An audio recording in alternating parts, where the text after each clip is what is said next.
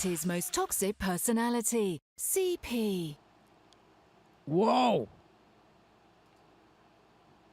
Maybe I should do it the other way. Hello one, hello all. What is up, B's, G's, NB's, Peens, Vagines, and in-betweens? I come to you as always as CP, otherwise known as Charles. Welcome to Midweek. Week mid live. We're here to catch you up on just everything that's going on in the world that is me and this channel and so on and so forth. There's been a couple of events that have broken. Get out over my head. See, this is why this is better. Sean, Dice, Trevor, Ban Silvers, hola, hi, bonjour. Just saw Flash. Why is this? Just saw the Flash. No spoilers. I hate to give Ezra Miller credit, but they were excellent in the role, and one moment nearly had me in tears. Very funny and dramatic. Yeah, well, you know, a lot of people think that Woody Allen has quite some talent and so on and so forth, and we could keep going about that. Yeah, I don't know how much of a rush I'm in to see that, although the idea of Michael Keaton in the new Flash movie is appealing. I would assume, well, I think in the trailer they kind of spoiled it, that at least Ben Affleck was in it, so I wonder how the douchebag YouTube community is going to be about there being a non-man Superman in the movie. So I don't know. For the sake of just reporting facts and shitting on their head, when it does well at the box office, I'll be happy to report on that. But other than that, I'm in zero rush. Spider-Man Across the Spider-Verse was terrific, but loved Into the Spider-Verse a bit more. Well, from what I understand, the animation style is quite unique regardless. And that was the one thing that really kind of drew me to the first one, was just how, like, even if I wanted to, I like, my subconscious was like, don't look away. This is really fascinating. This is quite a beautiful picture. So it's a really unique and eye-catching animation style. So it's got that going for it, which is more than I can say about 99.9% of films in the comic industry or comic universe industry. Superhero movies aren't typically my must-watches, shockingly. I am shocked. Like, you know, I was making plans around that, and now just shattered. Yeah, just wanted to say thank you to everybody for checking out the 31 and 31 Werewolves and Vampires, otherwise known as Creatures of the Night. I think it just crossed 4,000 views, which is actually doing better than some of the Halloween editions, which is not Halloween Michael Myers, mind you. I think it's actually got more views than either the 2019 or the 2020 October 31st edition of 31 and 31. You know the regular old edition, the vanilla plain 31 and 31. Plans adjust. I guess you can say that you won't be seeing it in a flash. Ugh. Woof. You're allowed one. You used it. That was it. No more of those. I'll be doing the dad jokes. Thank you.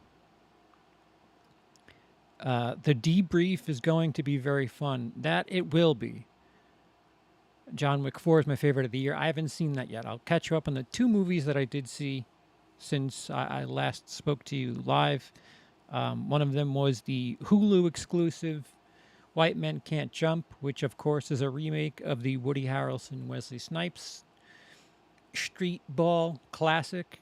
And I don't know that I'm bothered by it, but I half expected them to be like the boss battle. I expected them to be the champs or something that these characters would have to overtake or beat or even come across.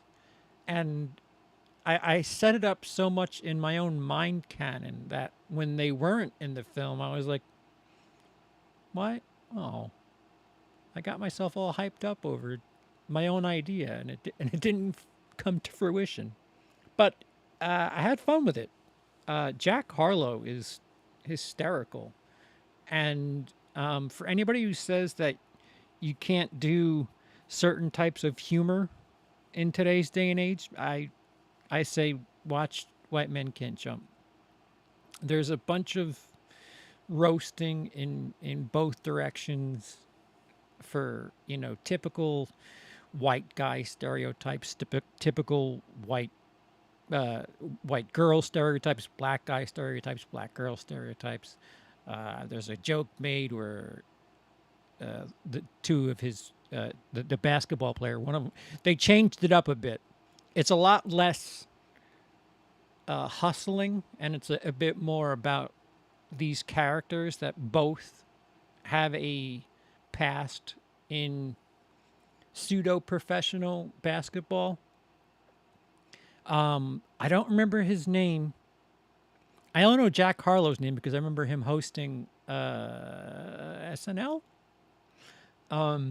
But I do know the guy was in 1517 to Paris, and thank goodness he got out from under that. They called him Walmart.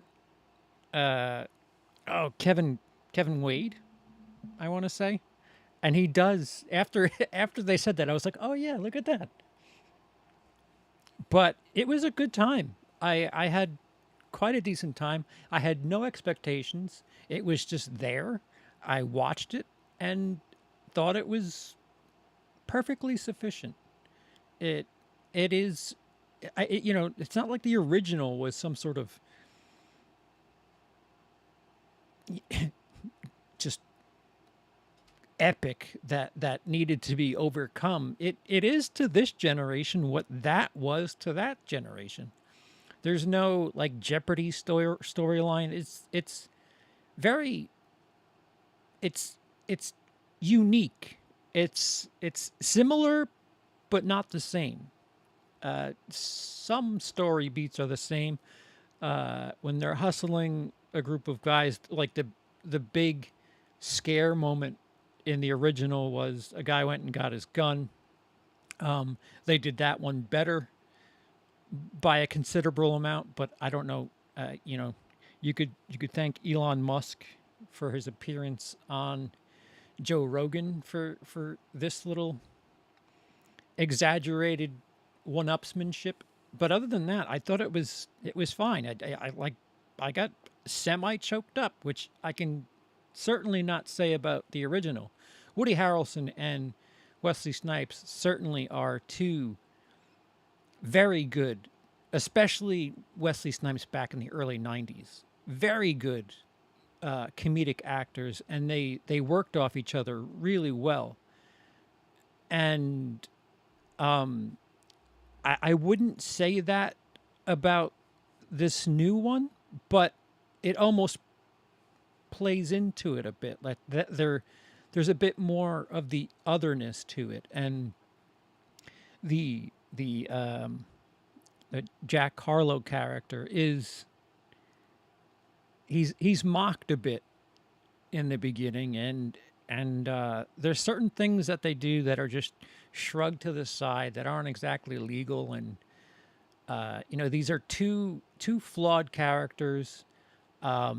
If you're a fan of John Wick 4, Lance Reddick in this as well, and I can't tell you how many times you're going to have Lance Reddick in movies where he isn't completely healthy is the best way I'll put it, because knowing what happened to him in real life, it's just like How many movies did he make? And how many times is he not going to be completely healthy in these movies? I can't handle this. Marcy, so you're telling me it isn't Mia Goth in Monsters 2003? Did Mia Goth remake Monsters? Was Mia Goth in Monsters? I don't understand what that question. Oh, just kidding. Wanted to say hello. Well, hello then. I have no idea, Ryan. We all have to sync up our schedules.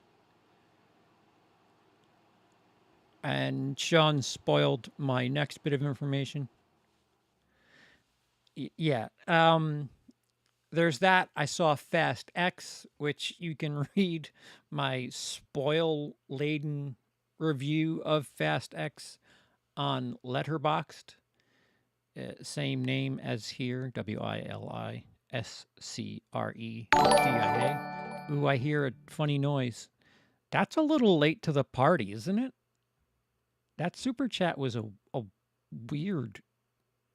That was a really weird delay. But talk, Marcy. I don't know why it does that.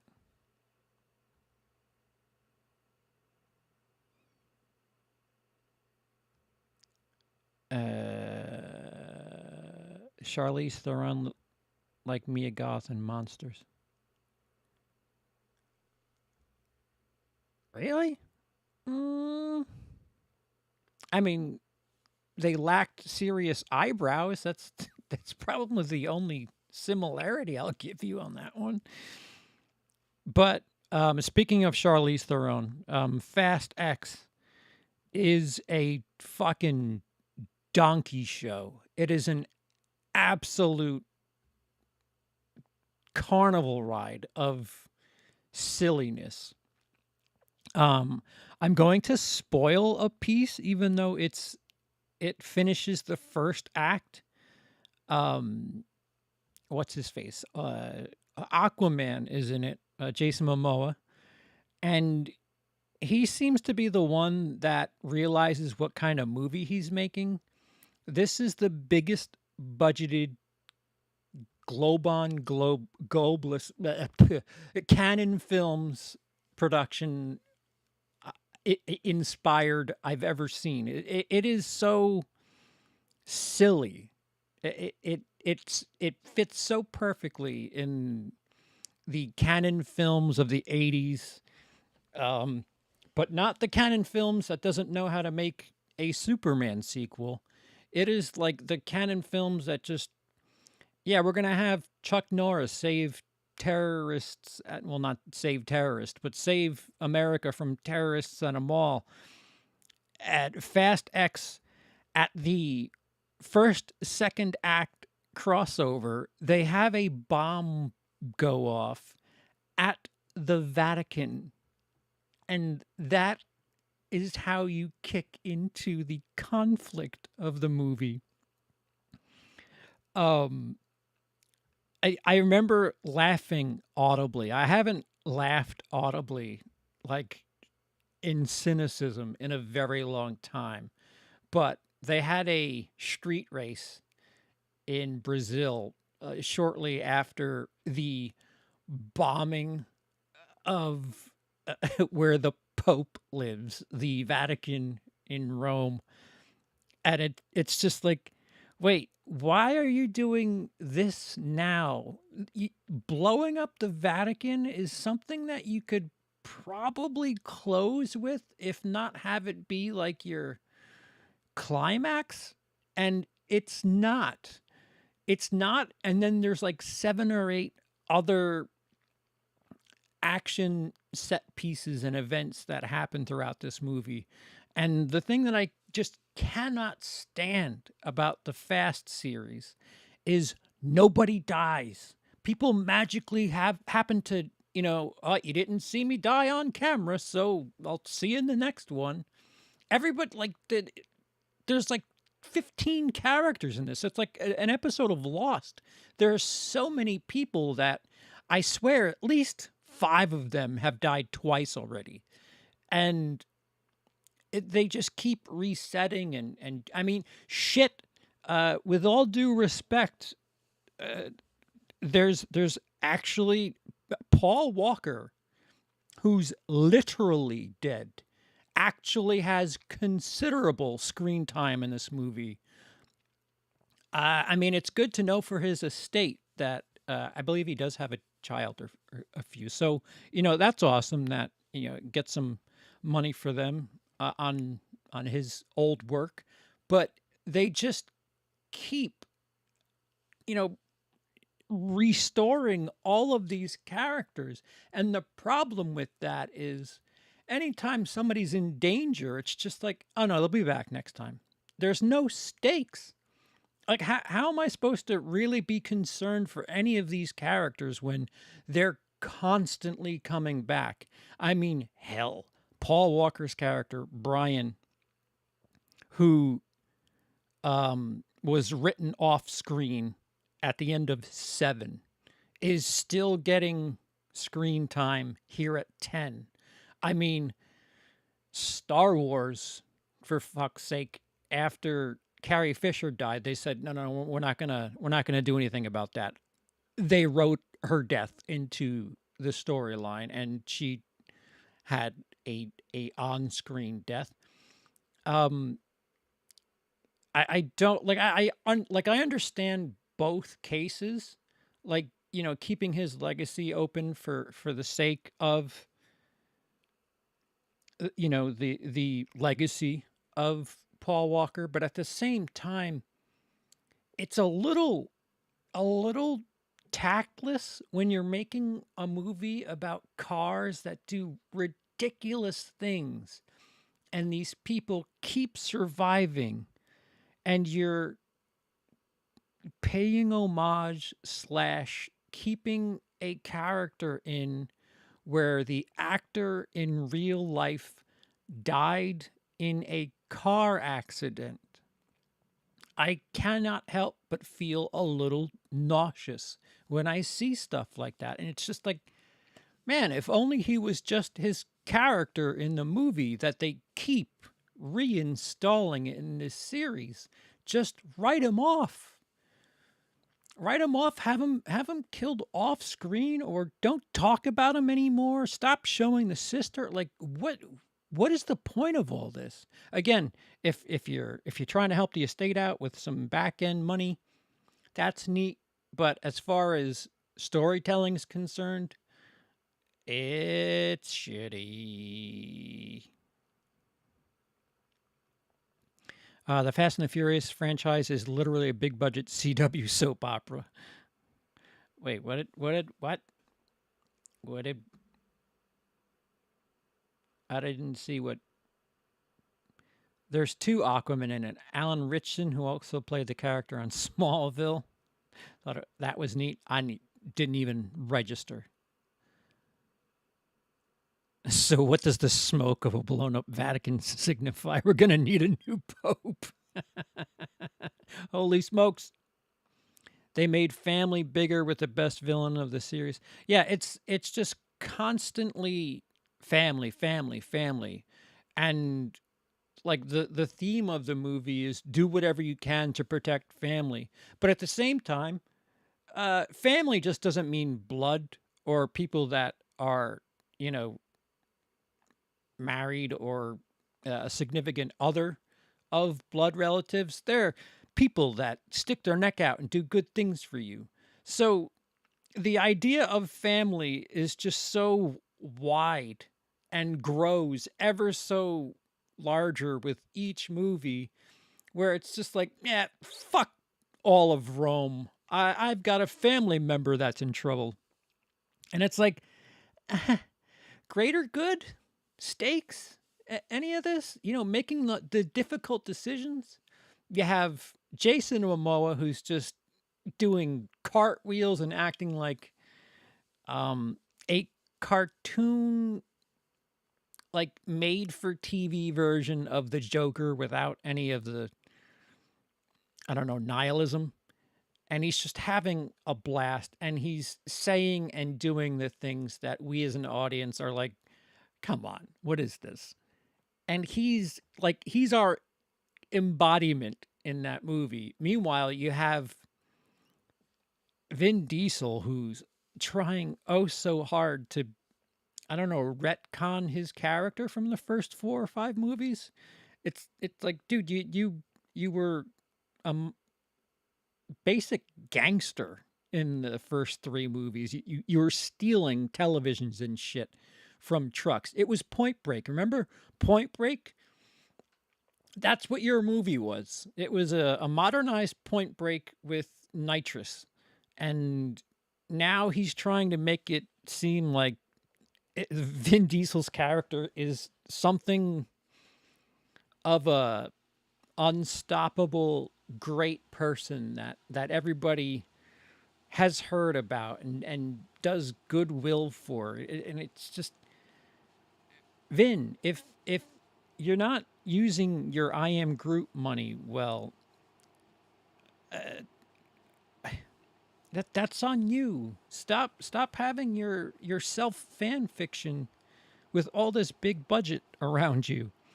I will say that it's, I mean, all the FX and the action pieces, it's not boring. It's not boring by any stretch. I wasn't, I wasn't twiddling my thumbs or anything. It was just, really, are you serious? I mean, once you have a car that drives from one building into the other building at, like, I don't know, 80 stories up, you're kind of, playing with house money, I guess, and then shooing off submarine missiles with a Lamborghini door. Like, it's just all right. What do you expect at this point? I guess. Vin Diesel's too old for this. I think I said this in my Letterboxd review, and I know that because he was literally driving down a dam at the film's cliffhanger, literally. And while he was driving down a dam, he had his blinker on the whole way down. And that's when you know you're too old to drive, is when you have your blinker on and you're not turning.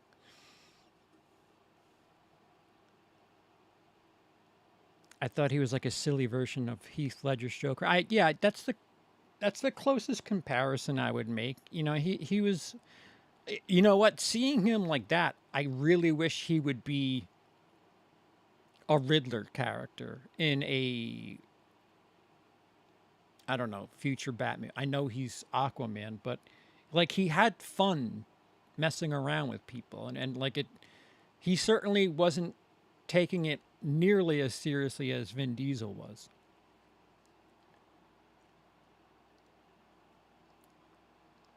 I mean, like, within the movie itself, there's deaths that aren't true deaths. I mean, there's a character that dies that, spoiler, you don't know who the hell that is until they're introduced in this movie, and then they die.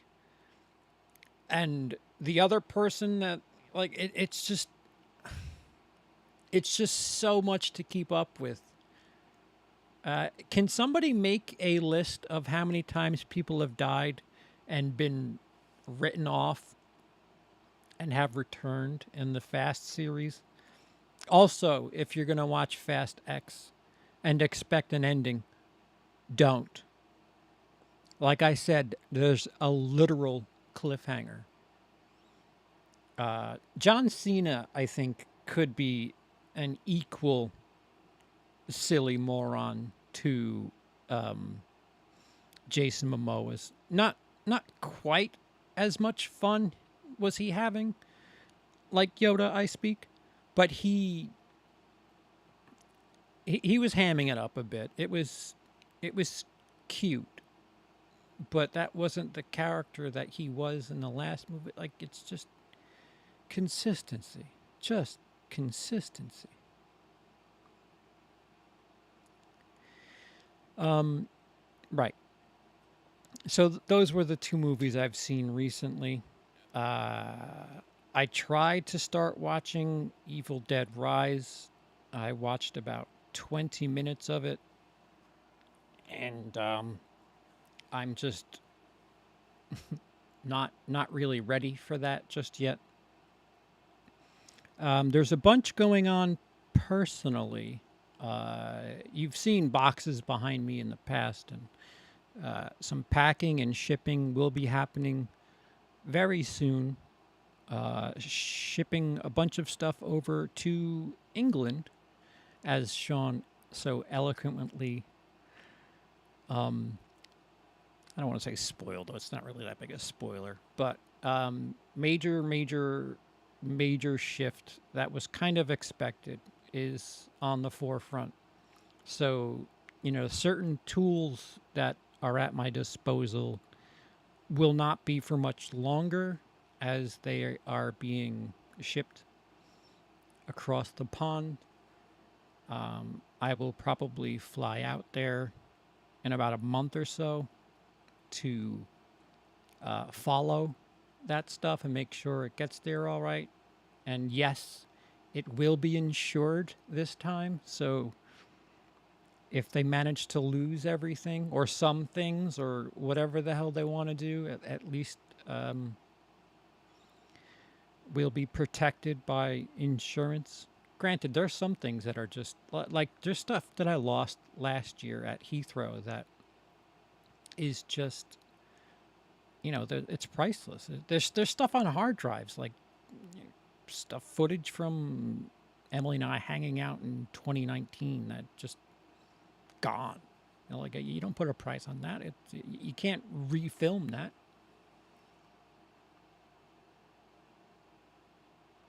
I love how they were going to do 2 movies and they saw how box office, and now let's do 3.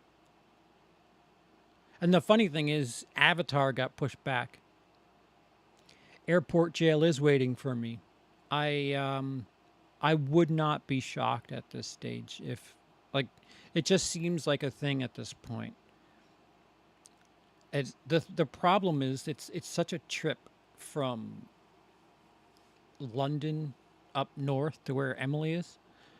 It like I wouldn't be as bothered if she lived in London, but the fact that the flight over is 7 hours, and then however long have to stay in airport jail. Last time it was about 2.5 hours, maybe 3. And then the train ride is another 3 hours. It's just like I didn't realize that the plane ride is only half the fucking journey. But it'd be nice to see Emily again and get our stuff to her, and what we're hoping is her new place, and will possibly, maybe, probably be my place as well in the future. But again, England does not like me, so we'll not count any of those chickens because they're going to be scrambled eggs before they hatch. I don't know if I'm going. I mean, I'll see the Flash. I speaking of which, I have a very long travel time ahead of me. I'm hoping that my uncle will have it for me by the time I take a very long trip, and about a month from now. I'm going to be 30 by the time the last Avatar film comes out. Yeah, some people are going to be dead. Noah, what's going on? I feel like if the moving company loses your stuff, they should compensate you for it. Yeah, yeah. Well, we're getting insurance, which is only 2% of like the total value, and then it covers everything, regardless. So, I mean, there's furniture. I'm trying to keep as much work stuff, hard drives, anything that has pertinent information on it. I'm trying to keep it with myself, and I'll bring it over. But I can't walk on. I can't have carry-on luggage with a shit ton of hard drives. I'm gonna have to check something. I'm going to have to trust somebody with some piece of media that may be at risk, and I fucking hate that idea. Man, that is a bad delay. Thank you, Marcy. Guy Ritchie's The Covenant, Operation Fortune. I saw that. No, I didn't see The Covenant. I saw Operation Fortune. You can see my review on Letterboxd. The Covenant is something I might include in my long trip journey. Tiger Man, what's up? CP has the best uncle. Mine only gives me movies in Spanish. Yeah. You have to ask your uncle to translate for you. Usually, my uncle will get me translation with words on the bottom. You can't have a bunch of hard drives as carry-on because you'd look sus. I don't know if I told everybody this, but I had, when I was going back and forth to Denmark, I had my Jason Voorhees, like the tombstone thing. It's like 1/6 the actual size or 1/4 the actual size, and like it didn't process in my head that I was bringing essentially a brick of concrete onto a plane, which bricks of things that are just solid, and it's don't find out the hard way how much they really don't like just a giant brick, because I did, and I had this giant tombstone and it set off all the alarms when it was going through the thing. Granted, I had it as a carry-on because I knew it was going to be an issue. And he's like, "You're going to have to explain to me what this is." And I was like, "Yeah, it's a tombstone. It's a it's an art piece. There's I don't want to say any words that will get me kicked out from this flight, but it's just a small tombstone. That there's nothing else to it." And I actually had to show him a picture of the tombstone that it was that. And I don't know why I'm not saying the word bomb here, but I did not want to say, no, it's not a bomb or anything. It's not C4. It's just it's just a fan made tombstone.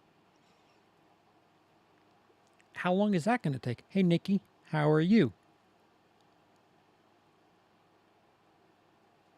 7, 8, 9, 10, 11, 12, 13, 14, 15, 16, 17, 18. That is a delay. Holy shit.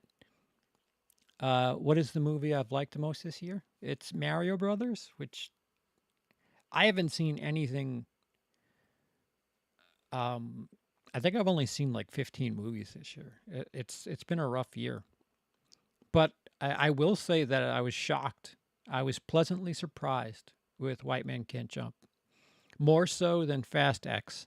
Fast X, I was laughing at and not with. But I wasn't bored. It killed time. I don't know if I would have enjoyed that on a plane ride.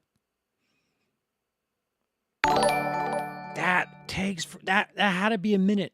That had to be a minute.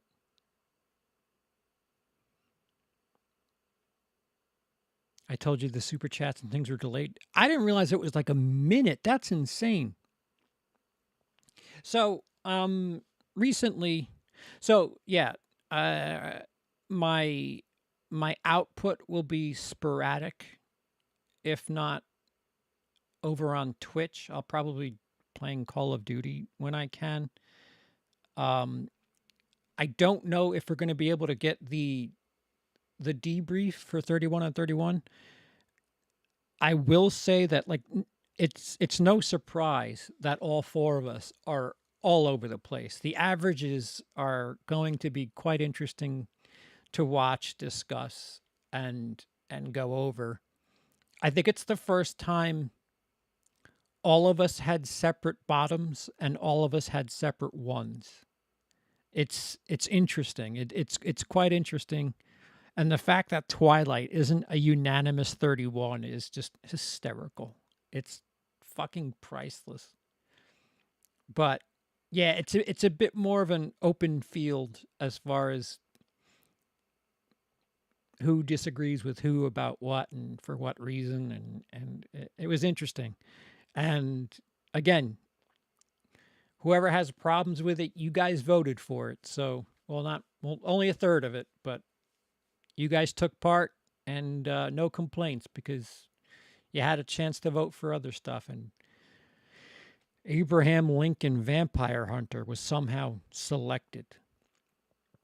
Woof.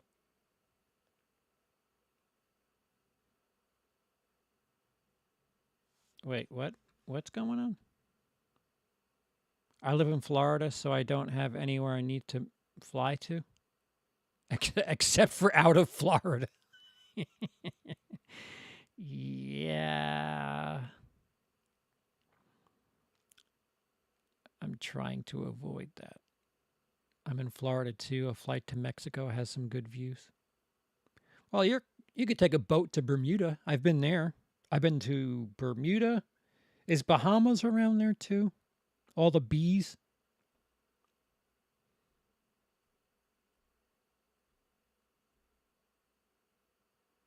Bahamas, Bermuda, Haiti. All the bees. Y'all had Renfield super high. I was surprised. I thought it was fine, but barely remember it. I was just shocked. I don't know. Maybe it was the part of me that was really yearning for something before the 80s that they retroactively or retconned Nicolas Cage into the classic Universal Dracula footage that I was just fangirling out about it. I was like, yeah, okay. We do have a little bit of old school classic Dracula in this.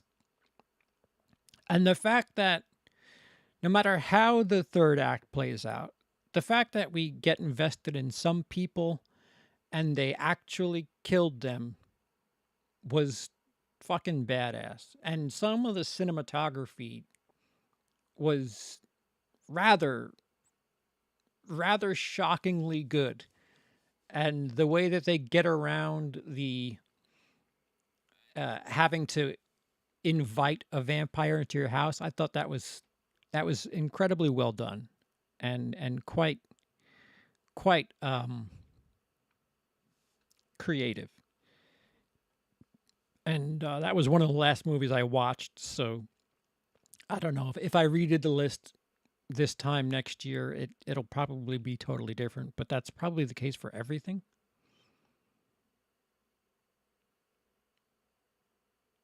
You haven't been to Bermuda till you visit the Triangle? Yeah, I'm not doing that. I think my luck is stuck in there. So I too liked the loophole for inviting vampire. Yeah. And the neat thing about it is if you don't know what the loophole is, you don't necessarily need to know, but if you do know, the camera work lets you know that no, we know what you're thinking and here's why. And that was really, really top notch as far as I'm concerned, especially considering this is a comedy. It's a very bright, very flatly lit comedy that I like that I had expectations and thought certain things. I was a bit let down that the stakes of the people that they killed were kind of undone, a la the Fast franchise. But I also, because the emblem of this mob group was that of a wolf, And I was like, don't make it that the fucking antagonist is a werewolf or wolfman or some one of those things. Please, please don't do that. And not to spoil it, but I was rather happy with how they took things. But they do leave, um, if God forbid they want to go ahead and spawn off from this, because we all know Universal's trying to do whatever the hell they can as far as cinematic universes is concerned. Make the Renfield cinematic universe and have the villains from Renfield be somehow related to Wolfman.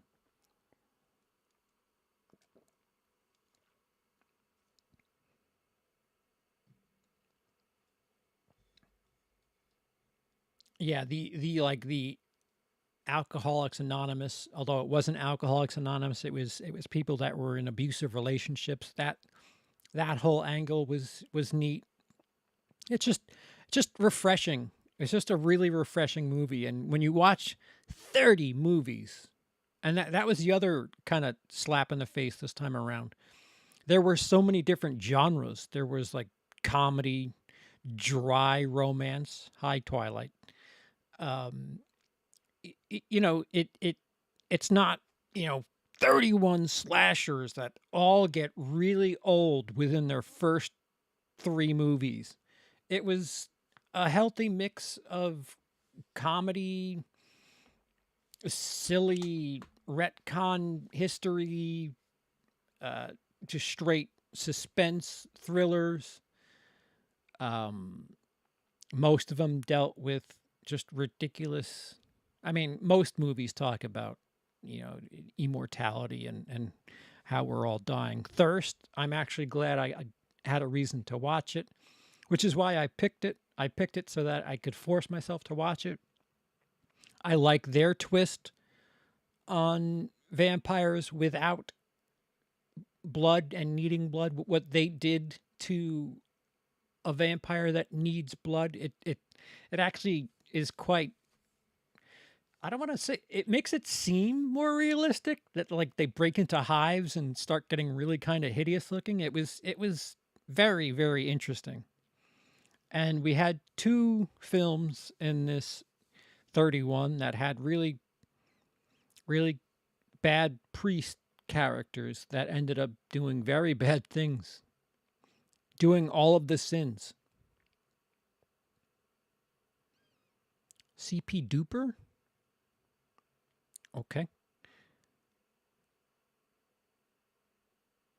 For me, it's Thirst, followed by Near Dark and Ginger Snaps.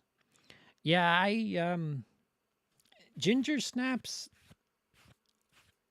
Um, I liked it. I just feel like it's kind of an MTV movie. That's all I'll say about that. So, considering that I am headed to the United Kingdom in it, I should be let in for free because my name is Charles. Their king is named Charles. Like everybody named Charles gets in free. I think that should be the rule. Uh, but there's somebody that, because I was looking into a bunch of things in the United Kingdom and all these different things, travel and visa information and so on and so forth, and my regular stuff. I got suggested a musical talent who also does reactionary stuff. Well, not reactionary stuff. A YouTuber who does these long debunking videos, and they throw really funny music in there. And their name is Mune Cat, and the U is the one with the 2 dots over it, but it's pronounced Moon Cat. Um, I think she goes by she. My apologies if she doesn't. But she did a bit of a takedown on the alpha male culture And then this person, I know this person goes by she. Just Pearly Things like did a reaction to her hour-long video and did it in half an hour. And just kind of, I don't know. I know the folks over at the Fandom Initiative, Bob, Dane, and Turf, would probably kill me for forgetting, but I'm pretty sure that this Just Pearly necklace is the definition of a pick me girl. I'm pretty sure.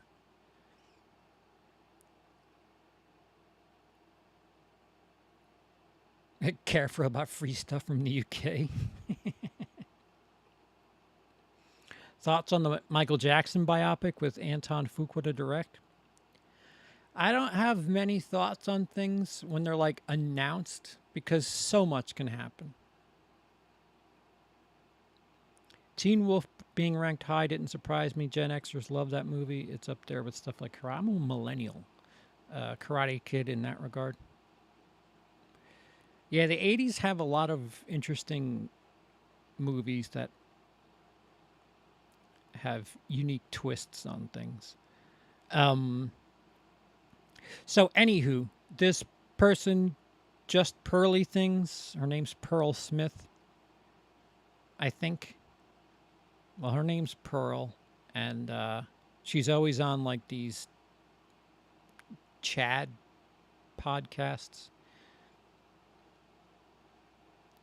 And so just today, there was a Pearl Davis.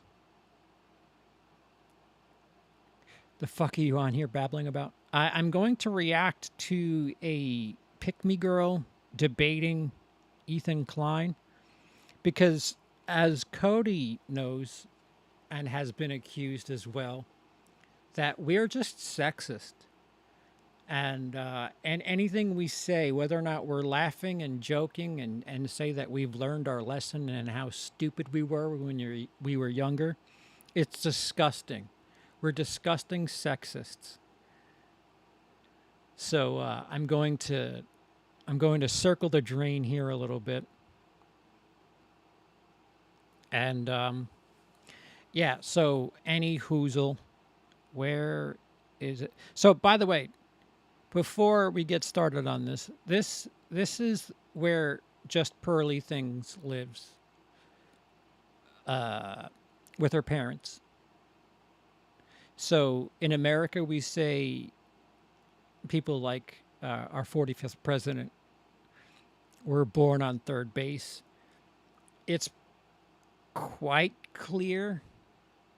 First of all, that walkway is kind of ugly, if I do say so. If I had a house that looked like that and my walkway looked like that, all burnt and weird, that's just my opinion. Of course, that walkway is probably worth more than I've spent on apartments in the last couple of years. But I digest. This is somebody, when you hear the opinions that they have, it's pretty clear that they were born somewhere between third base and home plate. This is a person that has no idea what it's like to struggle, to want for money, want for whatever. I'm not saying that that's bad or anything. I just think anybody who has opinions about any sort of struggle and judges people based on what their value is absurd when you were born rounding third base. Just Pearly Things response video was weak sauce from what I saw. It was her responding to criticisms by saying, I don't feel like that's true, even though facts say otherwise. Yeah, just a bunch of, like, nonsense. Are you sure? Like, she was just stereotyping the whole time. And Ethan Klein of H3H3 did a debate with her today, and I'm curious to see what it is. I'm going to watch it in real time and react to it in real time. I'll hit pause when I have something to say. Because when Ethan Klein debated Ollie London, I was like, holy fuck. I didn't know who Ollie London was. And I don't know if they're alive anymore because they got just absolutely murdered by Ethan Klein in that debate that last time. So I'm curious to see what Just Pearly Necklace has to say in a one-on-one debate. Again, I think I have it right that she is a pick me girl.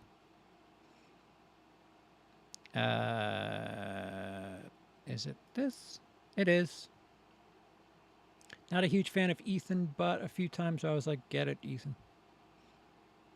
I have a Teddy Fresh product or two, I won't lie. They certainly match my hats. I didn't know about Ollie. That must have been a fun trip. Yeah, it was like learning and jaw on the ground at the same time. It was all pretty fun. I've been in some ridiculous houses while working, in all honesty. That is third base. Halfway to home is a couple of levels above that. Oh my God. Well, never needing to work is pretty close to home base. The funny thing is that like she drives like a sedan or something too, and it's just like, don't try to act like, stop. Yeah, Jacob. That is probably what he's most famous for in the last year or so.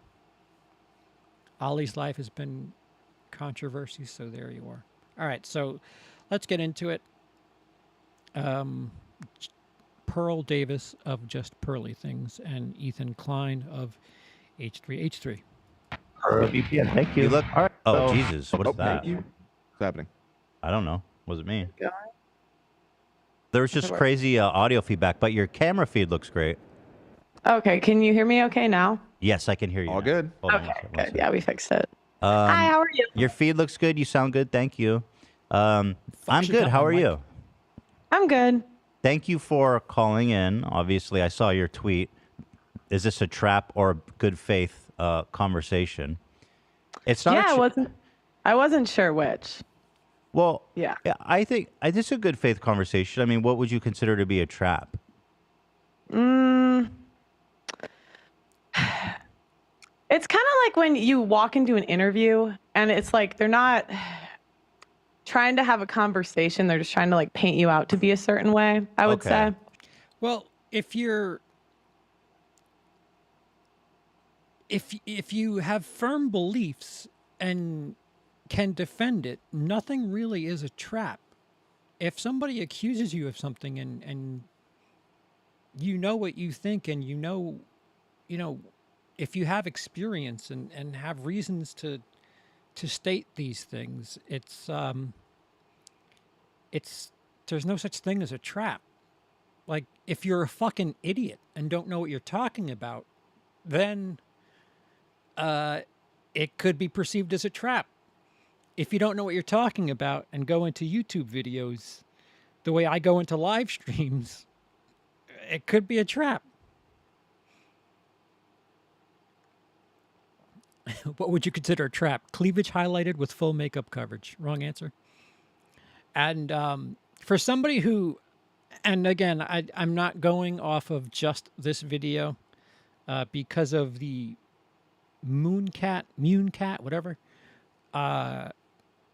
expose of sorts. I did a little bit of diving onto this person and their absolute shallow nature, judging people using the number system, which is always fun. When you're doing it like unironically, it says quite something. Considering you yourself are a commodity because you are well off is just the epitome of irony. Because this is somebody who looks like, I don't know if this is going to be a backhanded compliment or a around the corner diss, but This is somebody who looks like if Elizabeth Olsen decided to go trans and then went back. That's what this person would look like. After a couple of years of testosterone and then reverting all of that therapy. That's what this person looks like. I would be more attractive if I put myself to it, to the male gender. I know that because I have receipts without even growing hair. Anywho, I digest. Sure. That would be like a bad faith when they go in there with an agenda and they're not really open to hearing your thoughts. Well, certainly I hope for it to be a challenging conversation, but I Sorry, hope Dice. that you'll find it to be in good faith. I mean, you know a little bit about me, I'm assuming, so you kind of know what's my positions on a lot of things. But I do look forward to speaking with you. And I thank you, Yeah. by the way, for accommodating used- us. I know you're in the UK, so I thank you for making the time and coming out here at a weird She's hour. in the UK? Yeah, no, I used to watch you like last year, actually, Wait, why is she in the UK? good amount, Why did they let her in? What the fuck? like a year or two ago, maybe. What is? Oh, like as a fan or as like a hate watch? No, I don't know if it's like awkward to talk about Hate watching? like Trisha, but I used to watch like the show you guys did together. Oh, I thought it yeah. was actually really Garbage. good. No, you can. No, you Yeah. can. Well, thank you. That's nice to hear. Yeah, Yeah, I frenemies. know it like didn't work out, but I actually thought that was really good content. Aw. Oh, Trisha Paytas fan. Oh. Like you guys did the like the bus tour. I thought that was so funny. Oh, thank you. That's nice. We actually worked really hard on that. All these guys. The bus did. tour is why frenemies fell apart. So Wait, I'm glad at least you enjoyed it. Oh yeah, it was per segment. Is that what I don't- happened? Well, I don't know if it's so long ago. It's ancient history. Thought it But was I the remember she was Q&A. upset that it didn't go the way that she was hoping that it would. Oh, she thought we Just put shot it unprofessionally. Yeah. But Oh. but Pearl liked it, so there you go. Yeah, She, I and was Pearl, there. yeah. Okay. Well, anyway, I guess let's just jump right into it. I want to just, I don't know how many of my audience, I'm sure a lot do. Wait, isn't she like always on Fresh and Fit? And aren't they based out of the South?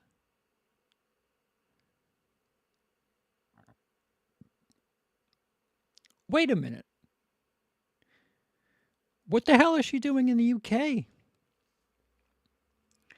Why are we staining the rest of the world with all of these fucked opinions? Our greatest export is entertainment, and we're just destroying the rest of the world with our greatest export because people are taking us seriously, and we've officially become a country that cannot be taken seriously. Who is this person? JustPearlythings. Dice, can you define what a pick-me girl is? Because I'm. She goes on all of these like fucking. I don't want to call them incels, but they're like of the incel culture. The fucking you got to work out to get tens and. Again, I worked backwards. What I started with was because I was looking at stuff in the UK and was suggested Mooncat, whatever, MU 2 dots over the U NECAT. She did a deep dive, hour and a half, 2 hour just dismantling of the fucking Giga Chad fucking fresh and fit culture. And this person, JustPearlythings, has been on that show quite a bit to be an ally for sexist men. I know that because I'm sexist. Red pill movement. Thank you, Patrick. That is it.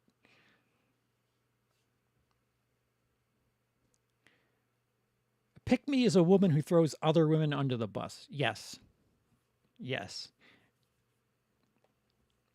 but I kind of want to just introduce you. You've become really successful the past year or two. Kind of, you're friends with Fresh and Fit, Thank right? you. Those guys are your dogs, so to speak, and you kind of are sympathetic to their kind of views. But you've made a name for yourself just on TikTok and on YouTube. So meth let me crack? just ask you Cool. generally, like, what kind of messages are you sharing on your platform? What kind of important messages is it that you find yourself are about? So out the gate, let me just say, first of all, I think we have the exact same chair. So she's making good choices there. We have the exact same microphone. So there's that too. Anything I've seen of hers on her YouTube channel is so haphazard and poorly produced. This looks very good. I must compliment decent production when I see it. And this person is put together and has an appealing streaming view. You know, the background's very muted and she's highlighted, sitting in a very well picked chair. Shout out to Pete Callen. And good choice of microphone, although better choice of arm. I believe in family, so I think that we should have policies that push family. Why? I think that feminism overall was a bad thing. Oh, I okay. think that we should be. I think women are happier when we have, you know, a family and kids over a career in the long run. By the way, her mother, both her parents worked very, very much and made a fuckload of money. Yeah. Sorry, I'm a little nervous. It's I'm a okay. little- Yeah, Wow. I understand. So it's more like traditional. She has like 500,000 followers, doesn't she? You want people to kind of follow a more traditional path in terms of family and gender and all that kind of stuff. Yeah, well, and you just see the negative like outcomes a society has when like families fall apart, right? And it's especially hard on the children. Like you see, the kids are more likely to go to prison, they're more likely to drop out of school, they're more likely to be in mental health institutions. So you just see like Institutions. You know, you can have mental health issues without having to be checked into an institution. Oh boy. We're going to have Karen privilege all over the place. all of the problems that come with single mother homes. So I just think it's important that we push. I come from a single mother home. And I do suffer from depression. That explains it all. Point to Pearly Necklace. Policies that push family. So how do you push a policy that promotes family? Like, in what way can you force a family to stay together or encourage it in a sense? Well, I think you first have to get rid of incentives that incentivize like women to leave families. So, for example, child support, alimony. I'm not really. What? How is that incentive to leave? If you created a human being and it needs to be raised, what is that incentive to leave? I mean, you could be unhappily married and still you could take your husband for everything, not just half. This is so weird. Why is child support incentive? A fan of those. Child support. So if there's a divorce, let's say Actually, I think we should ban divorce too. Yeah, I think that should be banned. What? Yes. Okay, well, that's a little bit silly. You have to acknowledge that, right? No. Why? Why is that not silly? Banning divorce? So if you get married, that's it? you're locked together forever. That is an insane take. Ban divorce. Wow. Banning divorce means that when you decide to get married, you are not allowed by the Locked in. government to leave your significant other in any situation. Yeah. I just think that if you want to leave, you just shouldn't get married. How? Yeah, because people get married and they're like, I don't want to be with this person. Does this person ever know? Like, I hate to use AA terminology, but chasing the dragon is a thing all over the place. Things are always good in the beginning with everything. By that logic, then you should never be able to lose your job. You should never be able to get fired. You should never be able to get kicked out of your house because, you liked it at one point, so stay there forever. We should make sure that the car that you have lasts forever because you liked it at one point. So we'll do our best to make sure that that matches that one moment that you had a twinkle in your eye for it. So that's just my opinion. Right, but like in the real world, that kind of simplistic. And there's like exceptions to this, but I would just say in general, for most cases, we could talk about exceptions, but like the rule. Well, the exceptions are the important part because I've heard you say that a lot when you're talking about things. You say, oh, you want to talk about exceptions, but the exceptions is the important part because those are the people that are going to be affected. I mean, exceptions are going to be a large part of divorces, as you say. I mean, you're talking about like, 25% maybe or more. Because if you're saying... She's going to say exceptions being if you don't have children. That's going to be it. You're not allowed to get divorced. So we're talking about like, what if the relationship is physically abusive? Oh, right. That too. Abuse. Yeah. I think if it's physically... See, this is the problem, though. I love how she's having a difficult time coming to terms with the caveats.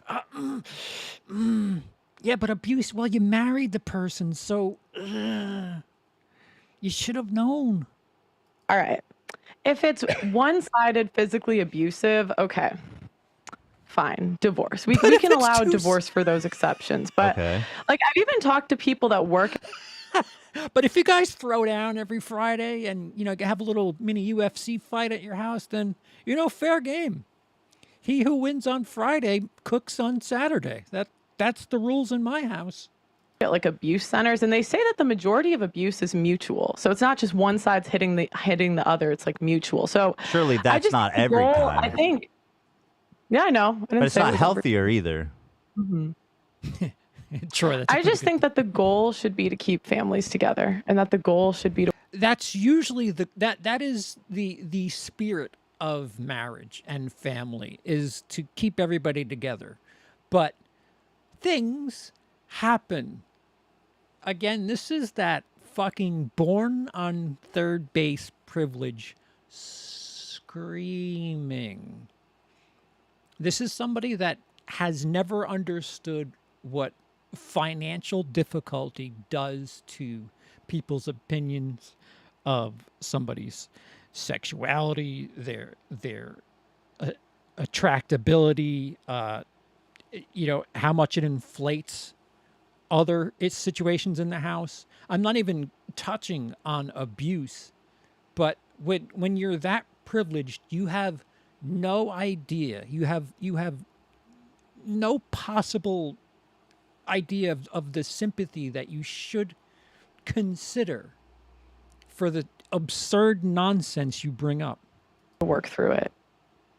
I think most people agree with that, right? Because I think we all can look at the stats and say family is important. Jacob, this is the take only two kinds of people will have. People who have next to no relationship experience. Whoa. People who are so incapable of maintaining a relationship. Yeah. important, right? Family is important. Nuclear families is important to like the health of. Yeah, I've seen couples who stay together for the kids. It never works. Yeah, when my first marriage was on its deathbed, children came up, and in the back of my head, all of the air raid sirens were going off, and I was like, yeah, no, this is the absolute worst time to be talking about that. And what do you know? Within half a year, we were separated. So, yeah, you don't burden a relationship where you're suffering with a human life, because that child is going to experience all of that disdain that you have for each other, and sometimes that disdain gets put onto the child, and it's going to have such a shitty upbringing and will be absolutely traumatized. Whether or not you're trying to or not, that child will be fucked being raised by you.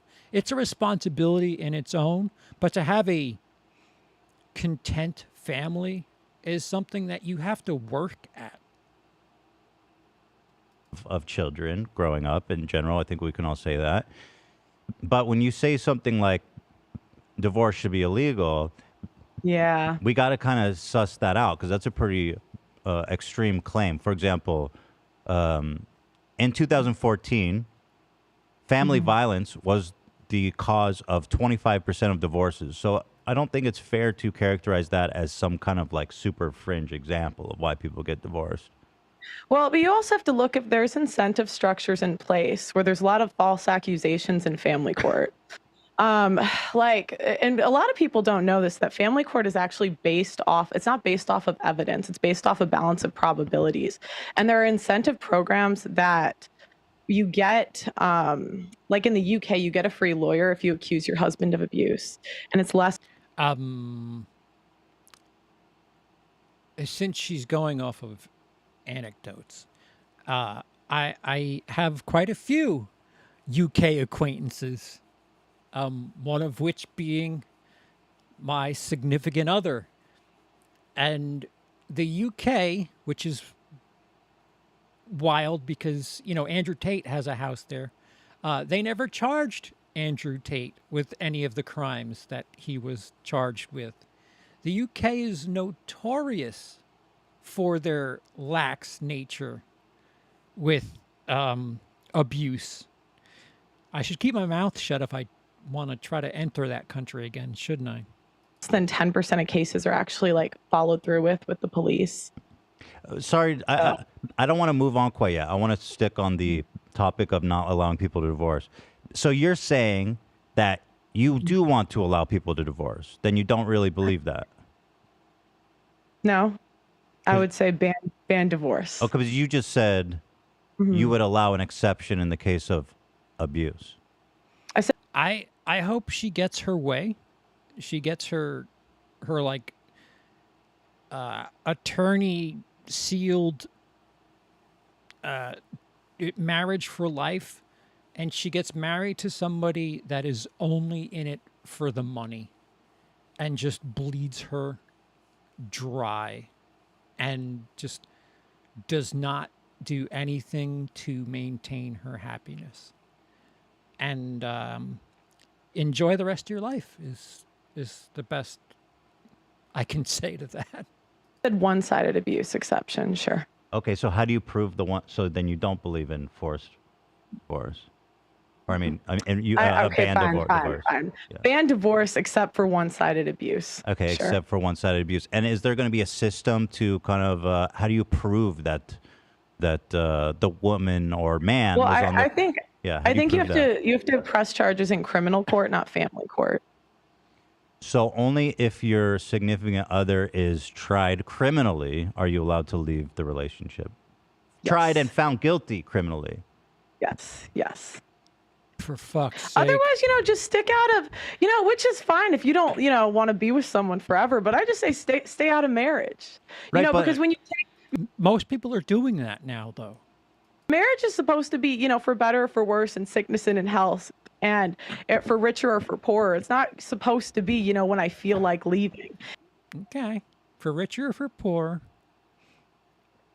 Guys, get her number. Let me see if I can shoot some Riz on her. Riz, I said Riz. And the majority of divorces nowadays, it's just, when the girl just feels like... I was thinking the same fucking thing, Nikki.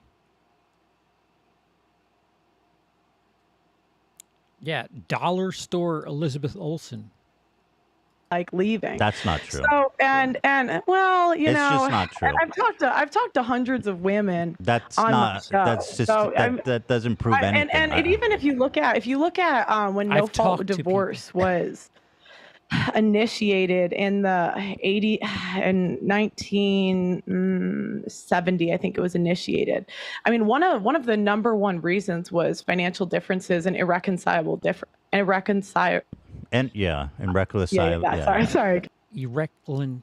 Irreconcilable differences. Do you know what that means? That you guys just aren't.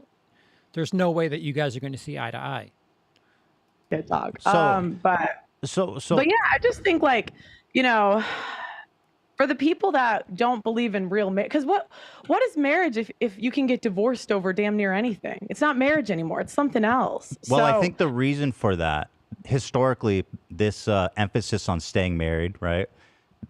Or even before this no-fault divorce was an option, and it was more difficult for women to get divorced, or men, the abuse of power and the risk for abuse and for people to get stuck in a horrible relationship situation, not just for them, but their kids, right? I mean, obviously, having your kids watch their mother get beat up.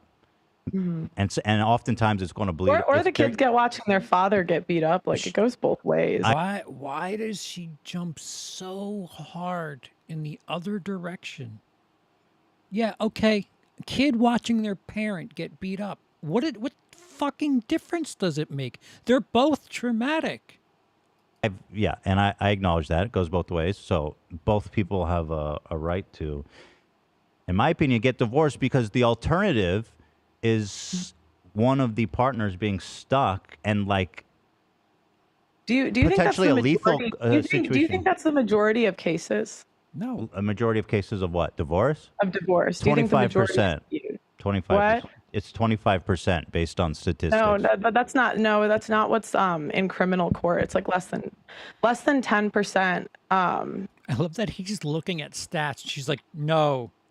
It actually followed through in criminal court. Well, regardless, it followed through in criminal court. Sometimes people just want to move on with their lives. Like, I was entitled to a couple of things. I was entitled to alimony. I wasn't the breadwinner in my house in my first marriage, but I just wanted to move on. I didn't want to get divorced. I just wanted to move on because I was so sick mentally. I would rather just get this shit over with and have some sort of peace of mind moving forward than to fucking fight in court.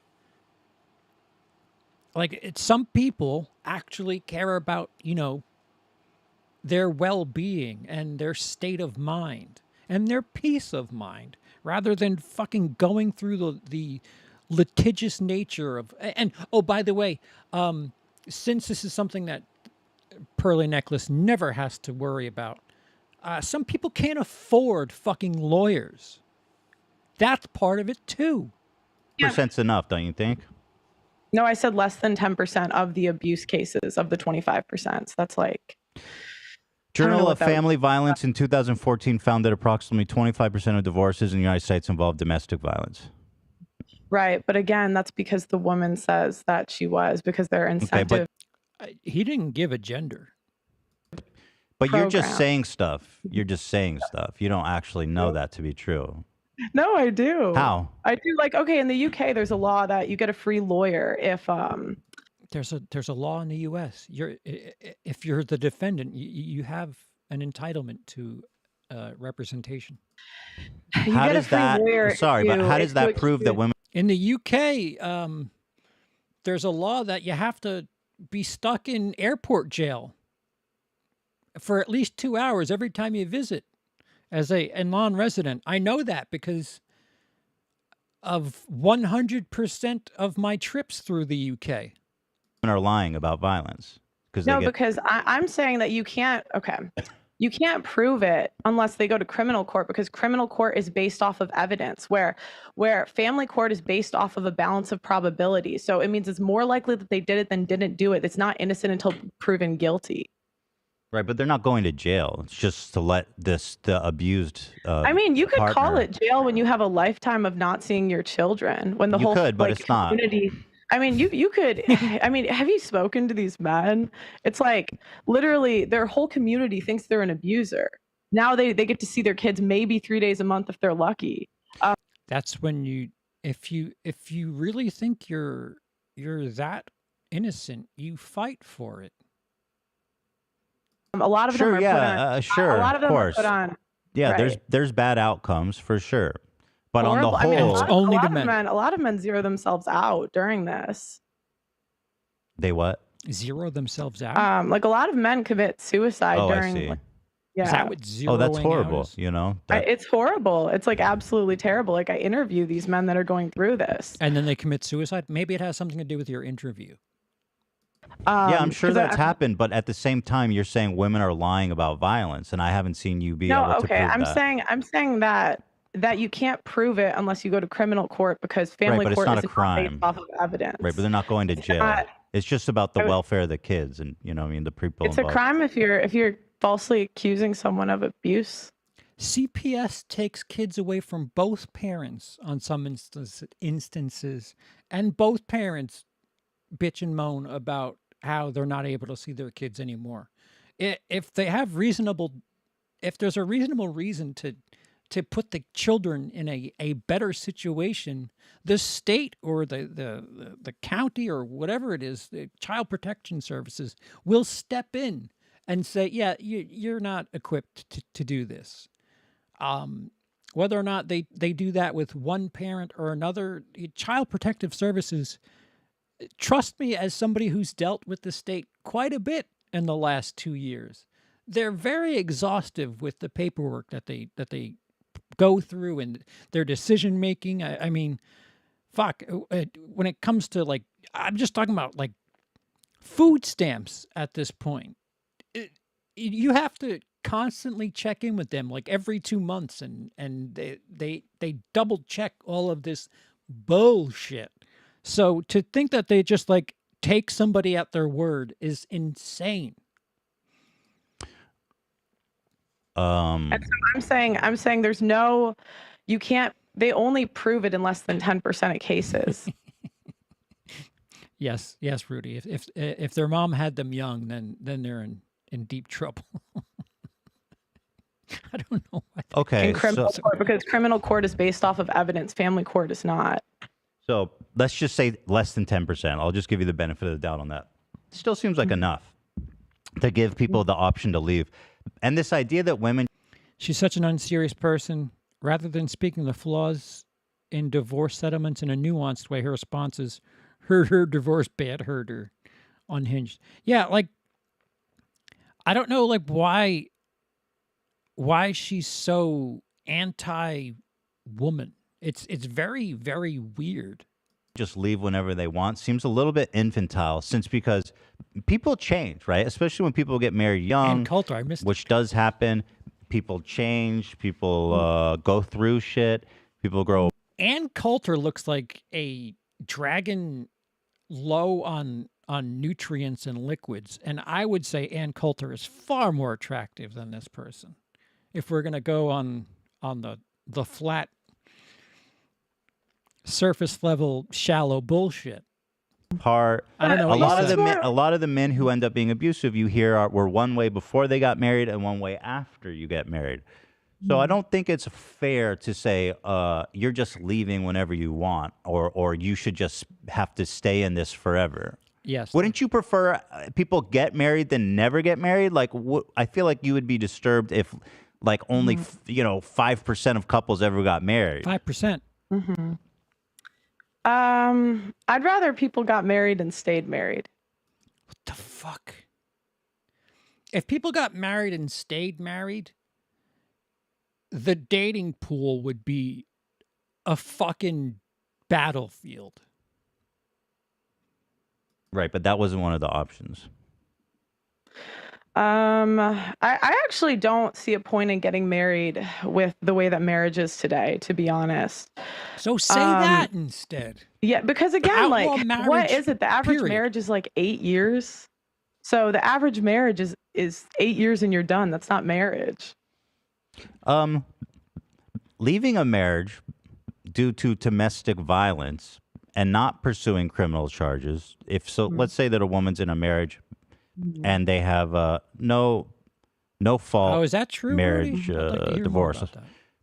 So let's say she doesn't want to charge she's her completely husband. unserious. She just wants to leave amicably. Okay, but in your situation, she's forced to charge him. Again, born on third base. So, like, I don't know, like, why would you grift if, you know,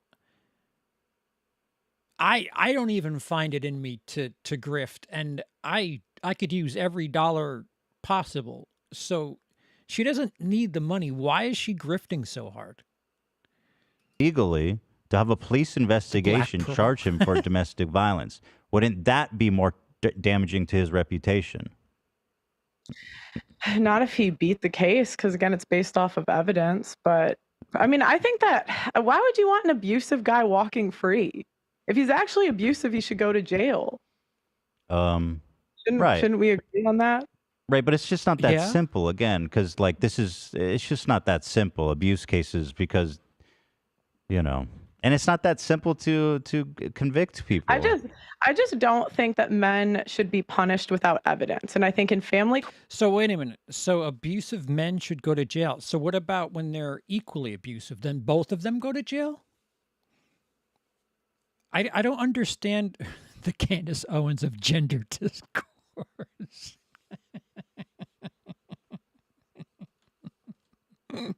It's not based off of evidence. It's based on a balance of probabilities. Where are your statistics? And so you have a case. A balance of probabilities is I'd like to see the pie chart on that. Case where men only, like, they're stuck seeing their kid like 3 days a month, when again, if you're only seeing your kid 3 days a month, you're either somebody who's rarely in the same continent, or you fucked up super big time. It's not based off of evidence. Like, you know, I've interviewed guys where literally the wife. Again, with these anecdotes, I've spoken to somebody. I've interviewed guys. Sweetheart, you're on fucking meth crack more than anybody. And I wouldn't consider fresh and fit followers to be journalism. And I've seen the court documents. It's coming out in my documentary that's coming out in the fall. The grift is strong. But the wife was plotting to try to get the guy to hit her. Right, I'm sure that happens, but And, you know and the wife still got custody. Right. Mm-hmm. But that's not a representative case. Again, I mean, for example, you ask why a mom wouldn't want to try a parent. It's more nuanced, right? I mean, you need a more developed take on that, because it's very traumatic for the kids and the family to put their father through a violence case, and especially when the kids are probably going to have to ask to testify, to talk to the police. I mean, I totally understand why a mother or father wouldn't want to put their family through that, don't you? I mean, I can understand it. Yeah. Sure. Sure. And I mean, according to you know, me and my cereal bowl for a brain just. National statistics on domestic violence. Okay, there's 10 million men and women each year that are the victim of physical abuse. But in your world, I have a feeling that a lot of these people would be trapped in these marriages, and that's okay. I said in one-sided abuse, they could leave. Yes. Okay. So, no. Okay. They can leave. I do think in order to get custody of your kids, if you're going to accuse the other side of abuse, you should have to prove it. Physical abuse, emotional abuse. You know, there's not only physical abuse. you can make somebody feel like absolute garbage without laying a hand on them. So there's that. I mean, the guy who directed that documentary, This Place Rules, it was more coercive abuse than it was physical abuse. So how do you define that? Do you think what do you think is more harmful to kids, divorce or physical abuse? Physical abuse. Okay, Oh. you passed that one. Past. Though you had to think about it for a second. But anyway, let's move on from this. The heavy side. I just thought it was kind of a silly question. That was all. Why is it silly? Okay, that's refreshing. You live in a head tell me, what where, does red pilled mean to you? Pearl, Fresh and Fit, whatever the podcast, or simply entertainment disguised as advice? Ugh. And lots of impressionable young men can't tell the difference. Incels. Yeah, it's atrocious. They can leave if they can get a district attorney to prosecute and convict my spouse, who will invoke spousal privilege to prevent me from testifying. Because I've heard you use that phrase a lot. You're part of the red pilled community. Yeah, I mean, it's a lot of people. I will say a lot of people have their own definitions of it, so people use it for different things. But I would say it's viewing the world the way it's supposed to be, or like the way it is, not the way you're told it is. So then why would you need to define it by some sort of pill? Shouldn't it just be the way it is, the way it's supposed to be?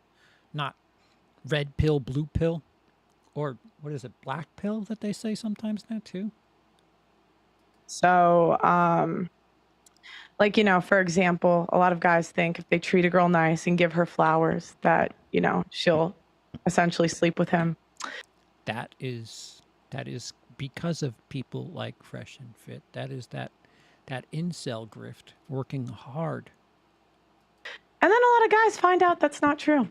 And so then they, you know, came together and realized that. So that's just one thing. Is that true? Do men really believe that? I've spoken to guys. What do you mean? That if you buy flowers and be nice, she'll sleep with you? Yeah, I think so. Oh, he thinks. Yeah, I don't think so. I don't think that's real.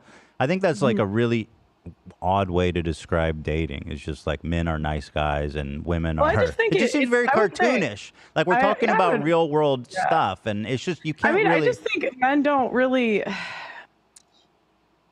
don't expect like women to reproduce more with felons than non-felons. What the fuck kind of thing is that? So what if you... Like, I think that's a surprise. Women reproduce more with felons Violent than non-felons. Yeah. I mean, like, think about it. Like, Ted Bundy. Hold on. Thank you. Well, yeah, what does that mean? So felons who are procreating have more kids in general than non-felons? What does that mean? Like drug dealers, robbers, murderers? They have more children with felons than non. It's like, I don't remember if it's violent felons versus non-violent felons, but I just remember violent felons have more children than non-violent felons. And so there's men who are looking at that and they're pissed. No, not because I've never heard that stat in my life. No, I think just surprised. Right, because, I've never heard that stat. Okay. Yeah, is there a source for that? It just seems kind of an odd stat. Like, what does it prove? Felons have more kids than non-felons.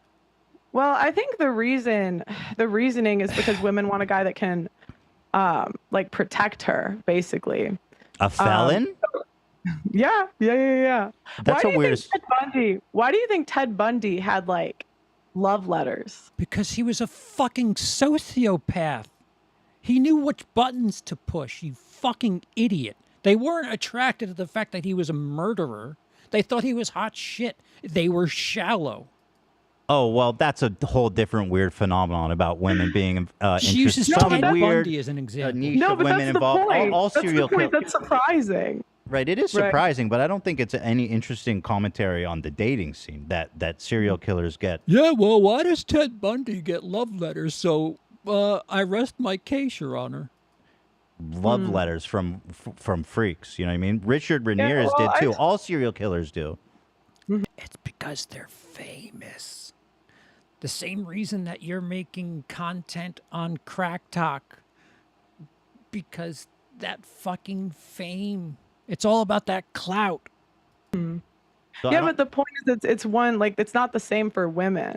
It's just men.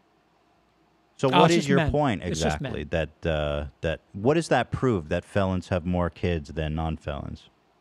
You know, that a lot of times women pick the bad boys, you know? I mean, that's pretty much it. That could be the closest thing to, like, I mean, it is. It's just stereotyping an entire gender based on, I don't know, your high school buddies. Of having more kids. With, I mean, a guy that's a violent felon, you don't think? Okay. I love the approach, too. Is there a source for that? It's There's just so much apathy. Stat. Like, I showed up. What's up? I can get it. I can get it in a second. God forbid you. Great. Can you? I mean, we can try to look for it too. Can you just like have it? It's in. I can show you where I found it. Okay, fantastic. I can show you where I found it. Yeah, Casey Anthony got love letters apparently. So she was a serial killer, right? Casey Anthony. She killed her daughter. Not serial, just a one-timer. So Casey Anthony murdered her daughter, and she was getting love letters too. She got letters proposing marriage. Don't you find that surprising? Yeah, that is surprising. So in a sense, it's not. It goes both ways, kind of when you look at it holistically. Yeah, no, I think it's more so for women pick violent men more than men pick violent women. Based on what? Where are the stats? I think you can just. I would just say, I would guess that it's more common with women because of that study versus like a fringe case. I would be surprised if women got the same amount of letters, but you know, I could be wrong. You might be surprised, but do you feel that sometimes you are? There are more men killers than women, though. More famous men killers than women. Like, this anecdote is just fucking, just 1.5 million subs. Ah, fuck, that's it. I'm going straight red pill. Argue from emotion rather than like concrete facts. I find that when you talk about, I've watched a lot of your videos, you say stuff that I don't think has much of a backing in reality. It's based on feelings, maybe instead of not emotions, but feelings. You say, I feel this to be true. Do you feel you do that a lot or no? I try. I would say I'm a woman, so sometimes, yeah. Okay. Interesting defense. You know. Hold on. Do you want me to find it or no? Yeah. Sure. Yeah. I'll give you a minute. That's totally fine. I appreciate that, Alonzo. Okay. So why should I engage in a conversation with you at all if women are just emotional? Shouldn't I be talking to a man about this? Probably. Why do you bother to even have a platform? Shouldn't you just concede to a man? Yeah, probably. You know. Yeah. So we got to look for a man to replace you. Apathetic joke. Don't you think? I don't know. No, not really. You don't think? Okay. But you do think women are more emotional. I gotta find. She can't. Go ahead. I'll give you a minute. Sorry, I won't. Okay, sorry. I'm trying to like talk to you phone at the same time.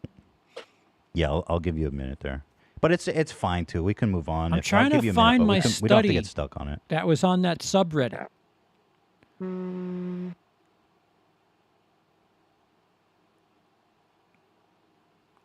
No, Nikki, I believe that a certain amount of young men would love to hear what they're thinking being sputtered out by some fucking 1.5 million subscriber having dollar store version of Elizabeth Olsen on YouTube. It's fine. I mean, we can. It's fine. No, We let can her move get on. it, Ethan. Might be waiting a while. Is I there found smoke? it. Oh, go I ahead. can Okay, send- perfect. Oh, there we go. Citation. What's it called? I'll pull it up. Here. The link, he pulls up the study in this stream, so the link is on here. It's a Who's streaming it? stream. It's Rolo's stream. Rollo Tony But Browntown. Yeah. He's a He's good- great, who's- actually. that? I know you're a fan of him. He seems like a nice guy. Yeah, he's really nice. He's really nice. I like his head wear. I like when he rocks out. Where do I send it to?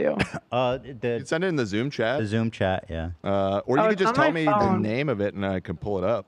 Oh, Okay. Nikki, Good it's way. worse. Her videos are actually more. Rolo Tomasi is offensive and vile. It's like 7 months ago. But yeah. Thank you. I appreciate that. We'll look into it.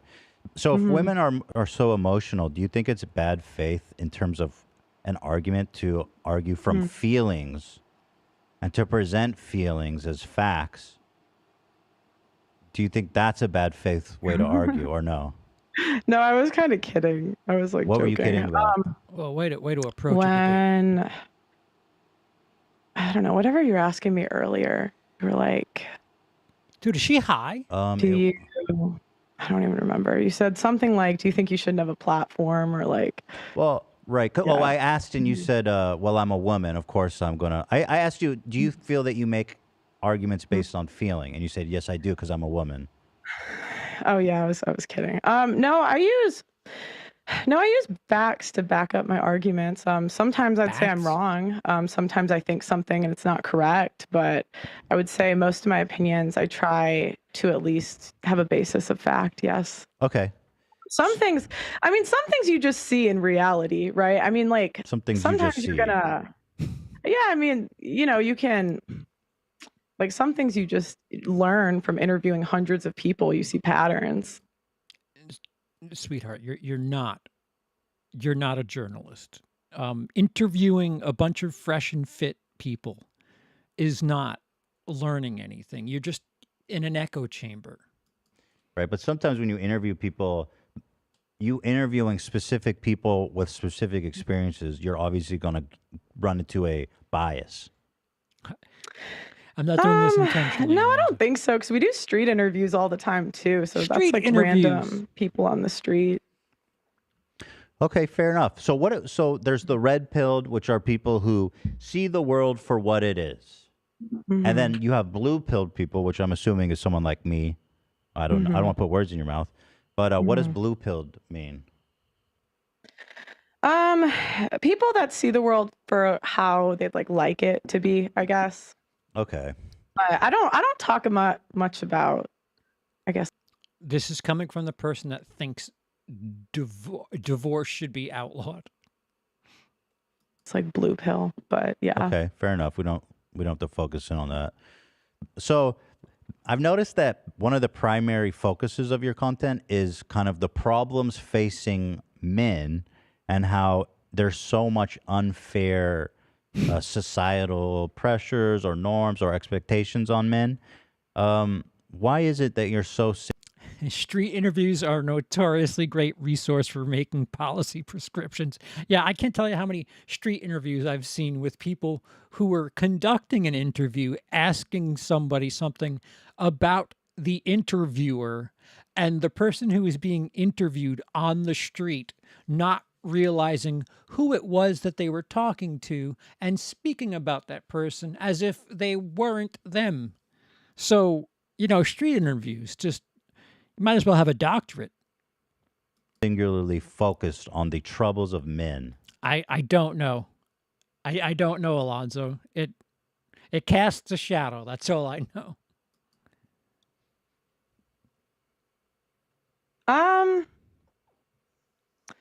Yeah, B+ with 1.5 million subs and Dice ranks at B-. It's just adding up for anyone. Yeah. Yeah, if you've got that super fucking plaque, I would assume you're at least an A-. No? Why am I focused on the troubles of men? Look at his fucking face.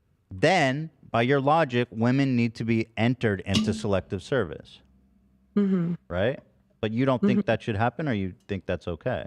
Yeah, I'd rather not. Not you. I mean, in general, the women. Because I women love that want to the vote. world So how do should we do resolve what this I issue? think. Should they get drafted The way like I men? I mean, I think it's unlikely that women will ever have the right to vote taken away. So I guess moving forward, maybe net taxpayers potentially you could do, but that's Sorry, a whole net taxpayers? that's a whole nother conversation. But Wait, what no, does I that think mean? if we're gonna vote, I think that we should have the same responsibility as the men and be enlisted in selective service. Okay. That does happen. So you're saying women should also have to sign up for selective service when they turn 18, like men. Yeah. That does happen. I'm saying if you're gonna be equal, make it equal. Okay. And for me, I don't want to do that. No, thank you. Keep me out of that. You're already too Okay, old. so you're You're right. done. I understand You don't have that's to worry your about preference, that. but I'm just trying to understand like the policy that in your red pill. We're doing the red pill. We're seeing the world as it is. No, I wouldn't assign that belief to like red pill. That's not really like a red pill belief. That's just mine. Okay, You're just cool. a moron. I'm just trying to make a point about. A So, giant do hypocrite. you think having women in the army would weaken our military? Yes. So then, probably don't draft women into the army. Yeah, but then take away the vote with it. But you're not giving that. That doesn't seem very fair. You see what I'm saying? Because you say, well, you guys are weaker. You guys are going to weaken our military.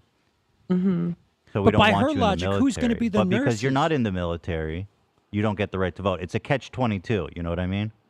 Andrew Tate knows what he's talking about. She's all So what do we do about that? like a fucking pothead. Well, I'll tell you what I think we should do.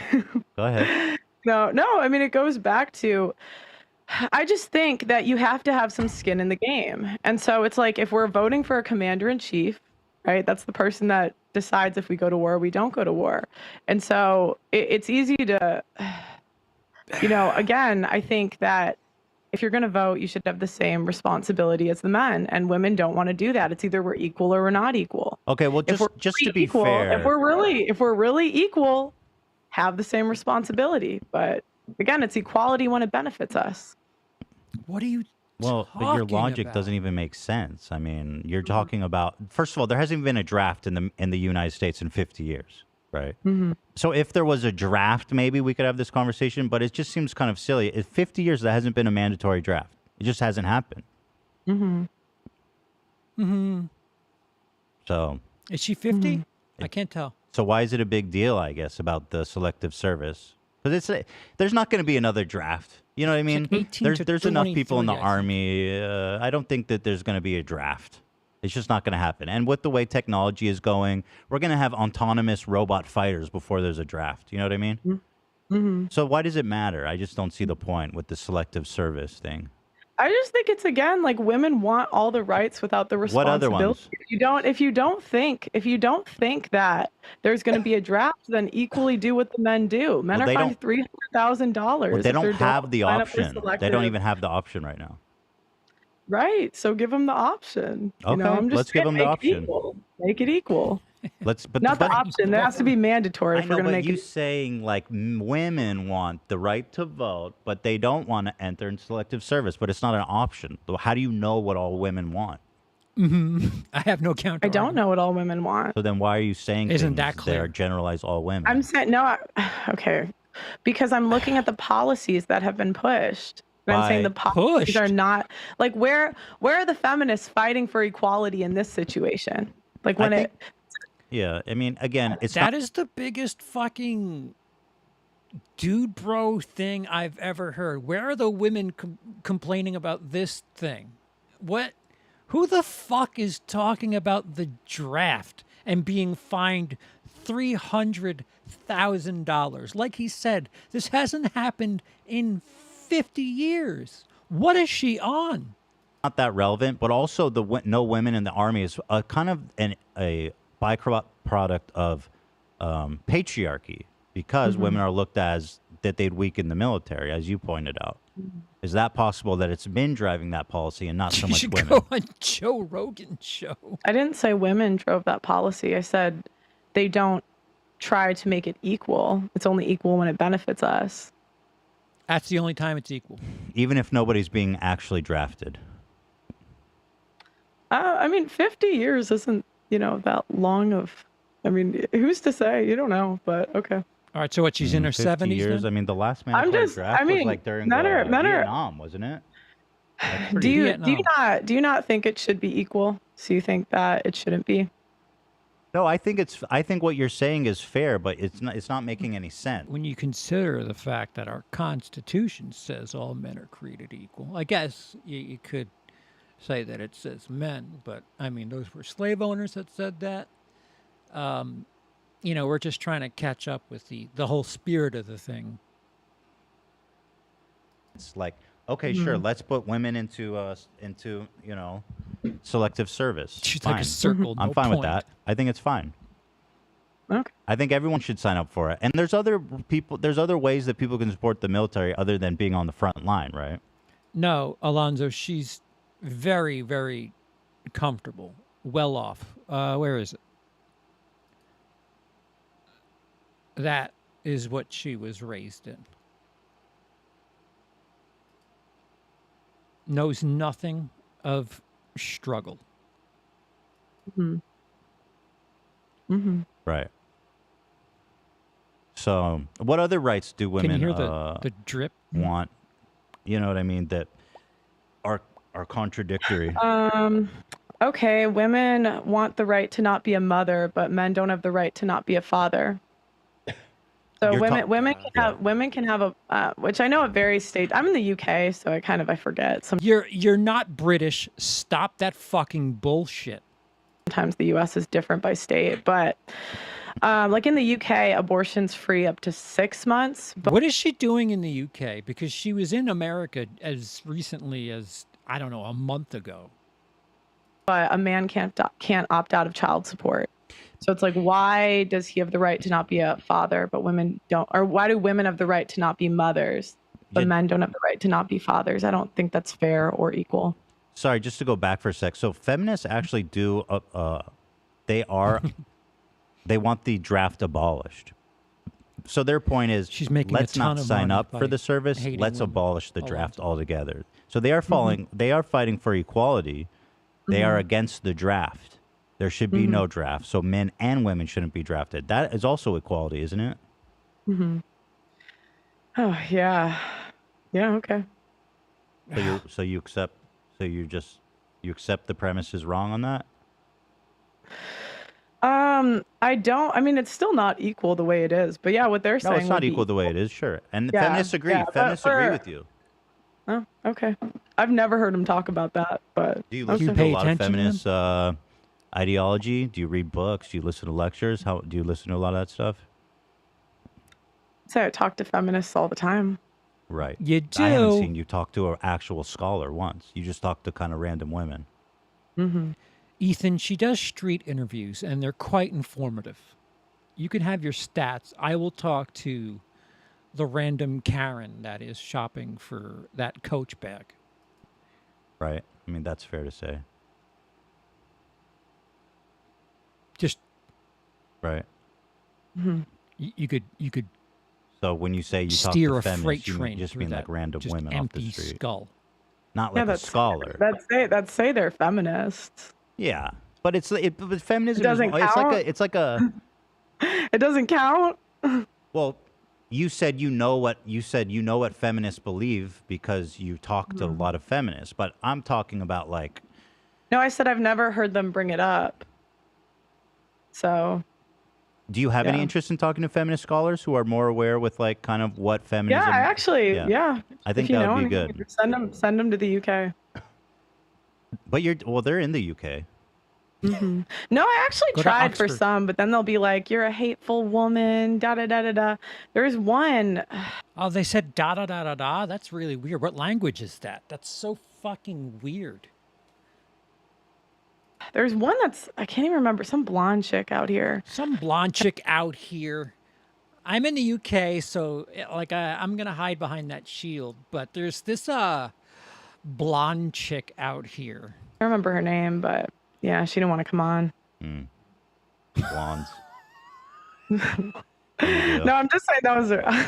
That's what she looked like. I don't know her name. I forget. But like, I mean, awful. My point is like when you just bring a random girl and they say, "Yeah, I'm a feminist," it's kind of like the Steven Crowder "Change My Mind" versus like actually talk. Yeah, you know what? She's like the. What happened? Did somebody do a super chat?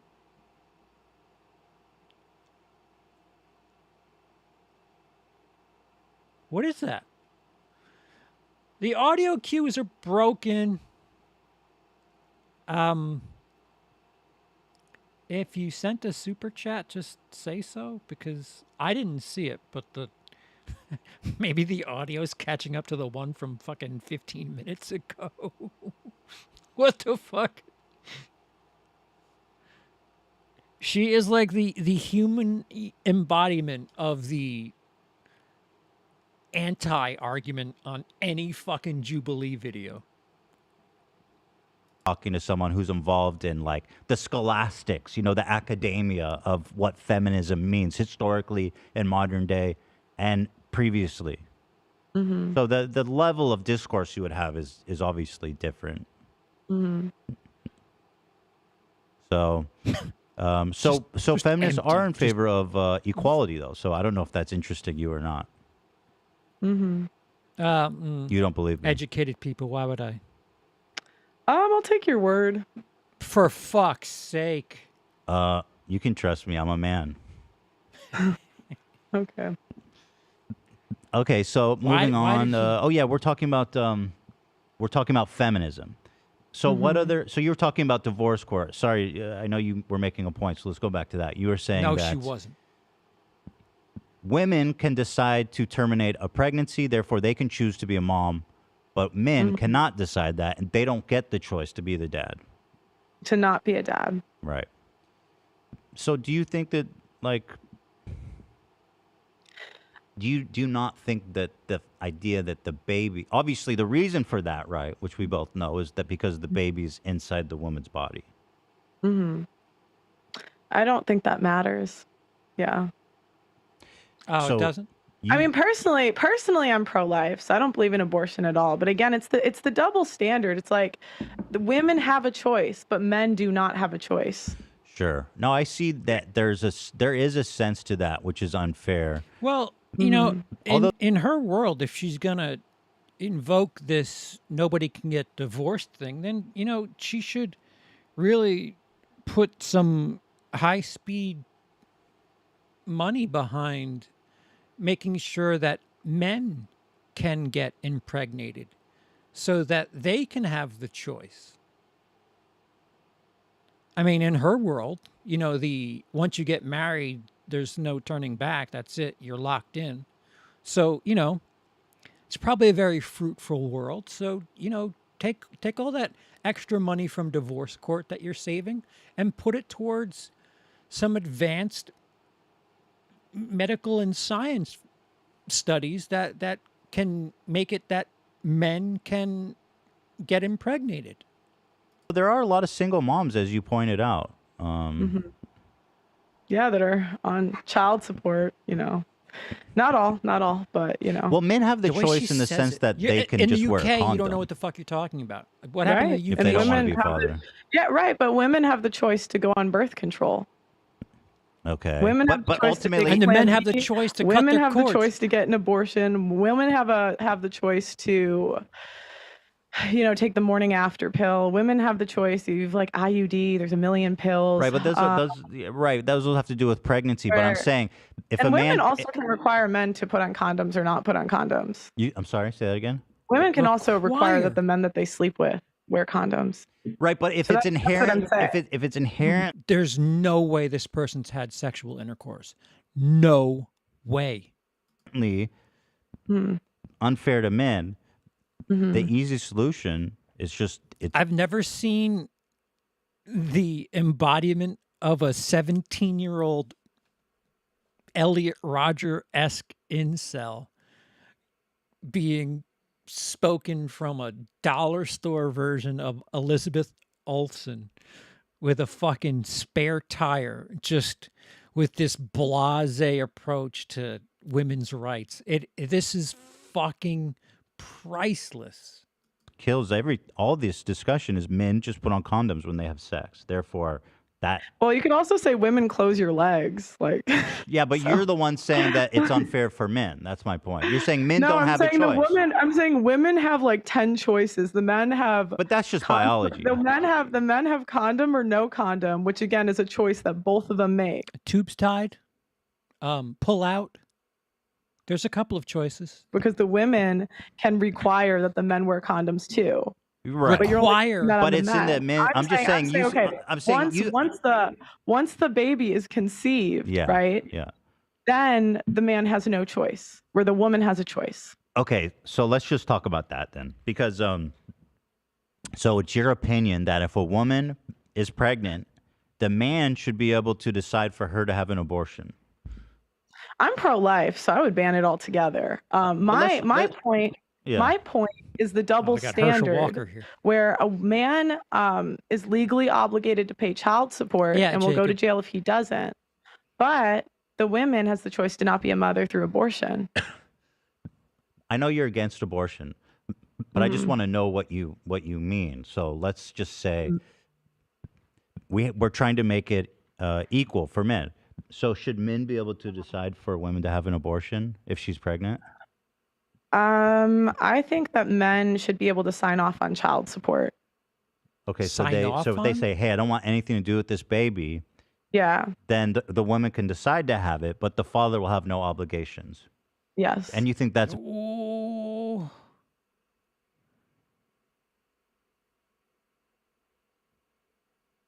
better for society? No, I think that's equal. That's more fair. Okay, but it's not better for society. You're more interested in fairness than the welfare of society as Alonzo, she's rich. Do I need to answer that question?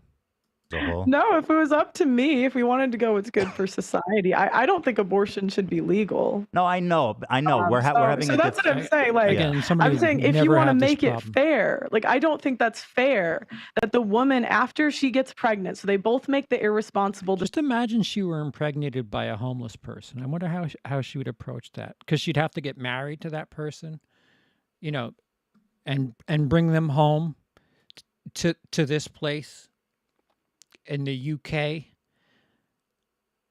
and live happily ever after. And she can't have a divorce. She can't have a divorce, nor can she have her choice. So she's going to have to give birth to that child, and he can sign off on child support. And she's got homeless baby all on Planet Pearl. Decision, right? Because you'd agree it's irresponsible if it's an unplanned pregnancy that the woman, had sex with a guy without protection, right? You'd agree? Yeah. Yes. Yeah. No? Yeah. Okay. So you would agree that's equally irresponsible when it first happens. Those irresponsible dark alley happens. Although I guess by your logic, it would be more irresponsible for the men because he has less choices. But yeah, they're both doing something irresponsible. Well, but yeah, they're both irresponsible. So my point is, after that happens, how in the bloody fuck did the United Kingdom let her in and not me? Is where I'm just really hitting a mental wall. Women have the choice to not be a mother, but men don't have the choice not to be a father. At least, if they don't pay child support, they can go to jail. Right, because that's for the benefit of the children, which is what's the most important thing. Yeah, but is it for the benefit of the kid to kill him? Like, say what? Dude, it's not for the benefit of the kid. Like the woman can make. Wait, what do you mean to kill who? I mean, I'm pro-life. So again, Okay, so if a woman finds out she's pregnant 4 weeks in, then if she doesn't want it, then just take the baby out and see how well it does from there. This way, you take the onus off the woman and see how that baby moves about a 9-month growing procedure 6 weeks in. Just take it right out and, I don't know, put it in an incubator or something. Abort the baby. So so if we're going to go for the benefit of the kid, like if your argument is let's do what's best for the benefit of the kid, the benefit of the kid is not killing the child. Is right. not I mean, to and kill for me, them. like I believe it's a kid, right? You might not. But But what's that I have to do. do with the fairness to the man? So do you have scrambled chicken in the morning? I don't understand that. You don't understand. It's not fair, again, that men have the choice, that men do not have the No, choice I to not understand be what you're fathers saying, but when what? women, yeah. But then, okay, whatever. We're arguing in circles a little bit. Okay. Let's talk about abortion then, since you're against abortion. I'm assuming your stance is abortion should be off the table in any situation. Yes. So if a dad rapes his daughter, then she needs to give birth to that baby. Yes, Dice. Yes. Because she used the word kill. That's less than 1% of cases. Why But do you guys always bring up? No. Is this you guys? No, but that's important, Pearl. Bring up the most fringe because if you're going to have a conversation about difficult things, let's talk about the. I like that she talks about fringe shit. The person who talks to people via street interviews. Why do you guys bring up this fringe stuff? Difficult things. I don't talk to scholars. I talk to people on the street. Why the laws exist? The laws exist to protect that little girl. I'm saying let's talk about the most common thing. That's people I talk to. I'm in the UK, so I don't know what goes on over there. Easy. And That's easy. But I'm saying that's not what's difficult about this. But I'm saying we can get to the difficult things later. But it's like, why do you guys bring because up that's the interesting part. I'm telling you, the law is there to protect on those fringe cases. I'm saying, I'm telling you why. Why don't we start with the majority of Didn't abortion? we just do that? You think? Derp. Okay. What do you want to say? You don't agree with abortion. So, like, if a men and women have sex and they're both being irresponsible, then sure, I understand. You say abortion's bad because we don't want to murder babies. That's not controversial. That's easy to understand.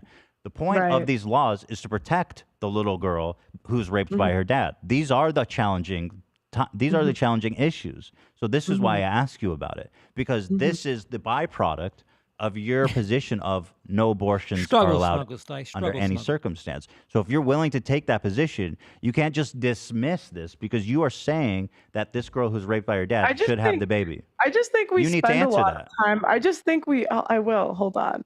I just think we spend a lot of time arguing about fringe cases that are less than 0.5%. Those are the of important abortion. cases. Yeah, the leading thing that people search for in porn is incest. Fringe, just fringe shit. Cases. That's and why I don't think those are as important as the 99.5% of cases. And so sometimes I think it's a bit can we talk about economics, please? Please, if she wants to talk about the 99%, please, can we switch to economics? disingenuous to say, here's this extreme fringe case that happened. And I don't think you don't make a law for the exception. Yes, you do. You don't make laws. The general law is not for the exception. It's Jeff for the Bezos rule. would disagree. Why That's would not you an go exception. Why is that an exception? Or I mean, exceptions are important to the law. That's the whole point. Wait, do you not think it's an exception? Like a 13-year-old girl getting raped by her? I don't know what you can say on YouTube. Yeah, you can say whatever you want. I don't think raped is gonna. We stay away because it's yeah. Yeah, I don't know. But do you not think that's an exception? And by exception, but It's not she was common. raped. What do you mean by exception? Right. Do you think it's common? No, of course it's not common. Okay. That's my point. We waste. Do you think that it's less so much important? time. Do you think it's less important because it's not I think as it's common? more. I think it's more. How many times have we had planes hijacked and crashed into U.S. facilities? Because I wouldn't call that common, but our reaction to it was quite large. I would say our dealing with terrorism on American land is quite uncommon, but the way we reacted to it was quite overt. Shock and awe, I believe, was the terminology used to respond to that uncommon act.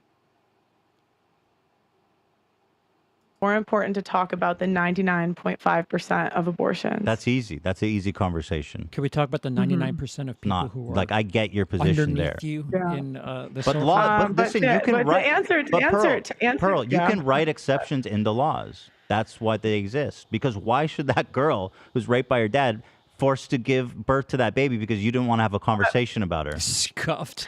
Yeah, well, I mean, I would still make it illegal, to be honest. Because again, I think you either think it's a life or you don't. So if you think it's a child, you're never gonna encourage killing a child under any exceptions. So Right. That's right, and that's I guess where the big difference comes between abortion, people who are for and Would you against like the abortion. chicken is that, salad or the that we chicken disagree salad? on where life begins, essentially. Right. But ultimately, what quality of life do you expect this child to have from like a 13-year-old girl who's raped by her dad? Mm-hmm. Is a lower quality life less valuable? Like that's almost saying if you are in a bad situation, your life is less valuable than someone who isn't. That's kind of the way things That's are. kind of a tricky argument. It's not less valuable, but I mean, if we're But one should be aborted, one shouldn't. So one should be in society, one shouldn't be in society. I would say that's less valuable. Well, it's more about you were talking about fairness. You were interested in the idea of fairness, right? Instead of the welfare of society. So let's talk about fairness. You know what I mean? Is it fair to the little girl that she was forcibly impregnated by her dad? Right, but is it fair? Is it fair to the child? Okay, so who's the Like child? that's like we could talk a about 13-year-old fairness. is a Then you- child, then by you the way. go- She's Thank you. 13. She is a child. Yeah, and I agree, and I think that's horrible, and I think there should be the death penalty for rapists. But wait, I thought you said that people should be married, and yeah, I'm sorry, like I don't believe in abortion. And again, You to don't me, believe in to divorce me, I either. think that's a child, and I just can't advocate for the murder of a kid under Okay, any that's circumstance. fair. I understand where you're coming from. Yeah. What about well, you're okay with a struggle snuggle on a child though. Man, bleeding heart. situations where like 12% of abortions are related to health crises? I keep bringing up scrambled eggs, Corey, because they are chickens before they are born. Eggs, when you eat eggs in the morning, it's chicken fetus. So she sees no difference between eggs and chicken. She thinks, a pile of cells in a womb at about 6 weeks is a child. So my retort would be, then if the mother doesn't want it, then take it out. Take that 6 weeks worth of cells. I would call it eggs, just scrambled eggs out, and see how it fares in an incubator. And how many of them, you want to talk about fringe cases, how many of them actually make it? Where there's a chance the woman might die or the baby might die or both. Mm-hmm. Your thoughts on that? What's your favorite color? I don't know enough about those situations to really have an opinion on it.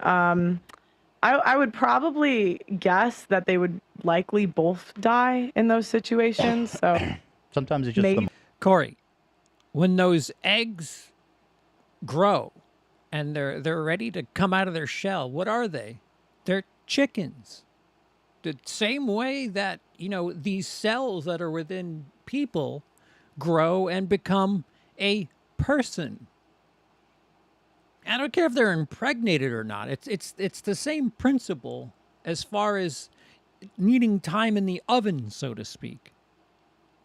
that's an exception, but I don't know enough about that stuff. Right. Well, Sorry, we can use our Mikey. imagination just for the Why, you don't like hypothetical scrambled chicken? conversation where there's 12%. I'm telling you, there are 12% of Scrambled chicken and abortions are toast? related to health crises.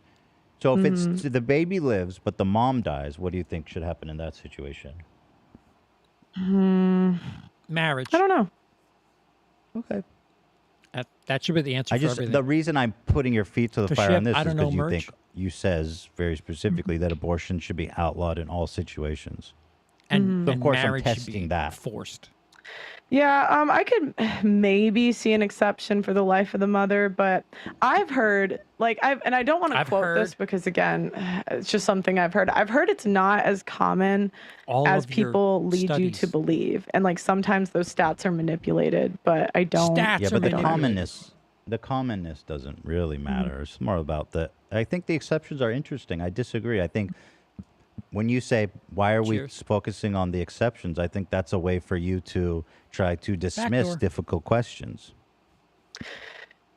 Yeah, I just think it's silly when 99.5% of abortions are not the exception. So Yeah, so in all instances, but we should just get rid of the 0.5 to 1% because 99% greater good. So, man, she must be a big Bernie Sanders fan, like a really, really big Bernie Sanders fan, because he's about the 99%. that doesn't make sense. I mean, why don't you care about the situation of everybody else? Just because it's the exception. I just think you should spend more time debating the most common thing. So that's, my opinion. TikTok. Very good. I'm in the UK, so I don't know. So we talked about feminism. Street interview. The problem with feminism is I've that heard- women want equality, but they don't really want equality. I don't speak to people with education, though. They need to There was sign this up one for blonde chick. I don't remember. the military, which feminists want to abolish the draft. And then we're talking about reproductive rights. Dude, watch eggs. Just watch them for their entire time. What pop out of them? Chicks. And what do those chicks grow up to be? Chickens. It's not that hard. It might be a little simplified, yes, but it agree to disagree. I'm not talking about the pregnancy. I'm not talking about inception. Where the women get all the choice and the men don't. Is there any other ones? I'm sorry. I was reading something. What'd you say? For fuck's sake. Is there any other examples other than reproductive rights and voting / draft? I like how much she fucking argues against women and presents the fucking lead case. Oh, I'm sorry. What? That shows that feminism was a mistake or that feminists are disingenuous or something like that. Mikey, I think she's eligible now. I would just say there's just a lack. The biggest one I would say is divorce court. 90% women get custody 80 to 90% of the time. I think 90% of alimony payments are awarded to women. The breadwinner. What does that And have to do with women's suffrage, though? You said you criticized the whole thing going all the way back to its inception. I thought you asked other double standards. No. Well, I asked you what's your problem with feminism in general. We can move on, though. I have a good question for you. The term I hear double you talk a lot standards. about the pay gap. Right. The pay gap is a myth. Mm-hmm. What do you mean by Cat that? fucking shit all over that concept. Oh, because women don't do the dangerous jobs in society. So, I just think the pay gap, the majority of the time, is women making an excuse. Yeah, just excuses. Poor me. When Do you realize you're arguing from emotion right now? Are you gonna let me finish? Oh, I just wanted to point that out, but yeah, go ahead. All right. It's You just asked important what to I know. think. You asked what I think. Well, the pay gap is more concrete than, I asked what. When you take into account the number, women work less hours. Right. You don't do the most would you say that's true? Women work less hours? Yeah, statistically, that's true. Would you say it's true that we don't do the most dangerous jobs in society? Yeah, statistically, Would you that's true. okay? Would you agree that the majority, if you look at female billionaires, the richest women came from divorce? Okay. True or not true? Yeah, that's true. I guess I think so. Okay, so what are we complaining about? What does that have to do with the pay gap? And Very, very good point, John. Women do the most dangerous job, which is growing a life and birthing one, putting themselves in danger in some cases. But those are fringe cases. any of that. Because all of those you don't think working less hours contributes to getting paid less? Yeah, but you know the pay gap. Excuse me. Sorry, I've got phlegm in my throat. So what you're doing is you're misrepresenting what the pay gap is. You understand that? The pay gap, when it's analyzed by economics, economists, what does that have to do with per and the U.S. hour? Department of Labor. If you make, $20 per hour and a female makes $17 per hour, but you work less hours, that still doesn't that doesn't matter. Such organizations, they do controlled analysis. Again, this is where they Pearl lives eliminate when all she's these not in the factors. UK. For example, ones you listed of women tending to work in lower paid fields. They eliminate women working less. They eliminate for when women take maternity. Unless mommy and daddy and her 1.5 million fucking simps, incel followers helped her buy a place in the United Kingdom. Oh, fuck. That would really make me angry if that were the case. Leave, all this kind of stuff. And even when you do a controlled analysis where you eliminate that, there's still a big pay gap. That's not true. Okay. Wasn't it like 3%? Last time I checked, it was 3%. Oh, so there is a pay gap. Yeah, but that's 3%. Fringe. But it's not a myth if there's 3%. Yeah, but the number they used to push was like 77 cents to the dollar. But that's what it is without it's about 20% without the Correct. control. Yeah. Correct. Right. Correct. And so, yeah, when women, I just think if we wanted to be equal, then do the same jobs men do. But there is a bias. But that's interesting because you admit there is a pay gap. 3%. I mean, I wouldn't want to work for 3% less. If you go to the sex industry, that it swings so far in the other direction. Men can't make nearly as much with an OnlyFans, in the oldest profession there is. Yeah, I mean, if you think that's because of gender, but it's also because women are more agreeable. It's like 70. That's included. That's part of the control. Mike. Okay. I mean, I don't think 3% you can really say that's just because of gender. Well, I did some research on this. The Department of Labor published an in-depth report. This is under Trump's administration in 2019. This is from the U.S. Department of Labor. I can link you the study if you want. It's called Gender-Based Pay Disparity Study. Well, she's on meth crack. The research team found that the raw gender wage gap was 17.4%, and the median was 20%. The raw wage gap increased, actually, between 50th and 75th percentile and remains the greatest at the highest percentile. In addition, the research team found that the importance of human capital varied across wage distributions and part-time work, as well as female-oriented occupations. The updated result explained about 20 to 70% of the raw wage gap over the wage distribution, but it left an adjusted wage gap of 10 to 15%. That was in 2019, according to the U.S. Department of Labor.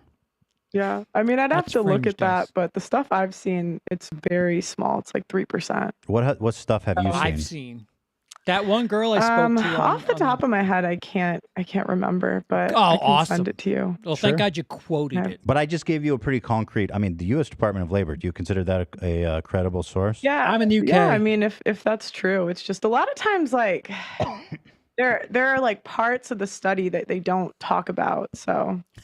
Like even on this is what I was looking at earlier. Like they're saying the stat you gave earlier, 12% of abortions are not done on the surgery table of the emergency room.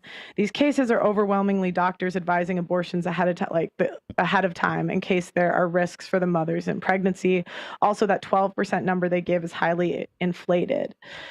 Due to what? And so it's like, it's just a lot of times there's more to it than just like a number you're giving me. But yeah, what does that have to do with the pay gap?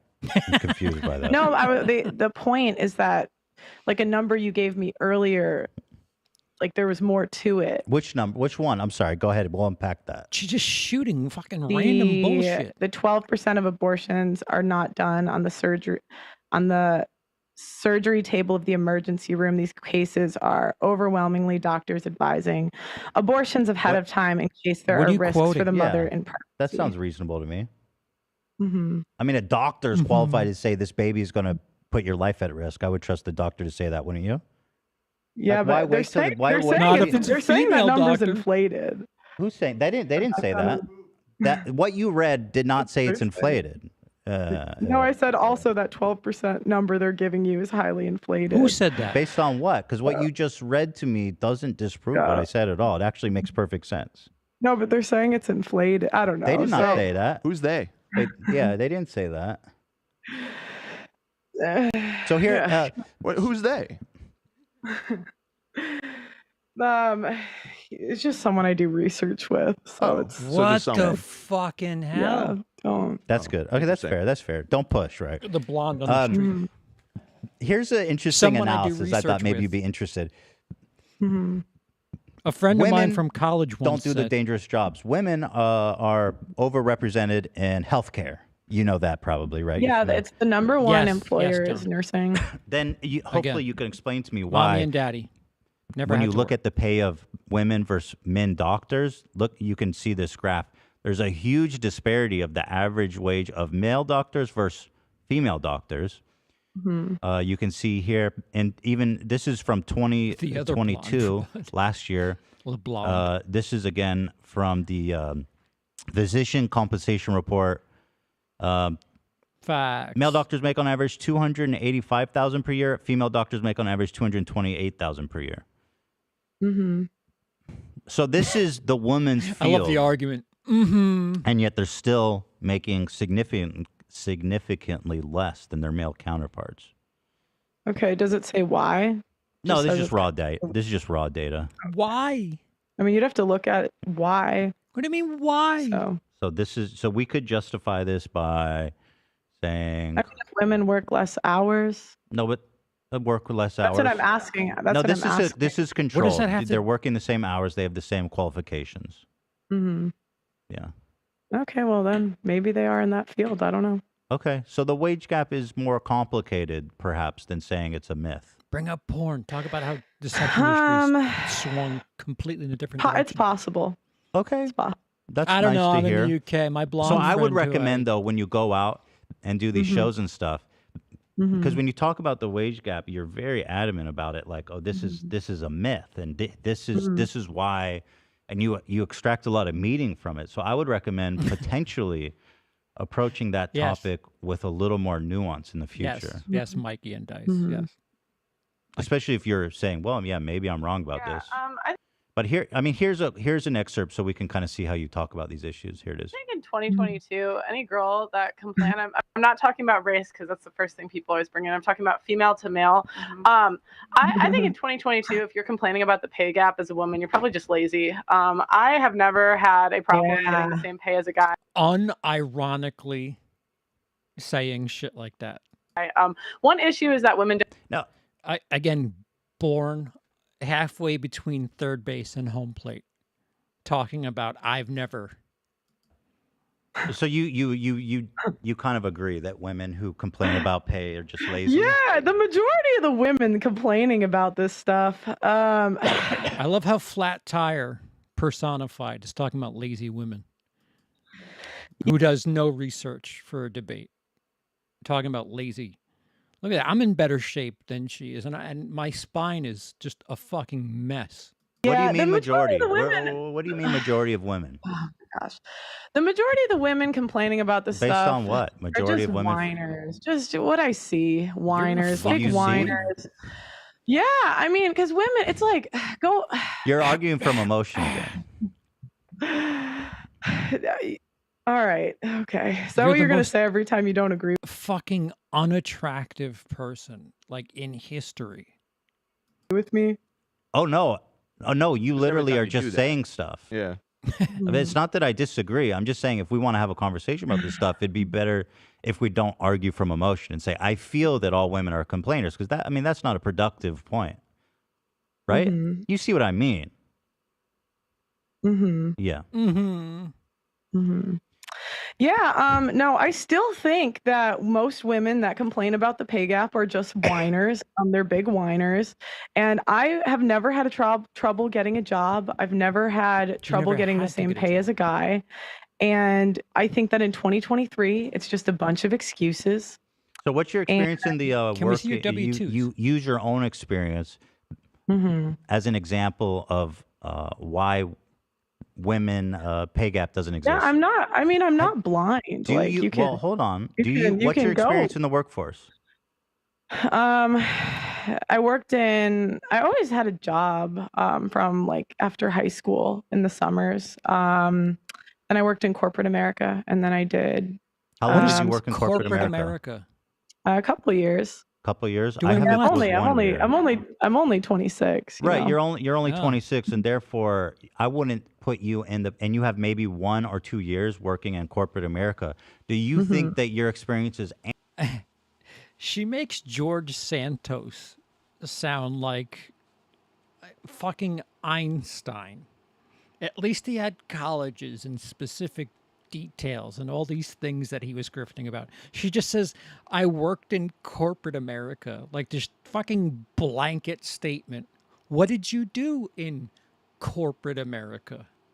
Example to say, I've seen that women get paid equally to men. That seems disingenuous based on 1 year or 2 years, and you're only 26 years old. Very good point, Nikki. McDonald's is technically corporate America, you fucking twit. Yeah, that's just my opinion. Right. Okay.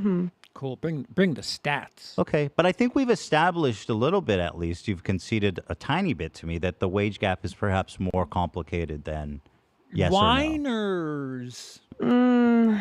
If what you're showing me is real, you did this to someone else, but then there's like something else to it. But if what you're showing me is true, yeah, it's all true. This is all sourced. Okay.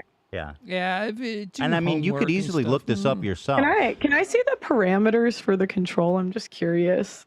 Sure, we can do that. Yeah. You can pull up the U.S. Department of Labor one. Department of Labor. The doctor one. Could I see? By the way, we've long since moved past, but I did find that study in the Rollo Tony video, the Swedish study from several years ago about Swedish prison system. I'm not sure. We can loop back to that. Wait, what was it? What was it? I'm unfamiliar. Here, I got a bunch of tabs open. Swedish prison. In the meantime, here I'll send this in the Zoom chat if you want to take a look. Oh, can you open it? Because I don't have the Zoom on my computer. Oh, I'll Dan send sent a link to you. That I guess that's a parameters one. That's the Department of Labor's 2019 study. There's a couple more. I guess we didn't really What do get you? to it. I'm curious. What do you think it is? The wage gap? Well, What it's people complicated, think right? it is I and don't what think the it's as stats simple are as saying just completely different. it's a myth, and women who complain are lazy. That doesn't seem like a productive Jacob, you're not whistling Dixie. point to start that conversation. It is complicated. What do you like? What is your solution? Like, if you seem to think that the wage gap is real, right? And that women, do you think women are discriminated against? Yeah, definitely, absolutely. Because what barriers do women have today in 2023? Like, I just genuinely don't understand barriers, right? It's not about barriers. It's about norms. It's about like patriarchy. It's about the way that we perceive the value of people. It's not about barriers. There's no laws that say women can't do this and that, obviously. Okay, so there's no barriers right now? No, not that I could think of. Okay. Pay transparency. So, I mean, I agree that in general, Get to economics. you know, She doesn't like fringe. go ahead. 99%. Sorry, go ahead. Sorry, go ahead. I do think that there's a bit of discrimination going on. I do think that behind closed doors, when there's no transparency in payment, this presupposition, by the way, that you putting forward that women are lazy and just making excuses, that doesn't help. Whiners. That honestly, it's hard. I don't know how to explain it. Isn't that the Heath Ledger from Dark Knight defense? Isn't that what he called? Schemers, I think is the word he said. But I know it exists, right? I know it exists. You think the bosses behind closed doors say we should hire less women? No, it's not a conscious. Well, you've been to corporate America. What did you experience in corporate America? Just thing, right? It's systemic. Okay. Yeah. Do you have it? Like, do you subconsciously pay women less? I don't think so. No. Okay. So then wouldn't you, okay. Well, so I'm just thinking, I don't pay women less, then it does that. I'm just thinking if you think there's this like subconscious thing, like then you. Well, but it does exist, right? I mean, we can look at the studies. Should the women ask for raises at your? Well, we're talking about you saying it's a myth, okay? Yeah. But it does exist. That's what's interesting. I don't think there's anything stopping you today. You could maybe argue. Yeah. I can't even do it in my soul. You can maybe argue like 50 years ago, but I just think in 2023, there are no barriers. Didn't you say earlier 50 years ago wasn't that long ago? In regards to the draft. Years ago. Okay, fine, 100 years ago. I was just I'm saying in the past you could argue, but in 2023, I just don't think there's anything stopping you. I think it's like very much a victim mindset to tell women, like, to go up telling us that we're oppressed. Like, I think that I can do anything minus like the physical stuff, but I think I can apply for any job a guy can if I want. I can go after any job that I want. I can ask for more money if I want, and I don't. Who in the bloody fuck would hire this person for any fucking job? Her, considering her approach to a debate and just conversing with someone, I'd be like, yeah, you can't handle social cues. So here, there's a White Castle down the block there. You might want to try them for some employ. I don't think that men are out there discriminating against women. I don't think that men are. If men are such capitalists, men want to make money. It's like if and women are just so timid and fucking frugal. Women were so much cheaper, they would just hire all women. What? Right. It's not how it works, but I've never claimed to have a solution, right? I'm just saying there is a problem, which you deny. I'd also say, I grew up in a family business too. So my dad hired people all the time. Like, he had over 200 employees. Wasn't your mom the president? Was she the leader of the company? What was you're researching my family now, huh? Well, that's all public. No, my mom, I mean, I don't know what they titled it. Like, I don't Your think mom really was the president, I believe, based on an interview. I mean, they might have titled it one thing or another. My mom did more of the marketing sales side. My dad did the engineering and the software. Can we talk about nepotism? Please talk about nepotism. Okay.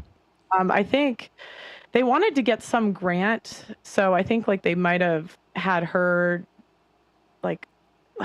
they did that to get some grant from the government or something. Oh my God, Donald Trump in female form, just admitting fucking.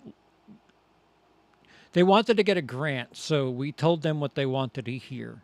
Something, I don't remember. The fucking hoops I had to jump through to prove that I had no money for fucking food stamps. And this one's like, they wanted a grant, so they just said that she was president so that we can get the $600,000 grant. So, but so, is that a crime? Yeah, you probably shouldn't say that on air. We can cut that out. Parents might not like that. I'm in the UK, so I don't know. I guess again, we're kind of hitting a wall on this topic. But what I would say is this: is that I don't claim to have a solution. I'm rebutting your claim that the pay gap it is probably the corporate job. This is not a myth. It exists. I don't the one know how she was to fix born it. I'm into. just saying it's not a myth. That's an oversimplification, and it's dishonest. Yeah, I just don't. I think most of the pay gap you can attribute, and you even agreed to this, the 77 cents to 3%, like, is very different. I think the majority of the pay gap, 3%. you can.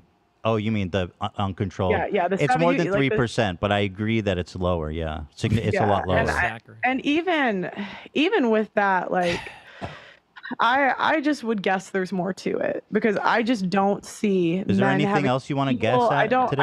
I don't think that men. Fucking Ethan just shit on her head. Is there anything else you want to guess at today? What a great debate. Have this evil. I think it's silly. It's silly to think that men have this. Are you sure you took a red pill, or do you feel like you took a red pill? Evil coalition where they just unconsciously discriminate against women. I agree. And that's not what's happening. Yeah. That's the oversimplification part. Speaking of coalitions, what do you think about the Jews? No, I'm just kidding. I don't have any. I'm just kidding. I'm just kidding. Keep me on. I'm just kidding. That's not a serious question. Let's talk about some of your really interesting ideas on this one here. You say men want younger women. This is something I've heard you say quite a few times here. I'll play this clip to set it up. The person that will get me at 40 years old, at 50 years old, is getting a different version than he had when I was 18, 20 years old. But it's a less valuable version to men. Simple not the right man for me because no, it's not. It's not the right man for you. It's how men can't help what they're attracted to. No, it is all men. They can't. If you survey men between the ages of 20 and 80, they're all the most attracted to 22-year-olds. I peaked 3 years ago, and you guys did too. At 20, 22, 23, and this is men between the age of 20 and 80. So what men value is purity, youth, and fertility. And so, like, what would you be able to offer to a guy? So that's something I've heard you say. Obviously, you strongly believe that, right? That women who are past the age of 22, their value goes down, and all men just want young girls. Mm-hmm. So I guess what's the message behind this? Who are you speaking to? And what is it that? I mean, it's just true. Men do want younger women. Well, right. Okay. I want to ask you this before we get into that. What is your message? Who are you speaking to, and what is it you're hoping that they take? Like, she's generalizing on people going through a midlife crisis. Well, Leonardo DiCaprio constantly goes out with girls who are 23, so a girl I talked to who's now 24 says she can't get any dates, but last year she was just rolling in it. So, and she's my study partner. Take from this. I mean, I just believe in speaking about things that are true. And I think a lot of times as women, we're told that we can just wait forever, get married at 35 and have a bunch of kids. And that's just not true. Who's saying that? I just think it's the message that's pushed by the media and culture today. Which? So the media is telling women to get married at 35? I mean, what have you ever seen? Like, what's a homemaker that's on TV?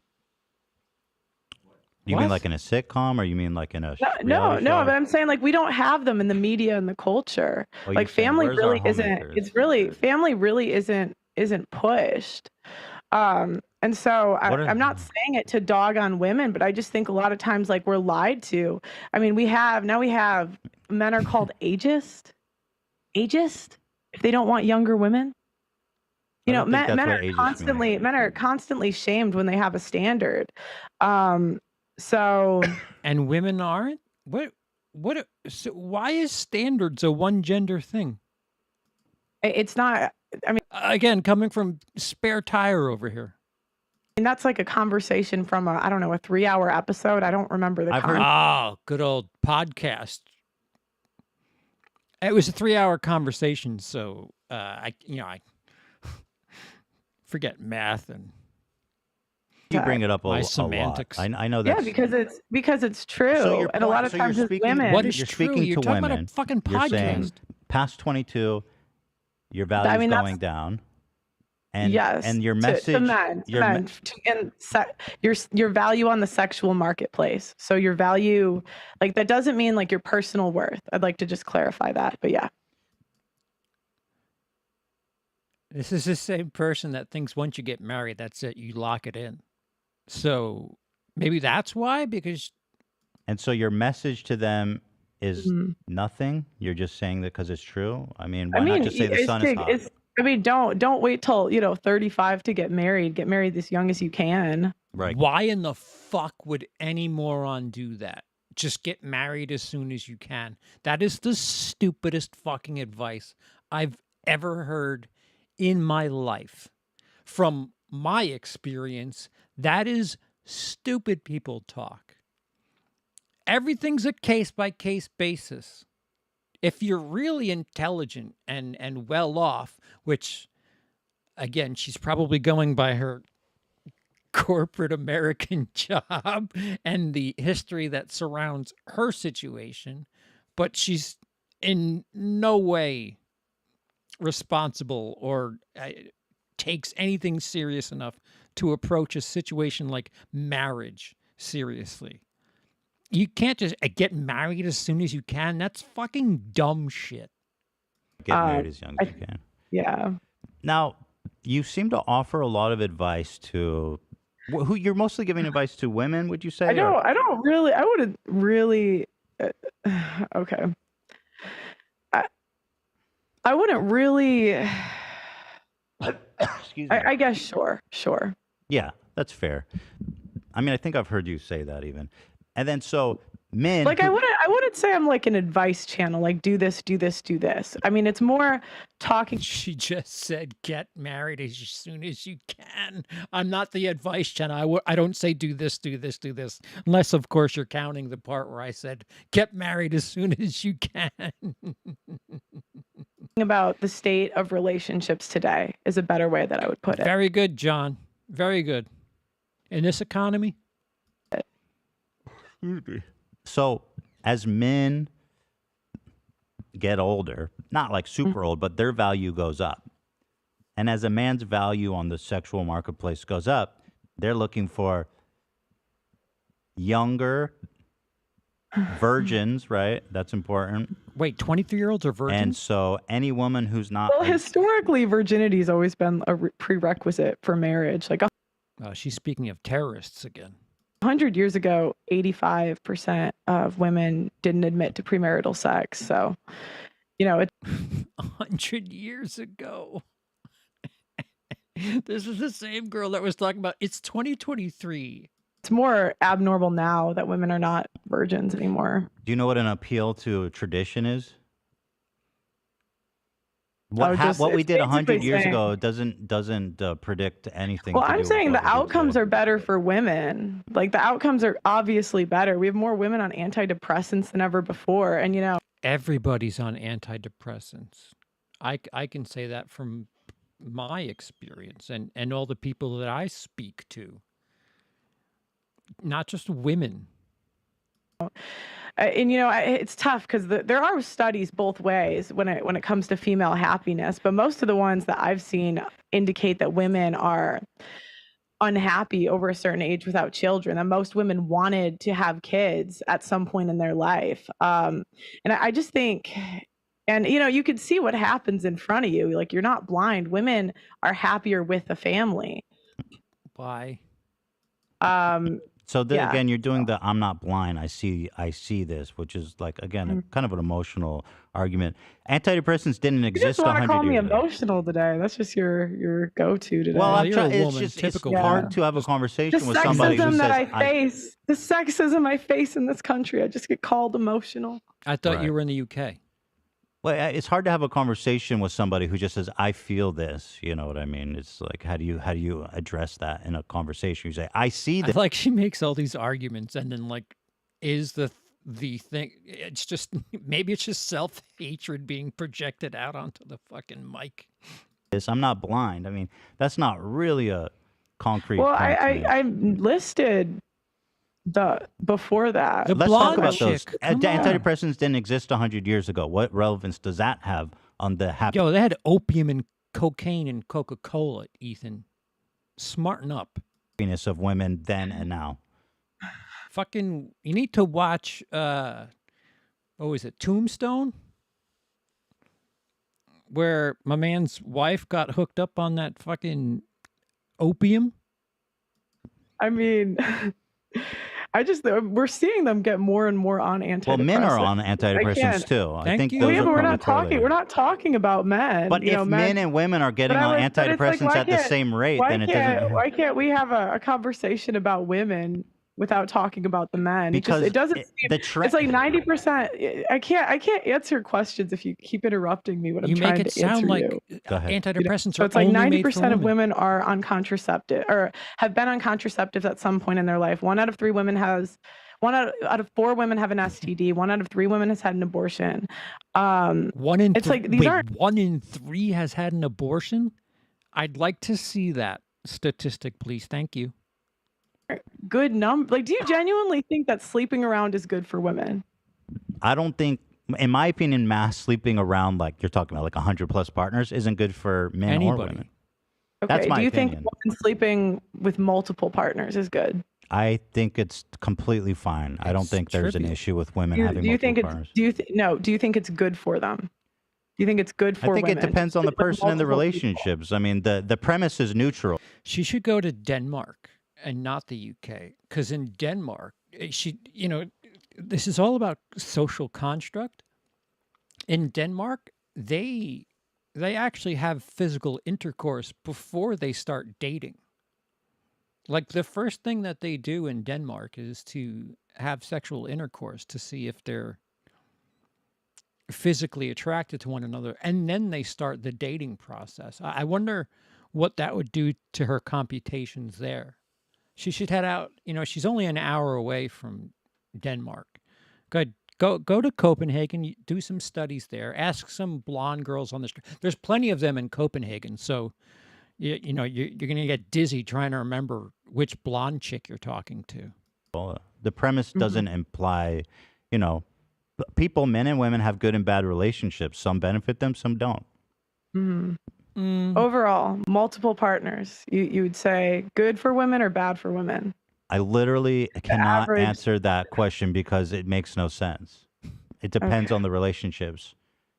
But let's say this. I'll answer it. I'll say I think it's good to get more experiences in life and to have multiple partners. I think it's good. Yeah, I think it's not good. Why? So, I think because it leads to more heartbreak. Heartbreak? Oh my yeah, God. like women sleeping with multiple people. I don't think that's a good thing. What if they're fine with it though? Like what if they don't want to be bogged down by the emotions of like, what if they just want to get their shit wet and not ever see that person's face ever again? What's wrong with that? I don't understand. You can get heartbroken without sleeping someone. Yeah, but that's true. But I just don't think it's the same. Women attach through sex. You think it's not the same? Men attach through sex too, by the way. Yeah, but we're not talking about men. I'm talking about women. But so she's speaking about women who only have sex with women. I don't think sleeping around is great for men either, but I don't think it's the same for men and for women. Hold on, you keep saying let's talk about women, and I just want to say, and if there is a communal experience, then it's worth bringing up. Like you say, more women are antidepressants, but if men are on antidepressants in the same trajectory, then that would imply that it doesn't have to do with anything to do with women being promiscuous. It's more of a societal thing that affects both genders equally. Put that phone down. Yeah. Wait, say that one more time. I'm sorry. If men and women are both on antidepressants at the same rate, then that would suggest something on a larger societal issue and not because women are promiscuous. So I think that is worth bringing up. I mean, you could argue a lot of societal issues have come from women being promiscuous. Okay. You could do the same thing for men being promiscuous. What the bloody fuck is she talking about? So, I mean, you could if 85% of women were virgins 100 years ago and everyone's on antidepressants, maybe so it is doesn't society perfect? Why is antidepressants like the murderer of virginity? Maybe it doesn't have good outcomes. I don't know. She needs to go on antidepressants and realize just how much that kills your fucking libido. For women. Society was perfect 100 years ago when women were virgins. I didn't say perfect, but there was more intact families, which the I think life is expectancy was like 50 back then. Just so you know. I did not say. I don't know. What does that have to do with anything? Well, you keep bringing up 100 years ago. Saying the quality of life. I mean, things were better back then. I said I said we had more intact families, which I think is important. Yeah, and opium over the counter. Let's talk about where were we? We were talking about fucking Coca-Cola with the coca. We were on the topic of men wanting younger women. Here, did I finish this? Motherfucking lemons. So I'd love to hear this side. Oh, this is the pay gap one. Sorry. Men want younger women. We watched this whole clip. So I was just trying to basically apply it to your life if I can. It's like, so older men, when they have money, they have status, they're going to want a younger and which world war was more going virgin woman. Mm-hmm. Oh, we so just finished one. I have a bit of a question, and I'm being honest here. WW1. Is it possible and you look at men, right, in terms of like their viability. You look at men and say, he's a high value man, he's a medium value man, he's a low value man, right? And we could say that. We can put men into those categories. Terminology coming through. Okay. So let's say you're in the dating field, right? You're looking for a partner. Right? What do you mean? I mean, you're single, essentially, I guess, and you're looking for a significant. Maybe not. Okay. Drier than the so, Sahara. if you're looking for men, if a man who is willing to settle, let's say you're not that old, but you're 26, and you say that anyone over 25 is like almost damaged goods or getting worse and worse. No. It's less valuable. It's less valuable. Correct. Yes. I would say I was more valuable 5 years ago. Yes. In terms of the dating market. Yes. So do you think that how can somebody who's older and not a virgin and less valuable, how can they get in a relationship with a man and not think they're a loser? Because if you're a low value woman, then in a sense, you'd be judging the guy who's quote unquote settling for you because he couldn't get a higher value woman. So in a sense, a guy that you would settle for would be a loser by your own metrics. Low value. Well, what are men supposed to do? 95% of women aren't virgins on their wedding days. You could be a multimillionaire and not get a virgin. How do you? But why is virginity important? What the fuck is she talking about? Yo, keep an eye on her. I think that's why you see more men walking away from relationships. Because the girl isn't a virgin? How do you enter a relationship and not think that he's a loser because he's low value?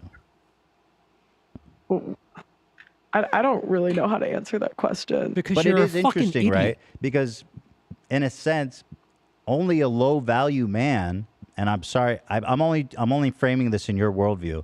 Let's say a medium value man would decide to settle on somebody like you who's a little bit older, not as fertile. You are not a virgin. And also, I'll tell you something else. You like being in the foreground, which is not good for traditional marriages. I mean, he's looking for someone who wants to build a home. You don't know how to cook either.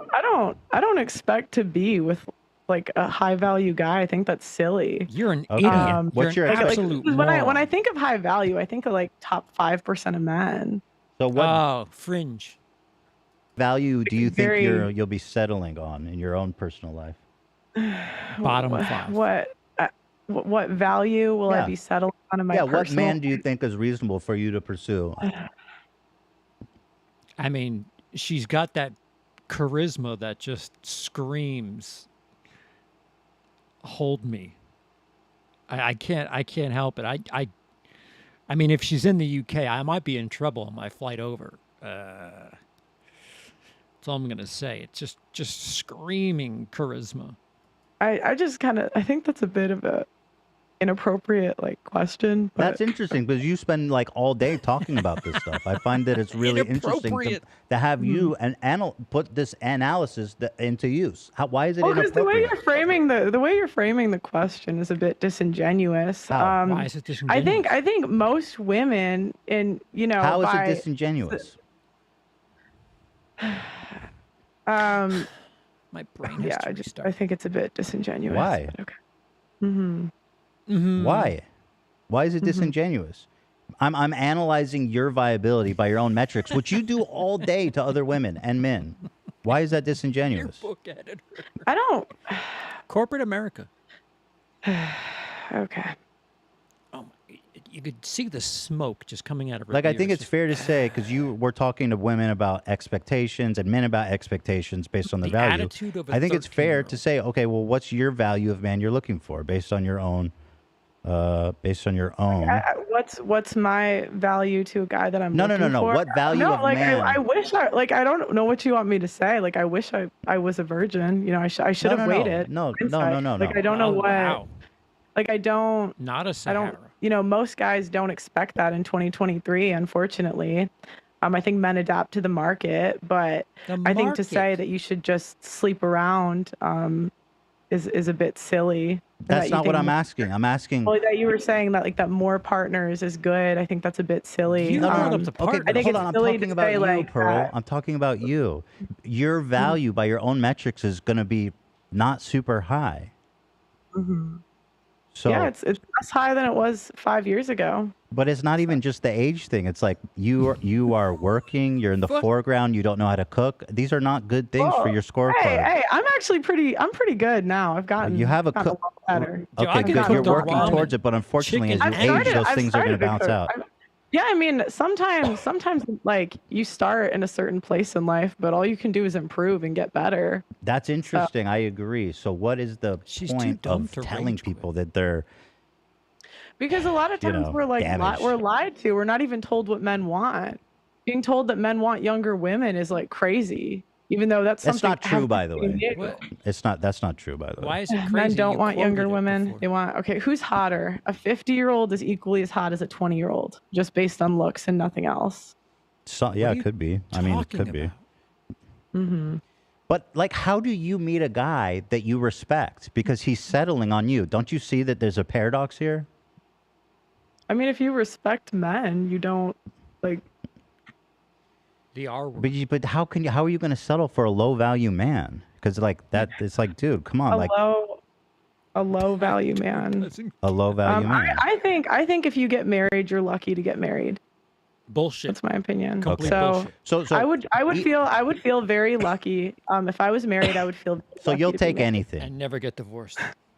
No, I won't take anything. I'll be there in a month. It's a bit silly. Your standards are quite low. I didn't say. That's not what I said. Get the bank account. You said I'll be happy if I get married. I don't. You know what I mean? Hey. Yeah. Anybody who marries me would be great. I didn't say to anyone. She brought up the market. How would you? Where's your value as a woman? Dow. Would you say, like on a scale of 1 to 10? I give myself like a 5. You're a 5? Drunk. Yeah, that's fair. I think. I mean, based on your metric, I'm not saying one way or the other. Stand up. So we're looking for. I think I'm a 5. So you're saying that all men want to have sex with younger women. This is kind of interesting data, but are you aware that How does this person add up to a 5? Because it's certainly not in conversation. Again, she looks like Elizabeth Olsen after a mistaken trans operation, going back to being female. She's like a dollar store Scarlet Witch. So again with that fucking Goodyear around the waist. So like, just never mind the age. The physical attraction just is not there. Brilliant point, Jacob. I just watched Dead Ringers, and Rachel Weisz Again, that 50-20 shit. Give me Rachel Weisz. Give me fucking Jennifer Aniston. Her flat chest ass says 5 with a straight face. Thank God I'm not the only person. Scuffed Olsen. I'm so sexist. MILF category is. She has nice hair. She looks like my ex-wife. Like the most popular. It was the #1 most searched term in 2018. MILF. Yeah, men like to have sex with older women. But why is it the most searched for?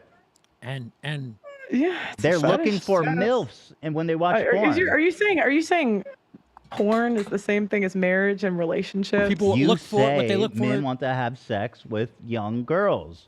Why then are men when they're fantasizing? When you say young girls, that's a bit. Okay, 22. I mean, what do you want me to say? Okay, young women, 22-year-olds. Why then are they going to Pornhub and looking up MILFs if they just want to, if they prefer? And this is the most searched. Wouldn't they be searching for like teen or something? I spoke to on the 2018, street said yeah. otherwise. You know, men aren't that picky. You know what I mean? No. It's not about picky. It's about preference. They looked for the MILF. Okay, so I have a question. Why do you think like the #1, like they swipe right on younger women? What? That's just the thing you said. Do you think it's equal, an 18 or 22-year-old versus a 50-year-old woman in terms of looks? You better start talking about height too, because that's a big thing on dating apps. Swipe right. What the fuck? Now I'm asking, do you think it's equal? Are you equally attracted to the average 55-year-old versus 22-year-old? I would be more equally attracted to someone closer to my. If you give like Jacob said, you give me 53-year-old Rachel Weisz and Red Pill over here, 26. I'm swiping on Rachel Weisz every time, and twice on Sunday. My age where I am in life, I think. Okay. Yeah, I would maybe say, like -5 years. Yeah, but younger typically. Not older. Well, I mean, plus or minus. See, traditional, fucking, the lack of understanding of social construct. Men are more immature than women. So older men, especially around 5 years, I can say this from experience, with the exception of I apologize for using her approach, anecdotes, but men tend to be less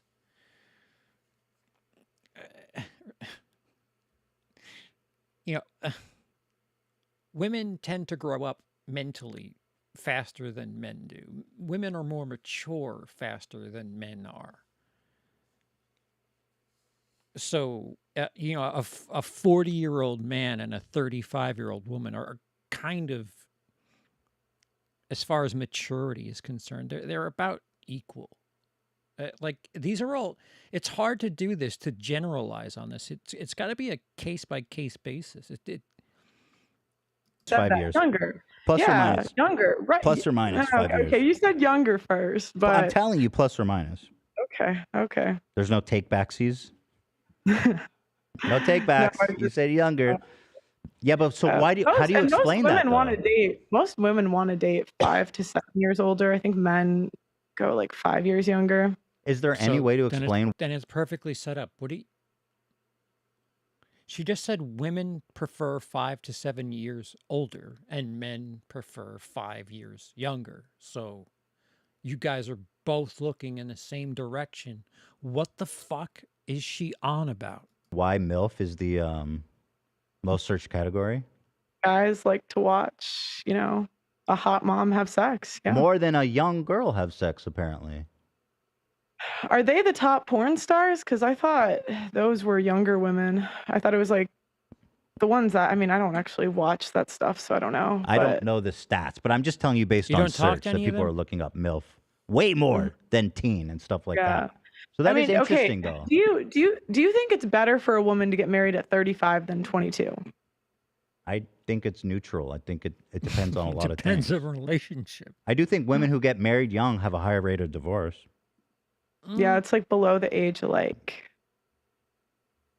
21 or 18 or something. I don't remember. Below 18? So that kind of disproves your thesis, doesn't it? If younger women are getting I would divorced say more, overall younger is better than older. but if overall. younger women are getting divorced more, and you're The youngest, not younger. But we also wait to get married. The average age of first marriage in the UK is like 31. yeah, but Stop acting like you're a fucking Brit. But our life expectancy is like double what it was, so it's not really a fair Right, but that comparison. doesn't change. It doesn't change biology. What the fuck is she doing in the United Kingdom? It makes me angry. Like, so when it comes to children, like women are still the most fertile when they're younger. So, I mean, we can have a cultural shift, but that doesn't change your biology.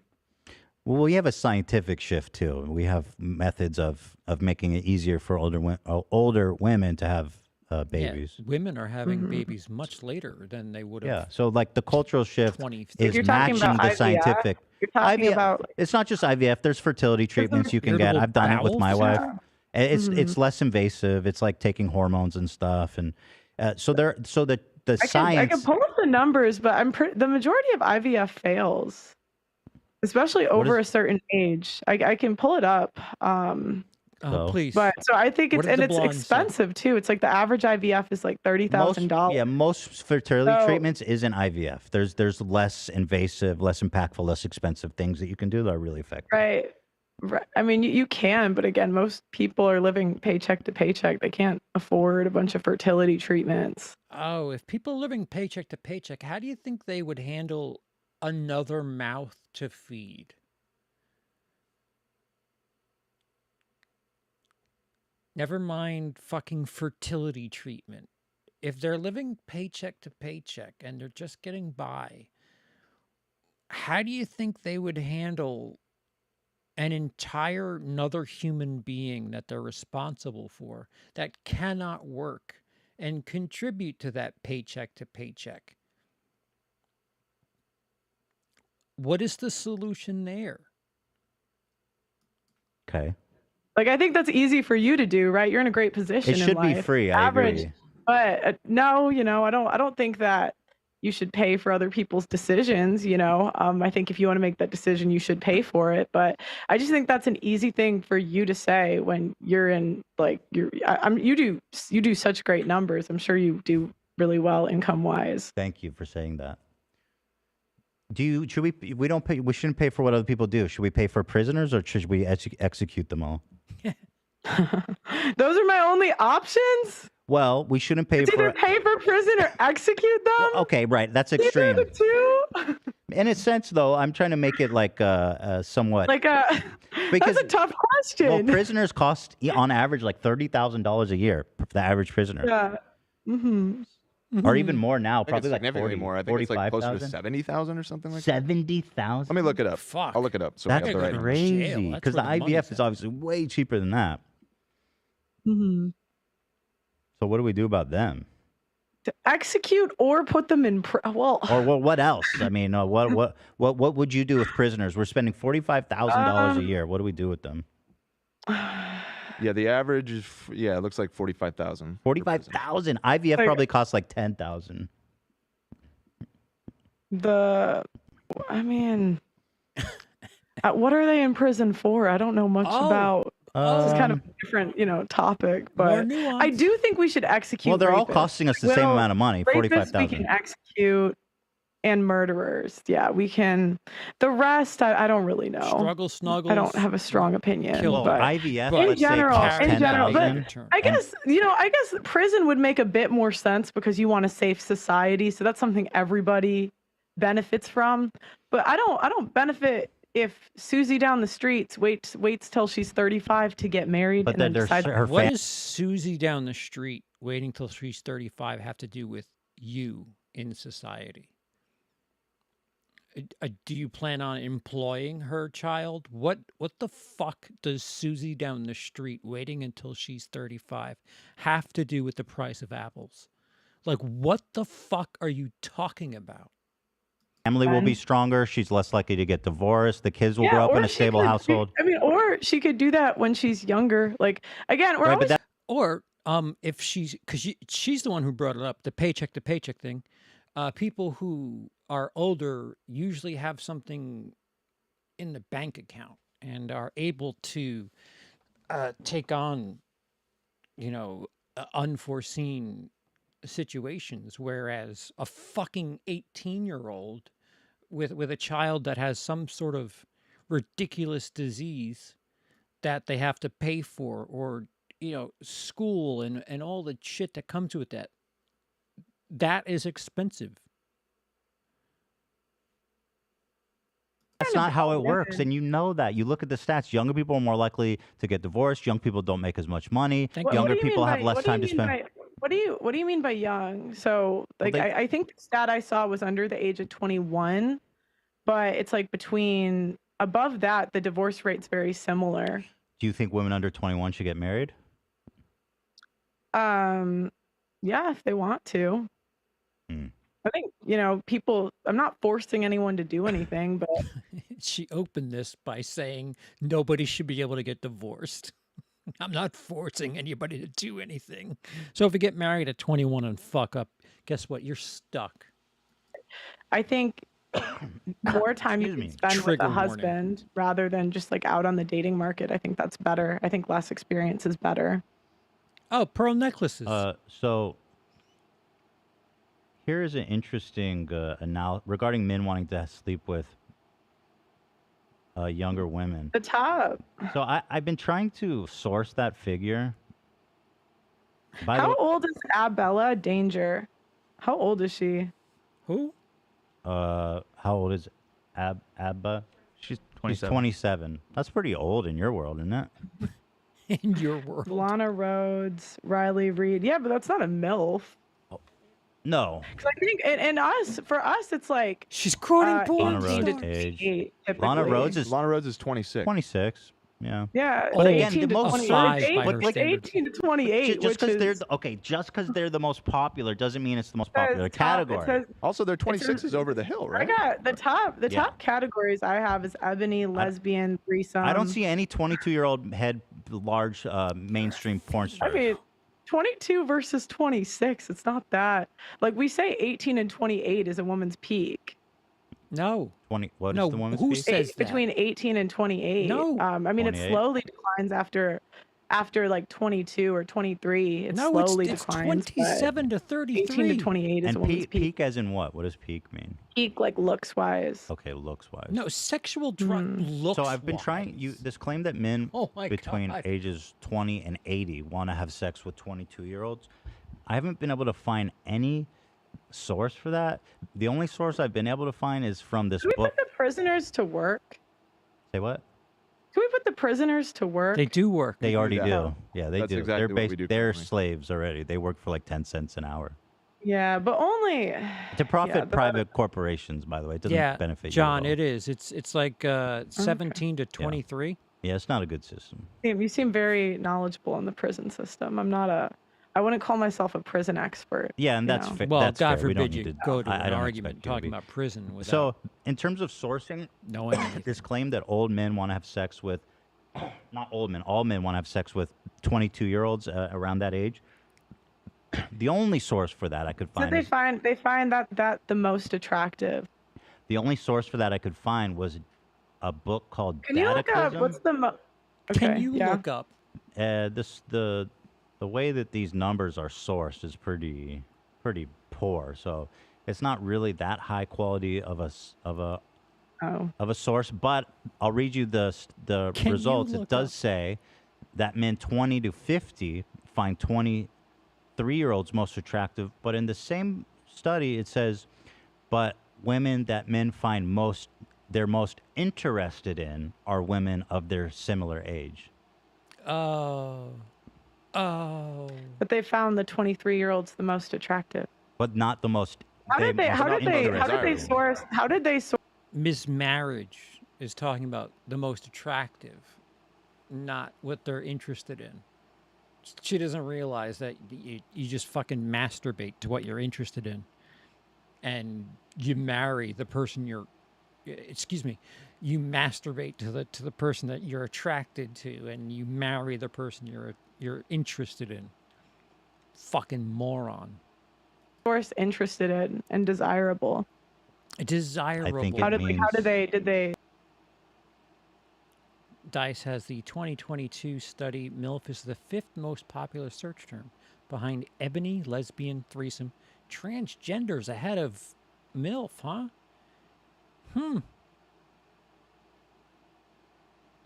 White isn't even up there. Vanilla. Ebony, #1. They just asked them. The whole I'm just- study I'm is just pretty curious how bad. they- It wasn't even really a study. This was a book. And I'm sorry if this isn't what you got your statistics from, but it was the closest the thing that blonde we chick? could find to the stats that you were laying out. And it did, again, it has shown that 20 to 50 men, when asked who they find the most attractive, the answers generally fall in that range, 20 to 23. However, this wasn't really a study. This was a book by the CEO of OkCupid, and he was basing all of this off of analyzing the raw data from OkCupid, and this was in 2014, so it was about a decade ago. But they're most interested.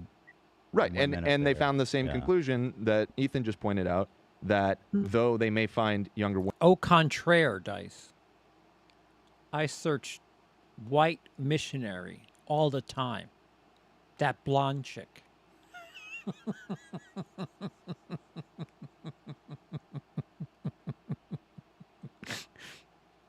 White blonde chick, boring sex.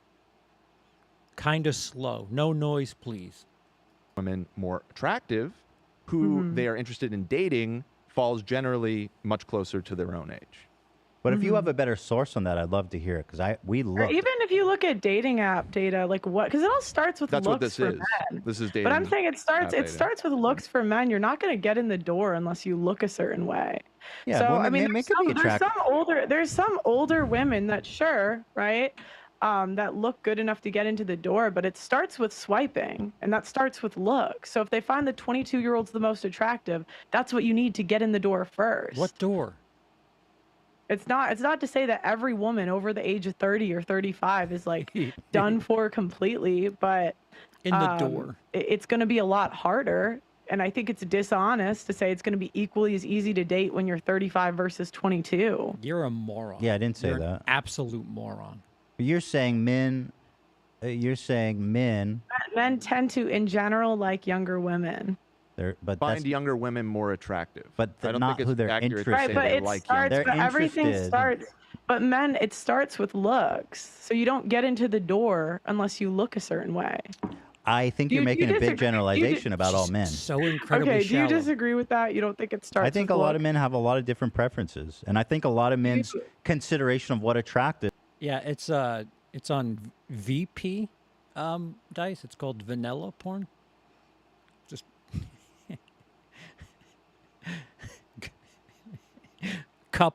couplesdoingmissionary.com. A quickie before the kids wake up.com. As a huge variance as well. Okay. So when you say good looks get you in the door, I mean attraction is pretty subjective, don't you think? I think that it starts with looks for men. And looks I is think pretty subjective, wouldn't I you would say? no, I would say it's not. I would say men tend to find the same things attractive. Beauty is objective. Based on That's what? an interesting take. Okay. Based on what? I would say dating app data. Which ones? I don't know off the top of my head, Because Ethan. this one from OkCupid said men are most interested in men of their own age. Or sorry, women of their own age. It said women. They find women the most attractive. I'm just curious.com. Quick, I have to put something in the sock.net/blonde. Attractive at 22 or 23, Yeah, right? but they And want to date. My argument. They don't want is to that date them though. They don't want to date them. Yeah, they find them more attractive. You guys don't let me finish. Is my argument is you need looks to get in the door. Mm-hmm. What? So like, What does that have to do with if being you find 22? that the most attractive, men tend to find younger women more attractive. I think you have a really. I think it's like dishonest to say. Do you really think it's equally as easy to date for a woman at 35 versus 22? Again, nobody said that. Yeah, Okay. Okay, do you think it's harder for the 35-year-old in general? No. I think there's less options as you get older. Yeah, of course. I think For men that's too. very For men intuitive. too. And yeah, absolutely. Yeah, it's for harder both men, Yeah, too. but partners. do you think it's equal? Do you think men have less options equally as much as women? As they get older, Yeah. I don't know. I mean, who fucking knows? No, like, no, I'm asking your opinion. You're asking my opinion. My If opinion is that women- it's probably similar. If, Probably similar. if women, yeah, see, I disagree because I Based saw on a what? different dating app that I saw a different, I think it was either OkCupid or Plenty of Fish. I can't remember which one, but it was like the most swiped right on age for women was 18 and the most swiped right on age Well, for that's men just was volume, dude. I mean, there's way more younger 50. people on What about dating like apps than actual older people sure. that talk to Like one if you another? looked at age Well, I mean, distribution, and it'd you be could- vast majority of younger Yeah, people. well, Yeah. and when they asked men what age they preferred to date, I think it was like 5 to 7, like 5 years younger was the average, and women it was 5 to 7 years older. So even if we just go off of women's preferences, like men would have more options when they get older because women want older men. That's all Tired of the just you're just game. saying stuff. I mean, you're just saying stuff based on what you think is real. I don't Well, think the any of that blonde is chick down the necessarily true. block. I mean, I could find it. I mean, I don't have like a team like you guys have. Yeah, but no, well, you No, say this stuff but all the you time have on your show, so I nothing would expect you to be loaded. somewhat familiar with the. I mean, it just depends on, like, sometimes you forget which one, Sure. you know. Well, you have your fucking phone handy there. Fucking look it up and back yourself up. Just so lazy. You want to name a couple it could be from? Give me a second. I'll find it. You could have started doing that. Did you know? She called herself a 5 out of 10.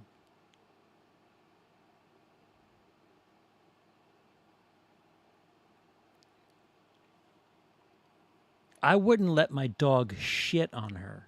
And I don't even have a dog. That the number 5 porn star of all time is Lisa Ann. She's 51 years old. Mm-hmm. Brandy Love is number 8. She's 50. Men they like MILFs, man. Men like MILFs. They Jacob, like stop experienced with women the that know what they're comments. doing. They like men. Twitter like user in that. real life. Do you think that men want that for relationships? Do you think men want to date a child for relationships because they're more attractive I think men prefer younger women in general. in relationships? Yes. That's just. I'm sorry, but that's not even backed up by your own data. It says I men would are say more younger than them, typically. younger than them. That's a different. That's not men want to date 22-year-olds. A 50-year-old They're doesn't. they're the most attracted to 22-year-olds, and looks gets you in the door. What the Yeah, fuck but it is this doesn't door? just get you in the door. That's just step one. You're saying different things. In this culture, if a man is walking around with a Guys, 22-year-old, 2 out of people the- are gonna think that's weird. People think two it's out weird. of the 5. It says 2 out of the 5 top porn stars in Pornhub are 23 and under, and all of the people that you're listing started young. 40%. Oh, so they're old now. Still Yeah, popular. they built their fan base. I don't think it really works Built that way. their But they're fan old. They base. shouldn't be. They How shouldn't be do you hot. not They're think it old. works that way? You guys are in media. You know damn well that you build a fan base Bro, over what do you time. think? They're YouTubers. They're not doing Come on. Minecraft Let's Yeah. Play. They're Minecraft, making. that? let's play. Come on. I don't find that analysis very interesting, and apparently you don't either because Sweetie Fox 22. Who? yeah, there's Eva porn stars who are Elite. 22. Yeah, of course. The majority. DTF 69 the says majority are that she younger. started when she was 18. Not the popular ones. The MILF. most popular ones are MILF. younger. The Let's- most popular ones are younger. They're like in late 20s. Dude, who looks up porn more? Fucking 17-year-olds or 50-year-olds? This is just like stupid people talk. You know. My dog's Such barking. One surface level nonsense.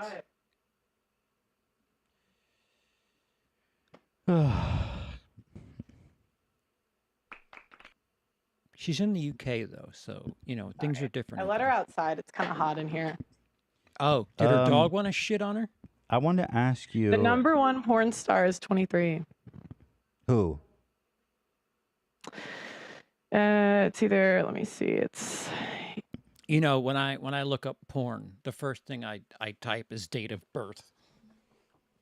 Ugh, 25. No, I'm not. I'm certainly not going to come to this. Eva. Who's the number one? It says, I just don't think it it really the number one refutes porn either star point. on Pornhub is 23. Who? Eva Elfie is 23. She's Alfie? not number one. What I'm Okay. saying is number one. But even if that's true, I don't think that refutes anything. I mean, it's possible that number one is 23. If I were 17 today, I would totally fuck with those statistics. I would fucking waste so much of that down. But you said, she's but you not just number said one. it, you just said it. no You way. just said it refuted it. Well, if that Ebony is the number one. number John. one search was MILFs. Right. Well, it counters your argument. Okay, let's move on. There's just argument in circles here. I 38. want to talk about this a little bit Might as well be more. dead. Higher body count They doesn't. said the 2018 poll, citing a years ago. 2018 poll and the 2022 numbers show that the MILF drops. Now, The now milk it's drops, sibling stuff. but He's it's citing a 2018 poll and the 2022 numbers show that the MILF drops. top 5 most searched. Are you speaking in euphemisms? The MILF drops what? The pants to their knees?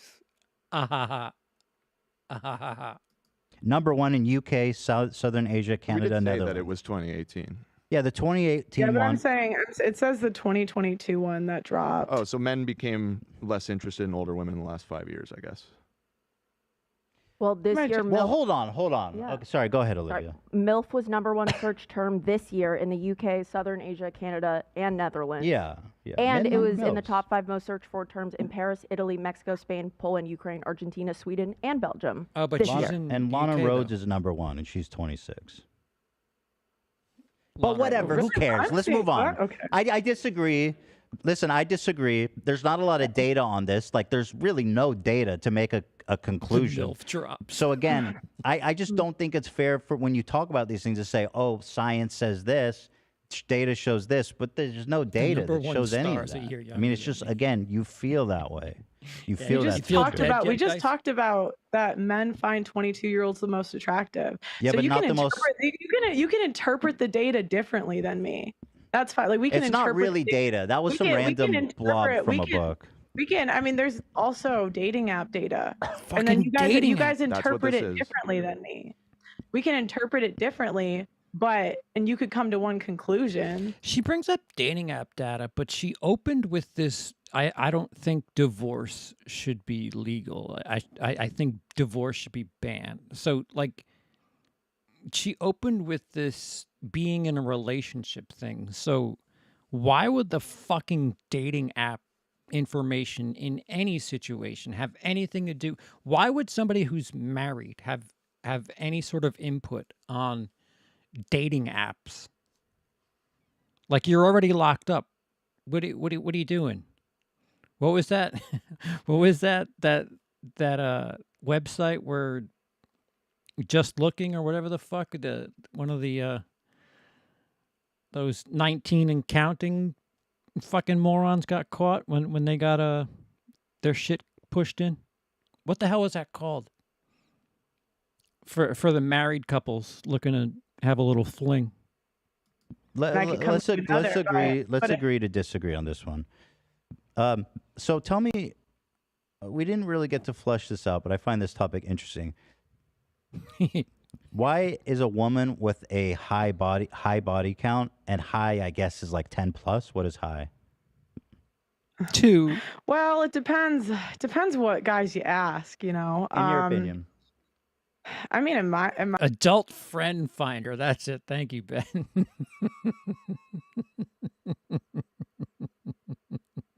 my opinion, I really think it's best to be a virgin when you get married. So, I didn't do that. I wish I did, but I think it's best to be a virgin. Who the fuck? Okay, but like, Put what something would in you you. consider a high body count, if in general, when men are looking, considering such a thing?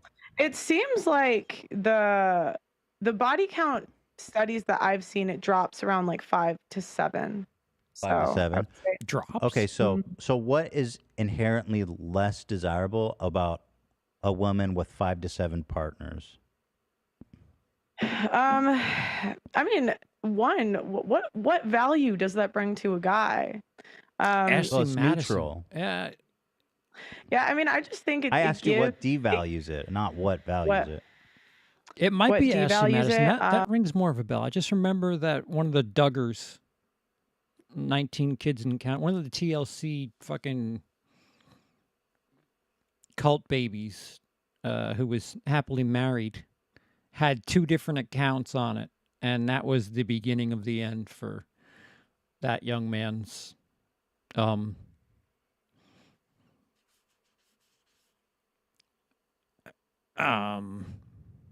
reputation. I think that you have more exes to compare your current partner to. Oh, so it's insecurity.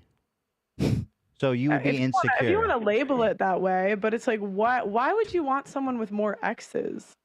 What the fuck? 5 to 7 sexual partners means that there's too much to compare me to, and therefore you might think that I'm inadequate because you've had better partners. Well, it's also like the rate. Women are happier when they're virgins on their wedding day. So that is just something you said. That's what? No, look, I mean, you can look up the studies on body count.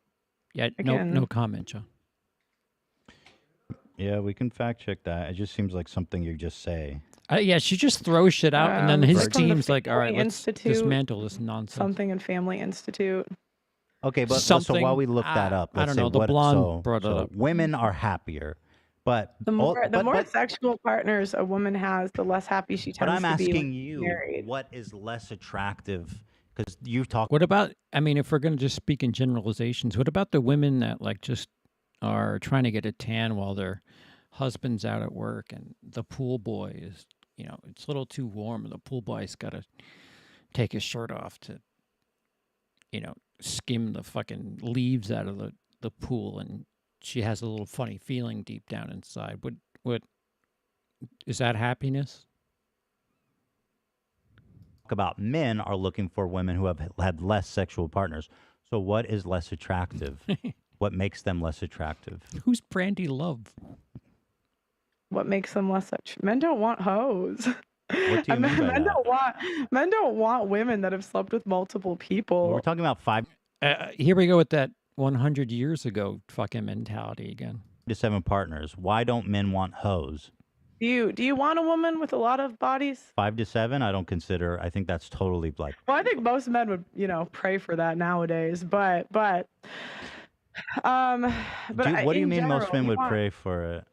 Because the number I looked up is 10% of women there's only 10% of women in the United States have more than 15 partners. The average number is 4.2.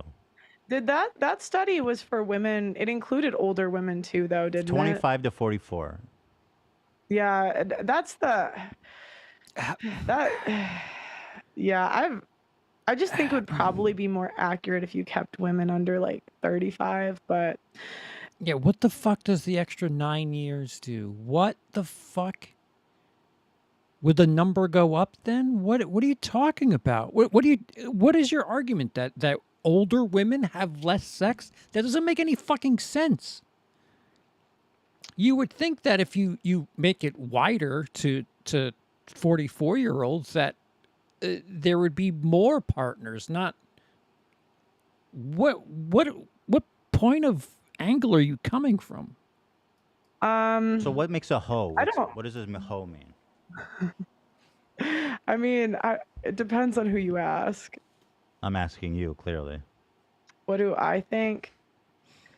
I mean, from a historical perspective, if really you're a virgin. Not married. Like I think you should be a virgin on your wedding day. So you're a hoe. Okay. That's again. Well, what's that have to Fucking do A, with men Shiloh. being attracted? You said men don't want to date hoes. I just want to unpack that. Mm-hmm. Men don't want to date hoes. I don't know what that means, if I can be totally honest with you. Men would prefer a woman with less sexual experience than more. Oh, Why? less. Well, so But why, I gotta though? disagree with you. I just don't think that's true. I don't think men care. I don't think men care how many sexual partners. Yeah, I don't know. I'd have to ask all of my shallow men friends, but experience and somebody who knows what they're doing is kind of optimal in situations where you want to be pleased in bed. Like teeth on the tip of the penis sucks.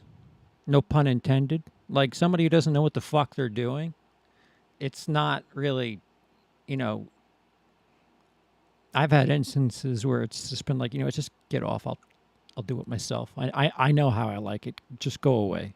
Stop it. That women have had, unless it's like 100, but that's true of men. Men who have had 100 sexual partners are also pretty. Do you think women care about Drake's body count? Why? Like women want to sleep with Drake and like other celebrities. Do you think they care about their body count? Are we talking But men about don't. Men Drake? are- Or are we men aren't talking about lining up, general but- pop? I mean, Drake's a But celebrity. men you know? men aren't lining up to date like Lana Rhoades, Mia Khalifa, and like actually You marry fucking them. crazy, dude. Are you crazy? Do you really believe that, dude? That is men would. false. There's quite literally. There are people men that would literally give their Come life on, to do that. you can't believe that. Yeah. Yeah. You think the would men with the die for most that. options, that's what they want to do. Men with the most options want to do what? We're not talking about men with the most options. Are you talking about women with the most options when it comes to Drake? Or are you just talking about average fans? I'm talking about Drake does not have a problem getting laid because of his body count. I would imagine that Right. porn That's stars not- would have yeah.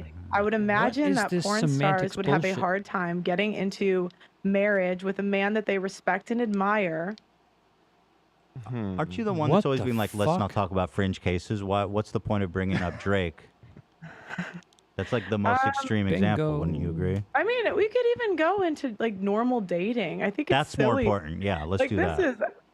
I just think it's silly to argue that men want to date women with high body counts. No, they don't want to. I'm saying I don't think it matters, especially the number was you just gave gonna me. say, 5 to how is 7. that even Yeah, relevant? 5 to 7. I don't think men care about that in general. I just don't. I mean, you could argue 15 to 20, 25. Like, I don't know exactly what point, but usually there is a point for most men. Sure, Where it's and like- women. I mean, and women.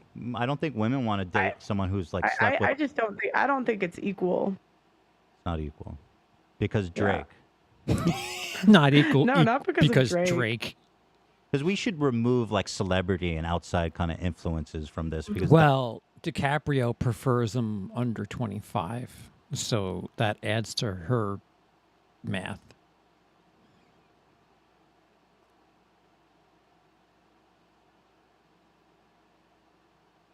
Yeah, that's that's a fair assessment, Jacob. Yeah. that obviously creates unusual, fringe cases, which Showing we don't her like. immature. We don't like to talk about. Yeah, those. but Drake. So then what about the abortion one I was earlier? just parodying you. I was I just. thought you kidding. liked. I was just kidding. I was just joking. Yeah. All right, one last thing. I see that we're getting exhausted here. It's fine. She's been exhausted. Drake saying, "I want I want a girl with a future Fucking and a flappy past." 5. That's a lyric of his. He wants an experienced girl. Even Drake's talking about it in his damn lyrics. Drake doesn't want a virgin. You just said no celebrities. That's crazy. Well, how you you just brought threw it that up. out the window now. You don't want to talk about it. Drake benefit wants a it. girl with a future and a past. Yeah, just Oh, shits on her stop. head. His simp pandering music to women. He makes money off of that. Women are like, come on. He should be in corporate America. That's where the money is.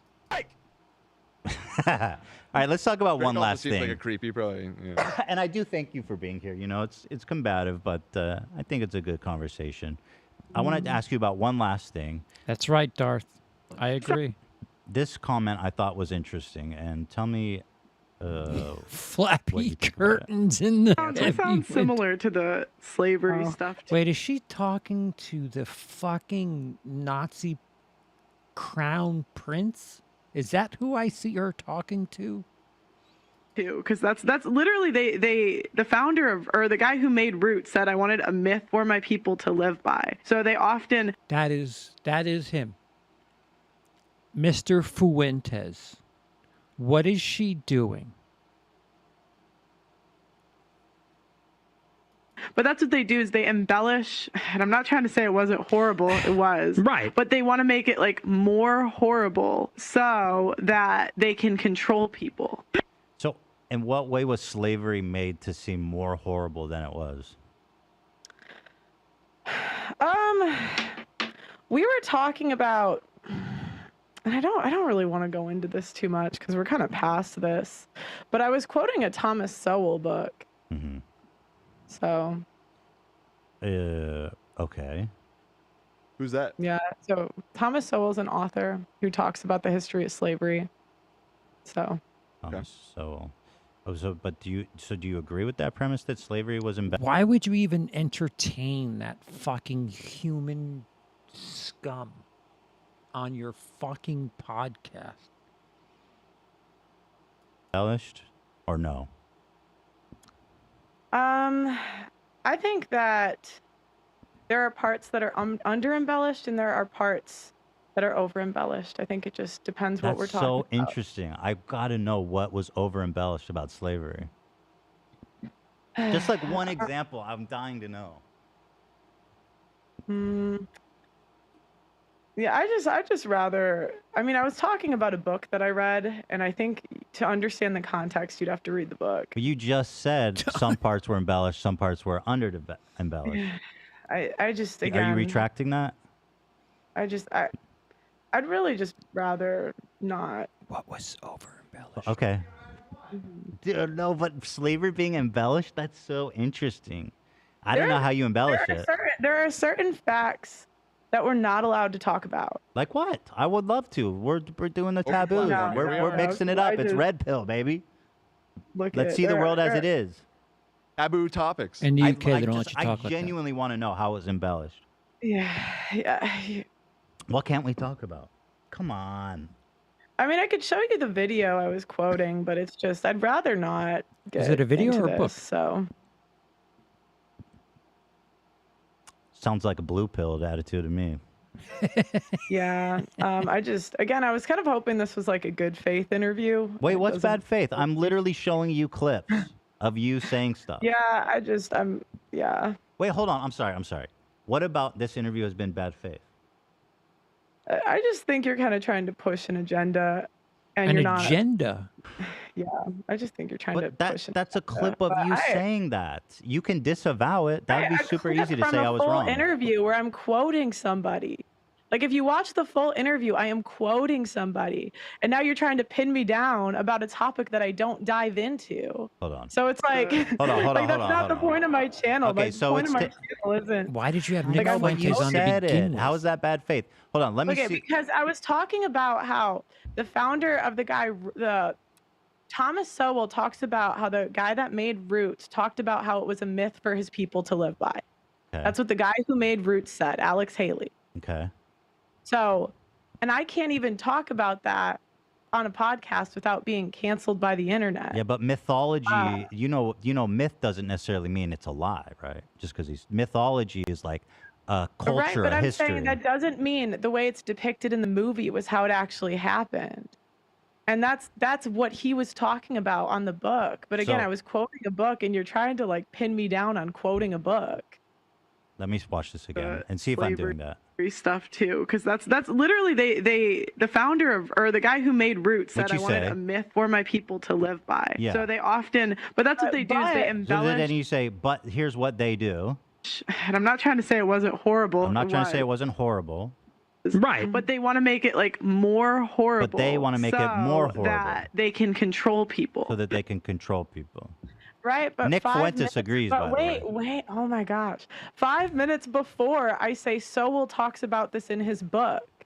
So I'm communicating in the interview that I'm quoting an author. You're not being honest. You say they do this to.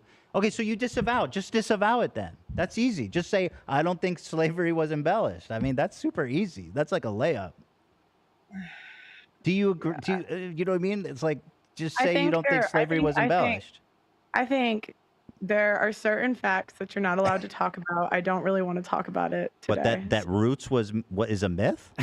Again, there are certain facts you're not allowed to talk about, and I don't really feel like getting into it today. Thomas Sowell compared Barack Obama to Adolf Hitler. Do you like that analogy? That's the author you're quoting.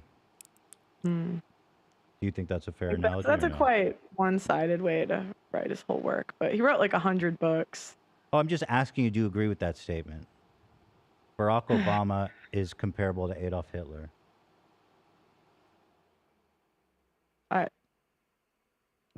No.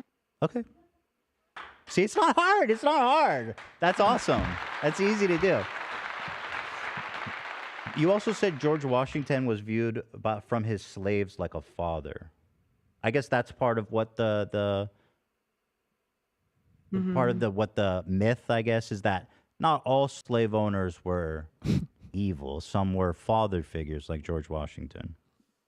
MILFs.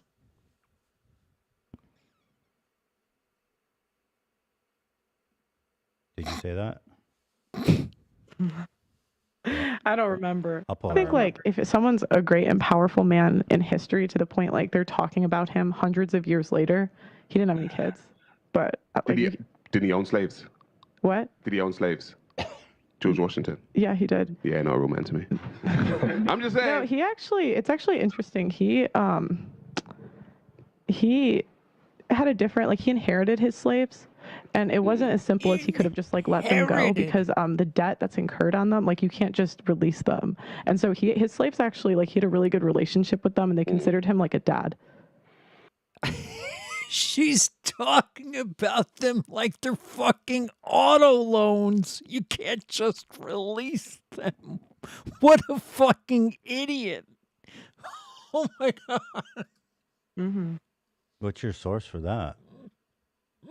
That was from a Thomas Sowell book. Thomas Sowell. Is that all you read? Thomas Sowell's the man. Thomas Sowell wrote a column about supporting segregation in public schools. George Washington. You want me to apologize? Like, you want me to talk about every single one of this man's opinions? No, I just want to know what you think. Do you think racism was embellished? I mean, it's so easy. I mean, just say no. I think okay. There was a time where I started to read accounts from actual slaves. So these were like in like and I can't really talk about this. Like, even if I talk about this now, they're going to clip it. They're going to say things I didn't say. Take over that but lean. it's like, I used to read actual slave. I've got all these slaves. I can't just give them away. I got to make these fucking payments. Oh my God. What a fucking terrible take. Counts, and I was surprised how many didn't say bad things about their owners after they were free. Mm-hmm. And it's not to say like slavery was a horrible institution, but I can't talk about that fact without getting canceled. I can't say, hey, these slaves had a good relationship with their owners without getting canceled. Because it's not true. Because it's just not true. It's not true. George Washington was not a father figure to his slaves. Well, if you look up like I think it was Booker 47. Let's see, 47 of George Washington's slaves tried to escape. 47? Would you try to escape if you loved your master? They inherited a couple, and 47 of them tried to run away. How many did he have that 47 tried to escape? What the fuck? I don't think I've met 47 people. Maybe that one was wrong. I don't know. This was like Very good point. A little John. bit on a podcast months ago. So, something akin to Stockholm syndrome. Not quite the same, but yeah. Plus, there's also a fear of. I mean, we're talking about a completely different age. Like, you don't know if they were afraid that if they said the wrong thing that they might be subject to some sort of punishment or something.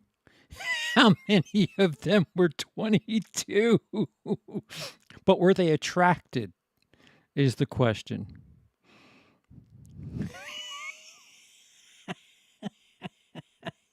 Stockholm syndrome is consent. This is the worst human being on earth. Oh my God. I don't really remember, but And I said I wasn't sure if it was Washington either in that interview. Oh, at thank some God you point. fact Well, But George the whole Washington point I'm was. bringing up is I'm not even allowed to have this conversation without. What do you mean not people allowed? painting- That, but I mean, we're giving you the I platform. mean, I right? got months of backlash for this. I'm now Why, like, for you having guys are Nick kind of trying to do a Fuentes on? gotcha No, moment. no. I didn't know about the It's like, backlash. you know, I I'm promise. not really. I didn't know about the backlash. I promise I didn't. Like, I had months. I just want to and know what you months of, think. Like I had months of people. Like, you know, it's Well, like if I have this. To be fair, Nick Fuentes is walking backlash. So for anybody who decides to put them in front of a camera on their podcast, my Christ, how the fuck? Conversation. I had months of people calling my employees slaves. Like that's what they call like. That's horrible. Yeah, I disagree. That sucks.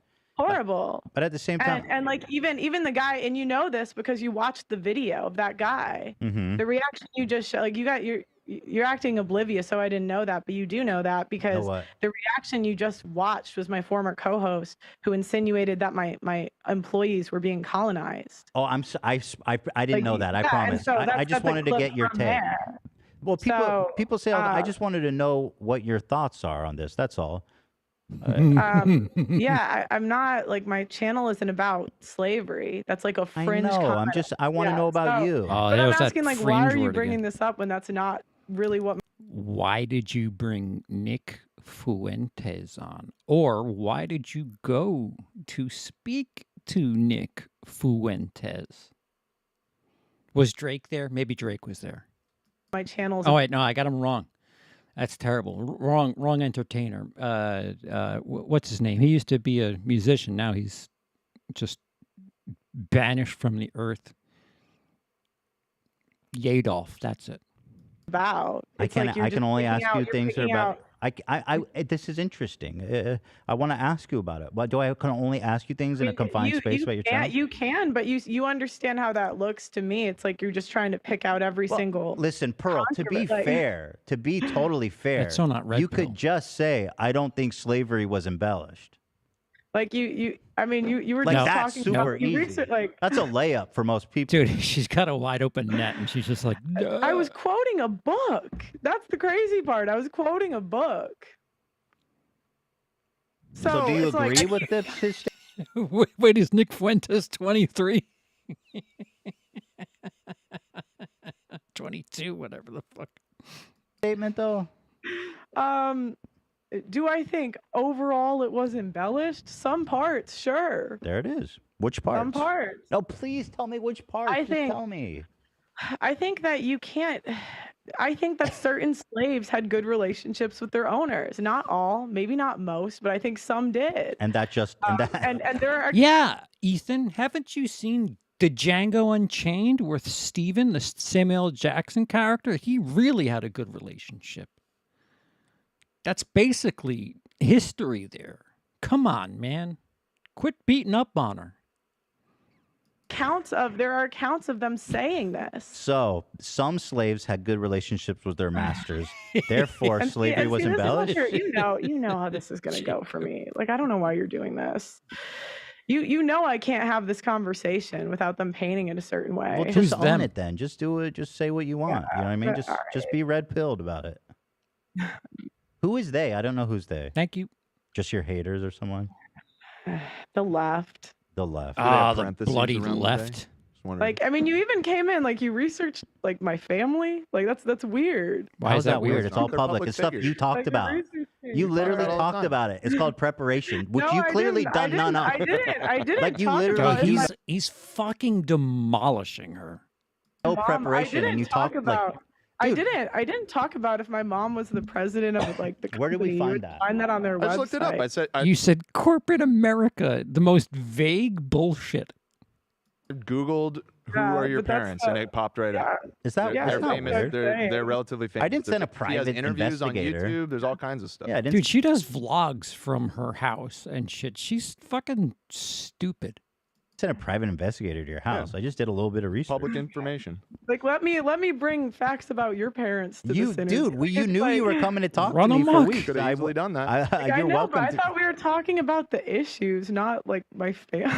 What, the We didn't silver talk about spoon your that's family. Family. jammed Yeah, in your I fucking mean, you were mouth? even implying earlier. First of all, it is relevant that your mom is the president when you're No, talking but about. you didn't know any of the backlash I got. Well, who cares? You said it. Just own it. No, Be red pill. I'm asking. She acts like Ethan Klein's never experienced backlash. This is that, like, isn't he the guy who, like, was the first YouTuber to challenge the copyright system and win? Like, isn't that like a big deal for somebody who's putting content on the internet? Like, I'm not, if I'm not mistaken, it's H3H3, right? Ethan Klein was the first person to challenge, or him and his wife, or his wife. They were the first people to challenge a copyright and win. And they put up a GoFundMe and everything. So, like, I think he knows a thing or two about, backlash. But, why do homework? She's got to, Wendy's just trying to get that Hooters money. You didn't know any of the backlash I didn't know about it. No idea, even though you got that from a video that my ex-co-host made about me. Ex-co-host. Right. See, like, this is dishonest. It's not honest. But what's the problem? Did you not You're getting say it? backlash for something that you think. But I'm that saying, you think. so you're like, you you're think not that. You brought your parents up when you were talking about hiring people, didn't you? I said. I like that she'll bring up the fact that she's unappealing to men because she's 26, and I really hate to break it to her that it's not your age that's unappealing there, Ms. Necklace. I think it's a bit disingenuous. You talk about your parents all the time. You talk about how your dad is rich. You did a tour of his whole barn with the bowling alley and fucking recreational stuff in it. Like, why am I not allowed to talk about that? Like, you even just said that you knew. Like, because you got that clip from an like. Okay, who cares? We're not here to protect your reputation. Yeah, I mean, who cares? We Let's don't say care. I didn't know about it to the extent that it was such an issue for you, but let's just say it was. I mean, I do have to go though because I have a show coming up. So. Okay, let's just end on this note. Slavery was embellished because some masters had good relationships with their masters. Some slaves had good relationships with their masters. All right. But don't you see how easy it is to just say, I don't think it was embellished? I don't think it's a secret. You guys act just like Abba and Preach. Like, you Pearl, act just like them. Wait, Pearl, I don't think it's a secret that some masters had good relationships with their slaves. I don't think that's a secret. There's been a whole diverse. Thank you. I really appreciate you having me on, but I'm gonna go. Thank you. George. Thank you. Okay, I appreciate you. Okay. Wow. Have a good night. Have a good night. She hung up. Whoa. I just don't understand why you can't. That was a fucking slow motion train wreck. She was panicking at the end there. Holy shit. What the hell? But how do you not just disavow slavery? Like it's the fucking. Well, I mean, she doesn't want divorce to be a thing, so some would view that as slavery. So I can understand maybe why she won't disavow it. First of all, I genuinely did not know that it was such a sore point for her. I mean, it is a crazy thing to say. I mean, she gets backlash all the time for all the things that she said. Yeah, who said it? Somebody brought it up.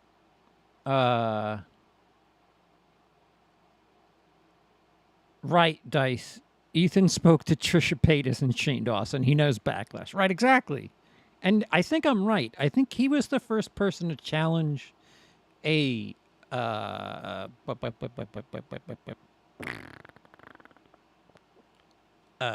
he won something YouTube related. I'm almost certain, and he was the first to do it. Why is that one so off limits? H3H3. That I don't know. I mean, I can guess because it's fucking insane, but like I mean, yeah, that's. But I'm gonna let the children out of. You know, I tried to nail her down on things as I do here, but ultimately, what the chat? You're free. Dude, I've been wondering what the fuck that noise is the whole time. I could not pay attention because I just heard crunching. There's a lot. Oh, what the fuck? When the fuck did you get here? Whoa, have you been here the whole time? Who let this idiot in? Who let him in? How'd you get past security? What is Who that? gave him food? That's our snacks, bro. I That's literally got those budgeted in. yesterday. Take those away from him, Ian. Why are you letting him eat your snacks? I told him to stop, and he said Ethan doesn't need these. Stop what? anymore. I've lost a lot of weight, you fucking piece of shit. Who is that? What is up? Let's see who's fatter now. All right, why are you here? Did you just get back from like What? Siberia or whatever the fuck you cheaply record shit because you're broke? What'd you say? I can't hear you back here, bro. Does someone have headphones for me or something? What? All right. I'm all set here. We're good on that. What the fucking? Hey, I'm over here now.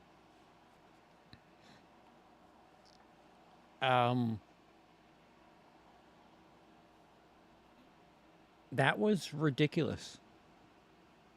That was the worst thing I've ever witnessed. A woman who could not be bothered. That was like apathy personified and self-hatred just being spewed out. I mean, I'm ill-educated on the breadth of the things that she's done across the internet, but I'm somewhat familiar. I've gone to her channel. I've seen some of her videos. I've seen some of her vlogs where she shows off her fucking house, her giant house, and her Honda Civic. It doesn't make any fucking sense. It's like ordering a Diet Coke with your fucking 7-course meal. I'm not a smart man, but I feel dumber after this. Yeah, my apologies. Somebody told me that it was worth watching, and I don't know. I feel worse when somebody who's that popular, 1.5 million subscribers. I'm doing it all wrong. Like all of it. I'm just doing it all wrong. Dude, she had fucking Nick Fuentes on. Or, I don't know the details, or was invited to his podcast and partook in that. I would not share a room with that fucking clown. Not even a Accord. A damn Civic. Yeah, it's a fucking 4-door silver tired ass hand-me-down. Like, what? Doesn't corporate America get you at least a fucking M3? Or that fucking Audi A4 jump off? Like, what? Fucking tired ass Honda Civic. What the fuck? At least get an Acura. You know, the same insides, but the outside you could fool everybody. Holy fuck. That was perhaps the most shallow going against your own interests influencer I've ever seen. Ever.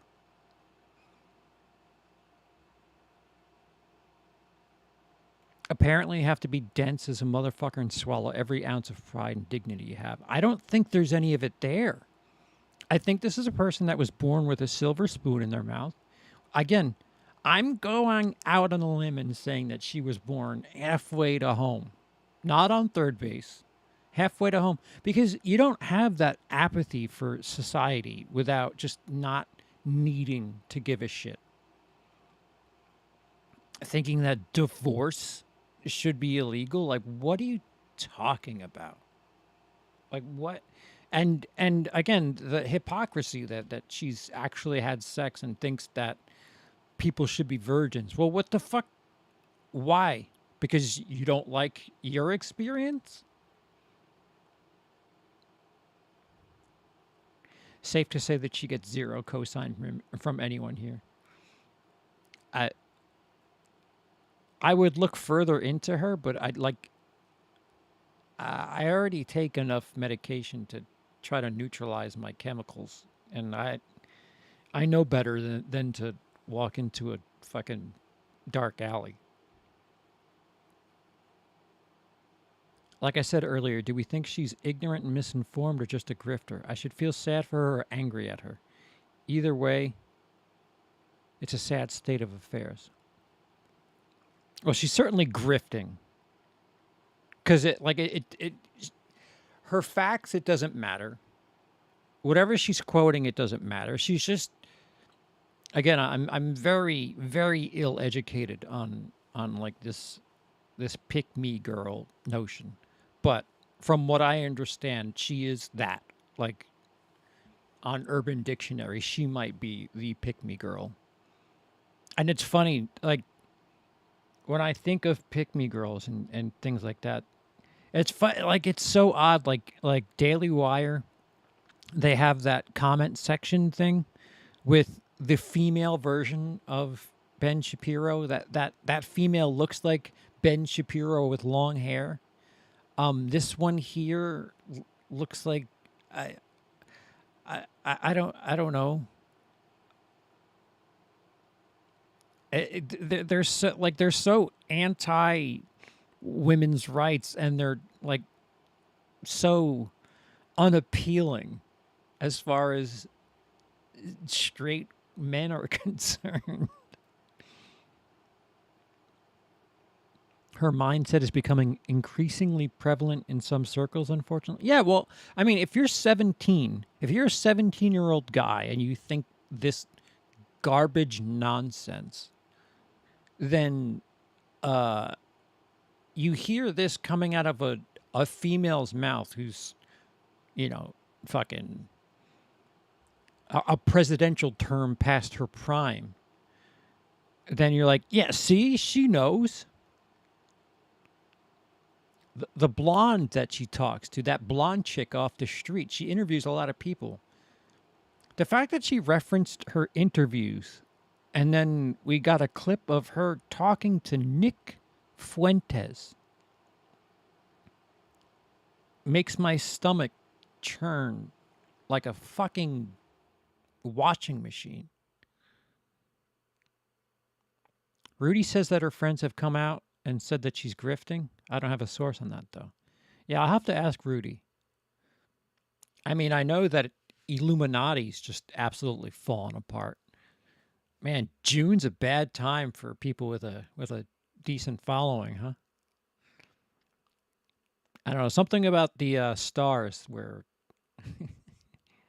I don't anybody who follows horoscopes can tell me what it is about June and people that have a decent following that can make everything go tits up. There you are, Rudy. She had 20K subs in 2019. She changed her content to Red Pill and she blew up. I'm trying to think if I can get you on here. I don't know how to do it on OBS.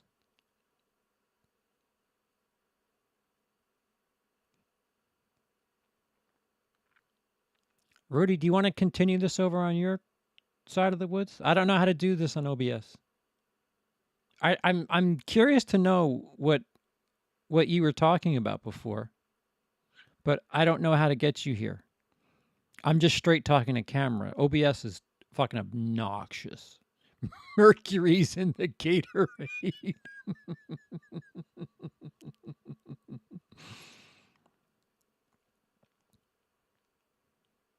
Planetary alignments and whatnot. Not tonight, already in bed. Pussy. See, 23-year-olds, they don't like that. They don't like guys who go to bed at 12:20. You're defeating her logic. You'll have to use Skype or something. Well, it doesn't matter. Yeah, I'm curious. Not like I want to go any further down that fucking borehole. But I'm intrigued as to how somebody who doesn't need to grift, just absolutely as unappealingly as possible, just regurgitates bullshit. I'm in my underwear watching you. Well, how's that different than anything?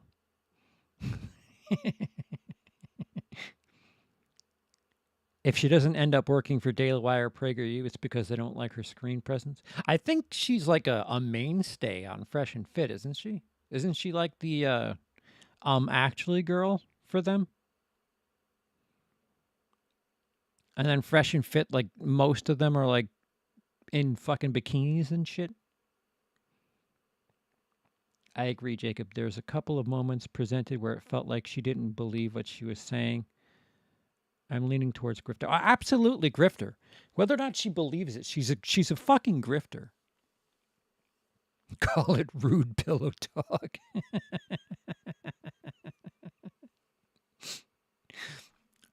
No, she's 1000% a grifter. It's just, you know, there's no soul there. That's for absolute certain.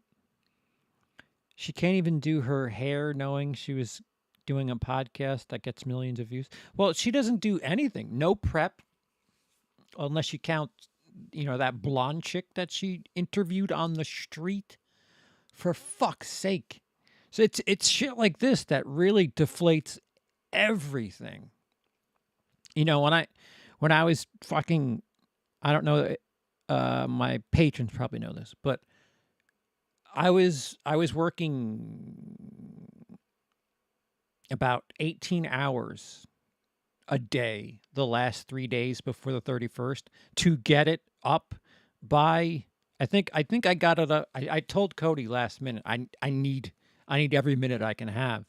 And I thought I wasn't going to make it. I thought announce my time as 11:59 so I could still technically be on the 31st. And then he said 11, get it done by 11.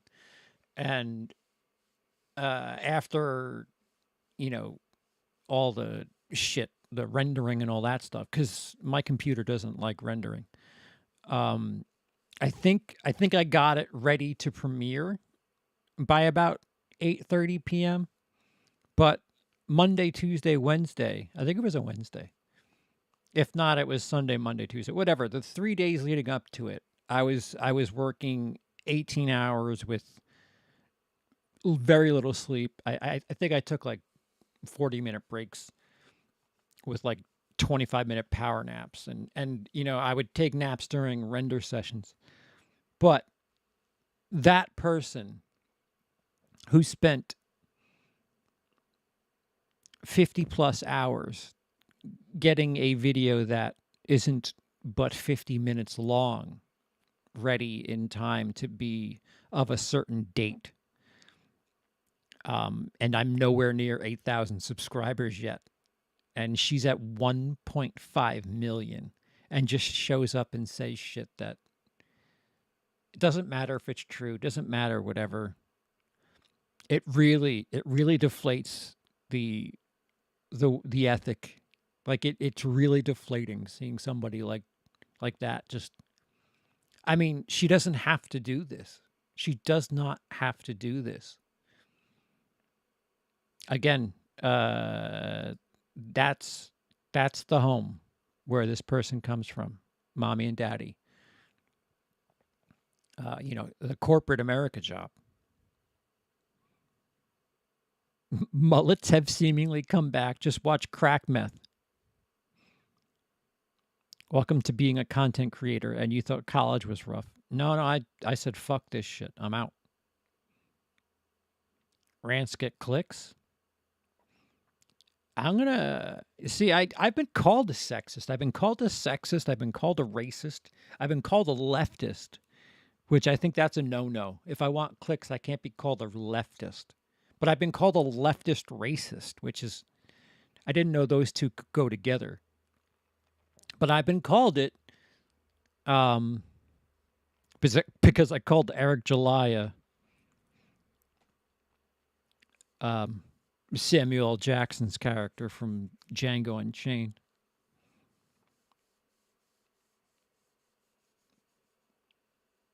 Because he is.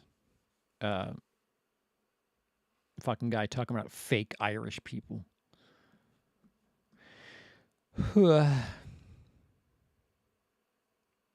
Analyze every crease of that Myers mask. Yeah, I don't have the sustainability to embrace any of that shit. Just put a Confederate flag in your background. I'll This is a good video exposing Pearl. The YouTuber's name is Brittany.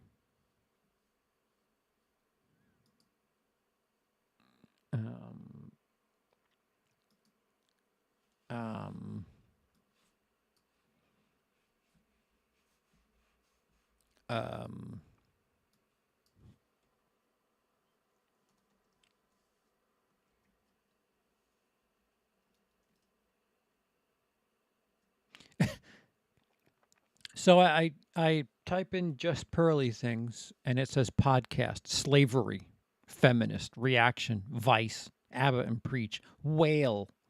Why does whale come up?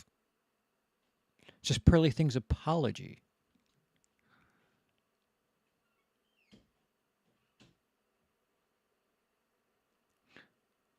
I welcome any and all things anyone feels like calling me. They're not paying my bills, so I don't give a fuck. Well, I didn't, I just turned off my Twitter for a day. It's funny. I had more sustained backlash for Blu-ray Evan, more sustained backlash from Florida Man. And if you count by himself, a bit of a wider berth from the Ohio racist. But this was a quick 2 days of just Twitter surge and then on to the next person. Like it was entertaining just how quick it was. It was a lot, but it just died. It was so funny. It was, like a thunderstorm. All right, we're done. We're on to the next person now. Oh wait, what was the name? Brittany?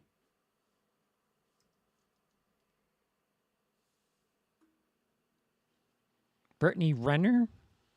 Brittany Venti? Brittany? Brittany Simon?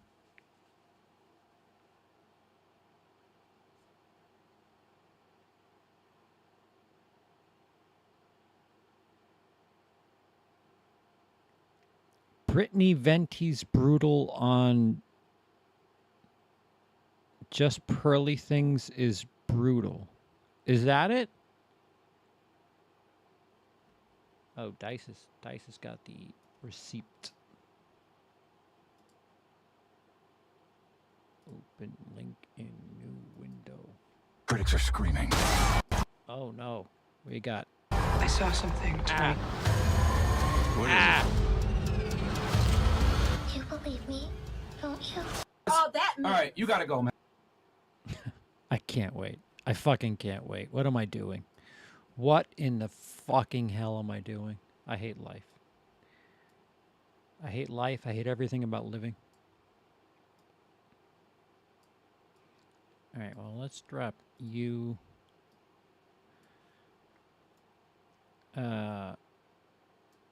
Pardon while I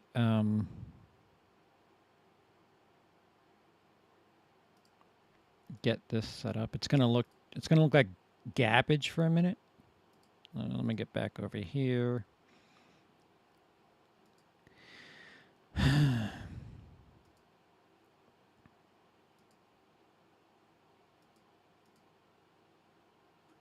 The discount female Andrew Tate. For the love of fuck.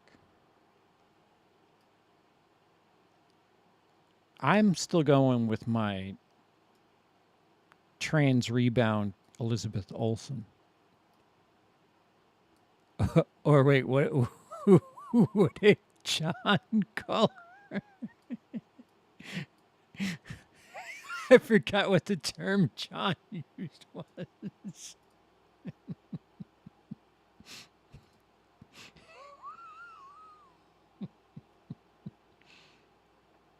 Have you seen One Flew Over the Cuckoo's Nest or Last Detail? I've seen One Flew Over the Cuckoo's Nest. I have not seen The Last Detail. One Flew Over the Cuckoo's Nest is probably one of the better films in all of ever. I think it's quite brilliant. But I have not seen The Last Detail.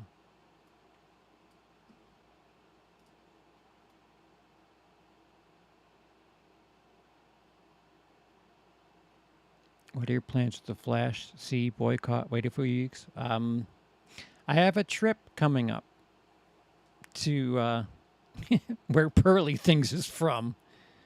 So hopefully my uncle will set me up. And I'll probably watch it on the trip over. Marketing has been all Batman. Well, yeah, because they're trying to avoid the person who's wanted in like 7 states, I think. That might have something to do with it. 39 minutes. What the bloody piss? Man, you gotta go. You gotta go. You're wild. There are 10K viewers. This might be your platform. Man, that is so delayed.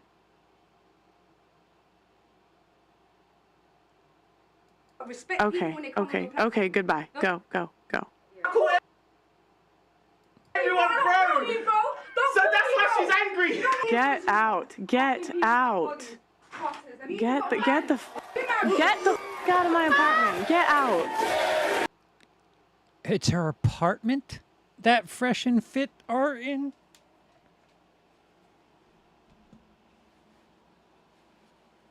Wait, why do Fresh and Fit film from her apartment?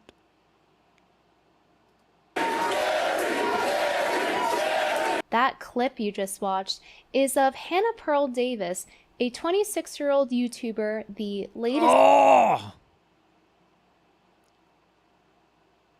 Vomit in human form. Holy fuck. Who do you think you're gonna attract with fucking... a pearl necklace and that attire? What the Christ almighty? Fucking hell. I'm telling you, I would look better in that same outfit.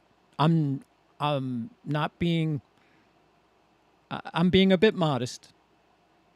You give me that hair length and that same outfit, I'm getting more clicks, more right swipes, as she likes to say. It's this one AI. This addition to the manosphere, often referred to as the female Andrew Tate. Pearl runs a YouTube... Bronson Right Wolf, $5. Thank you. What is your favorite Robin Williams movie? What is your least favorite Robin Williams movie? My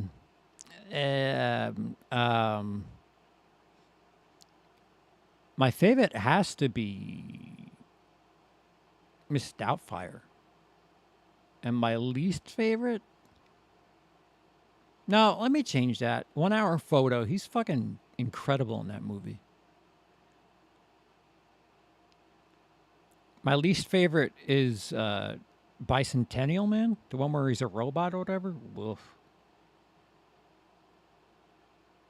Wet Dreams. That outfit brought to you by the 1980 Sears catalog. Quit with the bullshit and rock that shit.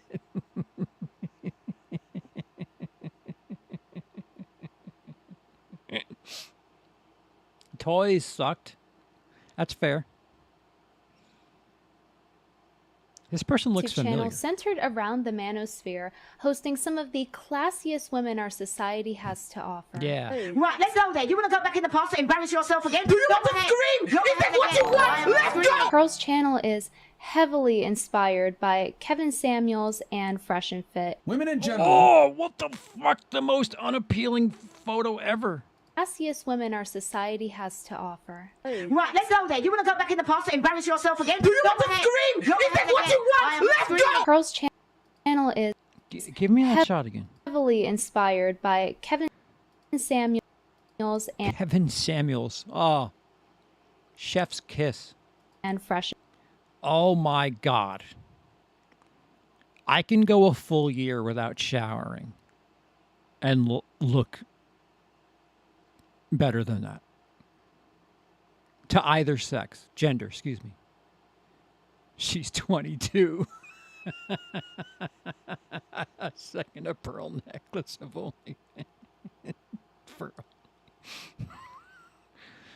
I got banned from crack meth. Trying to be on Fresh and Fit. Oh my God.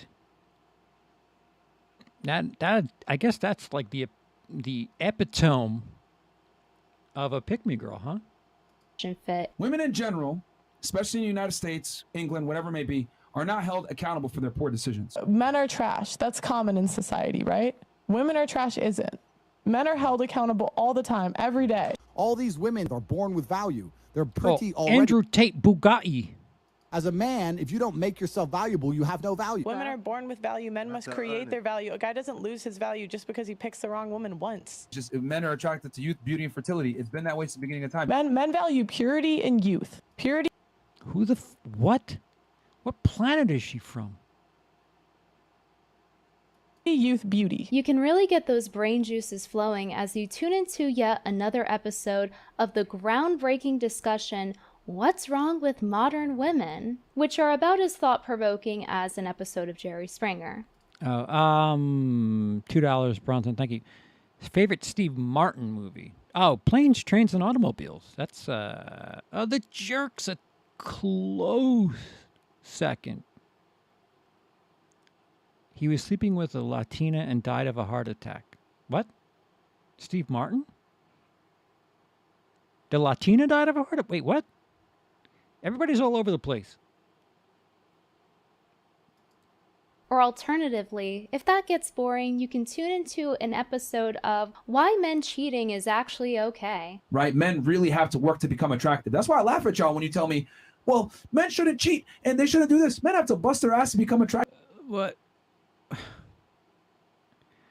What is the person directly to his left wearing? What was on the call sheet? Like, genuinely? Man, that's the latest fuck. Kevin Samuels. Oh, that's right. He died. Right. Rest in piss. Attractive to even be seen. What if a woman cheats? Can men accept that? She belongs to the street. You don't think it's different for men and for women cheating? No. Isn't that destiny? I really think that like women like to be cheated on. But Pearl didn't always have these takes. In fact, she used to say the polar opposite, especially about Fresh and Fit, who she is now emulating. I know a lot of girls that actually waited till they were married and stayed a virgin. Yo, look at that leather. I didn't even know Honda Civics came with that leather. That's that $23,000 jump off. Until they were married. And I can tell you that the guys on Fresh and Fit podcast would never be able to pull a girl like that. It's interesting considering that Pearl's current branding revolves around telling women that their standards are too high and that if you want a high value man that you have to tolerate him cheating. People think I'm condoning cheating. People think I'm encouraging cheating. No. Like, I think if a woman cheats, she's trying to leave you. If a man cheats, yes. he's just like, He's it's like a handshake. Women act like this is the most unforgivable thing, that he is the ultimate bad guy, the ultimate demon if he does this. I'm sorry, sometimes you contributed to it. And women take no account. Yo, is she in the UK because she returned to her place of origin? Holy fuck. Accountability for that, and that he wants to go Yeah, to the bar with we his discussed buddies that, Rudy. because you make that shit a hellhole. Because you are. Yeah, one more time for those in the cheap seats.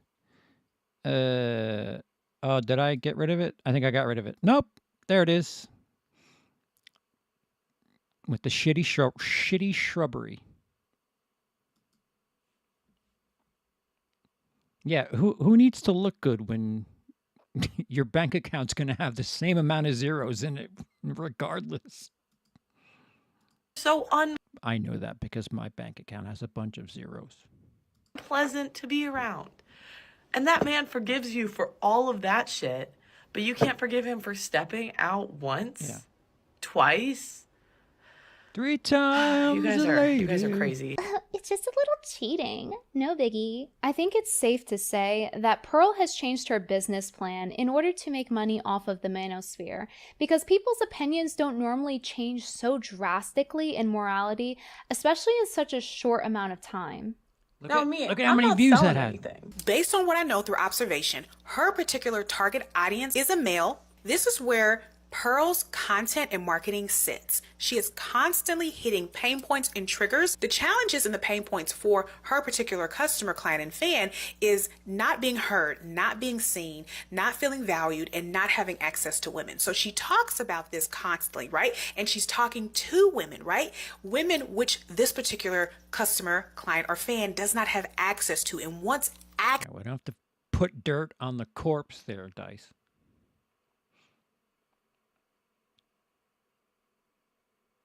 What is with all these meth crack videos? access to. One way to draw in this particular customer is to continue to hit this customer's pain point over and over and over. What's up with those modern women, am I right? Why do you have 2 mics? What are you doing?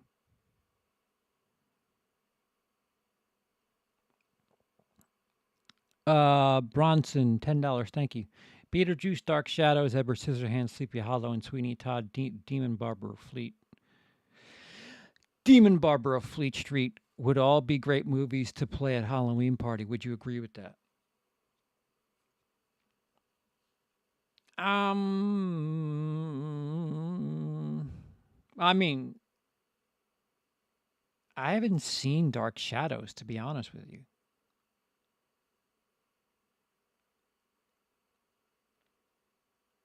But yeah, they're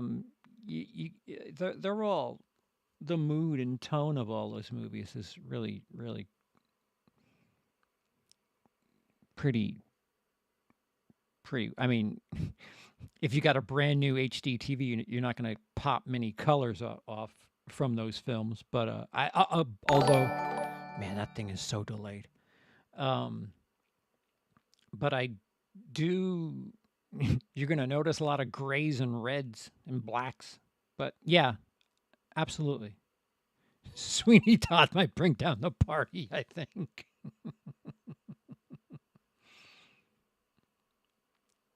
But yeah, Beetlejuice soundtrack alone, fucking A. And Sleepy Hollow. I hate the fake mic using. That's kind of grinding on me. What about Cumbrella? I saw Cumbrella before. What? Boys. Pearl even talks about this business plan in an interview with... Oh, 23. That's when she could have got all that ass.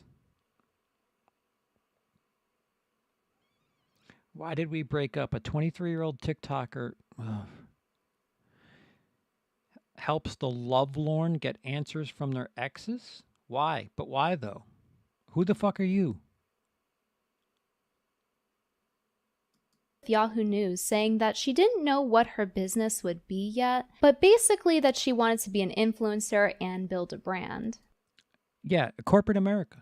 The plan? Wait, what was the Chipotle? What? Business plan in an interview with Yahoo News, saying that she didn't know what her business would. She also wants to eventually get on board with some sponsored content and selling products, hoping to collaborate with brands she's already a fan of, like Chipotle. Pearl, they're giving out applications every day. Your attitude is like screams someone that can stand behind that counter and say, "What's that? Chicken? Steak?" Okay. Pearl screams the person that undergives you the spoonful of whatever the fuck on your Chipotle burrito. So make your dreams come true. Fuck. Would be yet, but basically that she wanted to be an influencer and build a brand. The plan? Make money off of single men on YouTube by regurgitating their talking points about women back to them as a woman. I wish I didn't have a soul. I feel like when men love women, it's like women have more conditions for them to be like really in love. For a man to love a woman, she does not have to jump through as many hoops and meet as many requirements as for a woman needs to love a man. Just like Fresh and Fit, Nonsense. Pearl spouts a lot of the same double standards that promote sociopathy, especially in teaching men to have destructive behaviors. Most men always get With Pearl, the guacamole isn't worth extra. Arguing over more guac. No, I paid for it. Put another fucking spoonful in. looked upon like they're not a hoe. Why is it different for women than it is for men? It's easy for us to get sex, and men getting sex is hard. So if they do what's hard, it's no pun.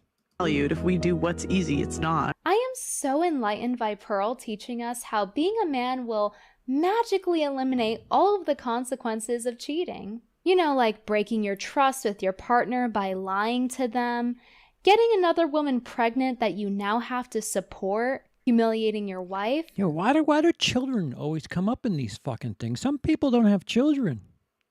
Some people pull out, you know. Fuck. Causing family dysfunction and bringing home...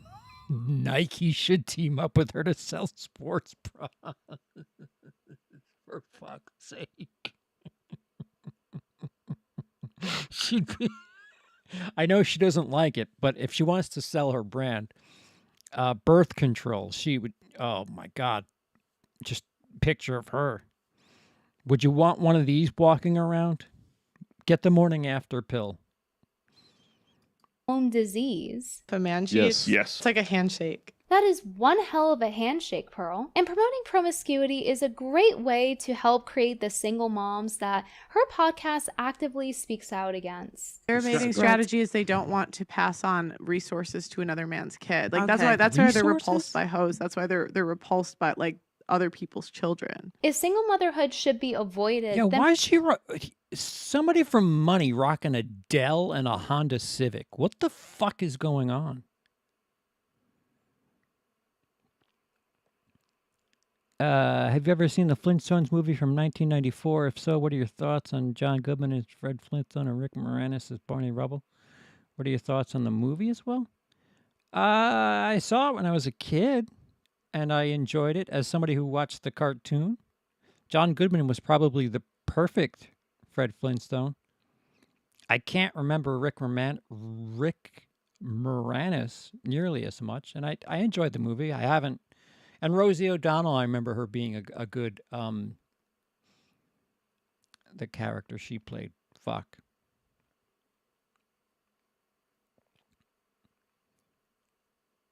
But yeah, no, I enjoyed it. It's just I haven't seen it this century. But no, it feels like John Goodman was essentially made to play that role. And perhaps Pearl should consider not contributing to the problem by promoting promiscuity to her male audience. If you're smart like Fresh and Fit or Pearl, you can... Nobody cares about men's rights. Man, God bless that delay. All super chats will be read live on stream. Girl, get in line. Ring the notification bell so you never miss future live shows or videos. Yeah, guys, do that. You can just reframe promoting sociopathy to men as advocating for them, even if the only thing it does is promote dysfunction and make more men lonely by fear-mongering them about relationships. I feel like a lot of men have a good reason for avoiding marriage today. I love it. And even There's a confidence to wear something like that when you're just not in shape is fucking legendary. And even a woman can seize your assets, even if you're just living together. It varies from state to state. I know the chat. But it's like if she leaves her stuff at your apartment for like a period of 3 months, she can literally seize your assets. We are just warning you of what female nature is. You're probably wondering by now, where is Pearl's ring? Well, I'm here to inform you that Pearl is single and unmarried at 26 years old. And the reason I decided to go to therapy is fucking hell. In the next like 5 to 7 years, ideally, you know, some things are out of your control, but ideally I'd like to be married. The older I get, I realize. What the fucking bloody piss stain? What is this? Is because she is too picky. You're single over a certain age, you're probably too picky. And I say that it's because she's too picky because she claims that 28 years old is pretty old to be getting married. What do men value? Third thing men value, youth. How are they getting youth when the average age of first marriage for women in the US is 28.6 years old? Pearl is lucky if she can get married by 28 years old because she's 26, and even if she met Mr. Right today, you would still usually have to be engaged for at least a year, and then usually people, if they're going fast, wait another year before getting married, putting her at 28 years old. Chill. If they're going fast by today's standards. 90-day financing. And Pearl doesn't have much long-term experience in dating either. According to this interview on Yahoo News and what Pearl says online about her Corporate dating America. experiences on various podcasts, she's only had a couple of boyfriends. If Talked you can to do for the a couple math of of years her in being college. 23 in the Yahoo interview, they couldn't have been that long considering she just turned 26 in the past couple of months. And that got me interested in knowing who is Pearl picking, considering that anytime a guy does something wrong, no matter what it is, she tells women to simply just pick better. Okay, so then you pick guys that cheat. I discovered that last year Pearl tweeted about a breakup she had, so I decided to go ahead and check the archives. And it turns out that Pearl actually got catfished by an obese man with 2 children on TikTok. Baby, when did we start dating? Yep, that's right. An obese man with 2 children on TikTok. And I point out that he's obese because Pearl is constantly dunking on fat girls. Why do I need to look at your rolls? And then I have to go on social media. Then boom, whale.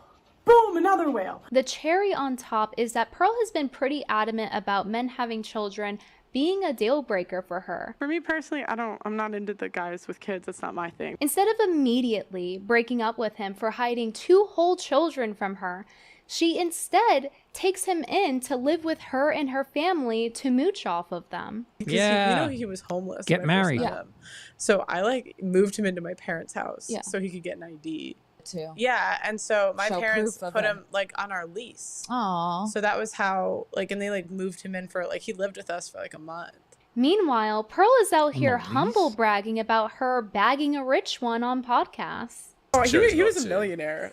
It was just he didn't know what to do with it. How did you nab a millionaire? He was on social media and I saw he lived kind of close to me, and so I made videos saying oh, we should hang out. Have you never seen those videos of girls shooting their shots at guys No. publicly? I was on TikToks and I did What the fuck is happening over on Meth Crack? What the fuck? She still has nice hair. Get out. Get out. You're done here. a video saying, when he's not doing this comedic bit, he's actually kind of fine. I live in Chicago, you live in Chicago, we should hang out. I am pretty confident that Pearl is referring to her ex Wanya in these instances because Wanya is from Chicago like the millionaire ex she talks about in the video. There are multiple articles saying that Wanya was homeless when he was around 22 years old. There's a small chance that I'm wrong, but it seems that the story does match up. I do find Wait, what was his value? I want to know what his what in the Peyton Manning is up with.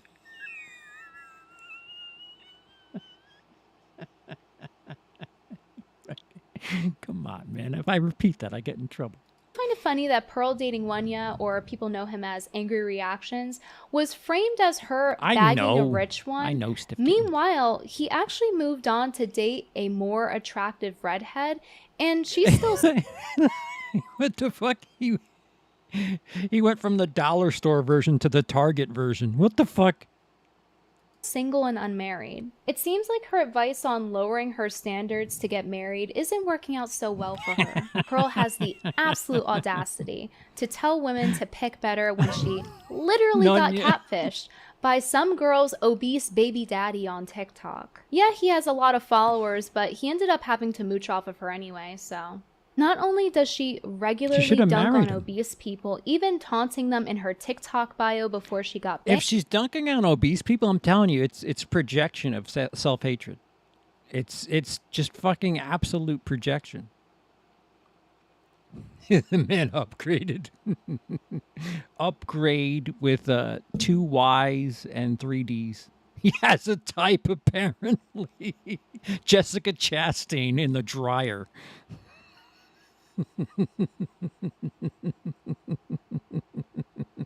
4 cycles too many.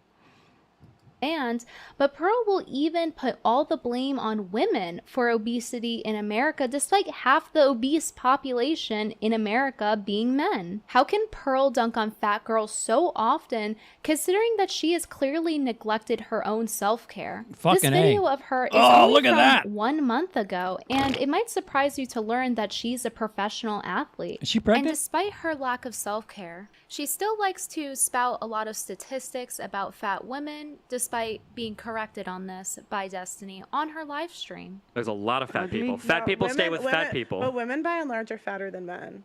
No. Women, and if you go in the U.S., the woman's always fatter. What's this BMI. So in the U.S., the average BMI for a man is 26.6, and the average BMI for a woman is 26.5. Oh, I stand corrected. But even after he Derp. corrected her, she continued to misrepresent the statistic. How can we say that as a whole, in the US and the West, we're good wives, when 80% of us are overweight, and that's the #1 thing that men value? There's a lot of room for improvement What is with she saying, Western women. us? 70% of us are overweight. The average man makes more than the average woman, but the average woman is fatter than the average man. So in the You know what? In corporate America, they hire you based on your body mass index. So that's probably why she got paid less in corporate America. Rudy, I hate you, for the record. Calls people whales, and yet, honey, it's okay to have love handles. Just acknowledge them once in a while. Yeah, I can't bend over. That's where I explain my flub. What is your excuse there, athlete?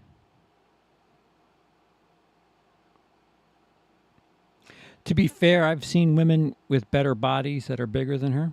I don't dispute that. It's just, pot and kettle is all I'm talking about.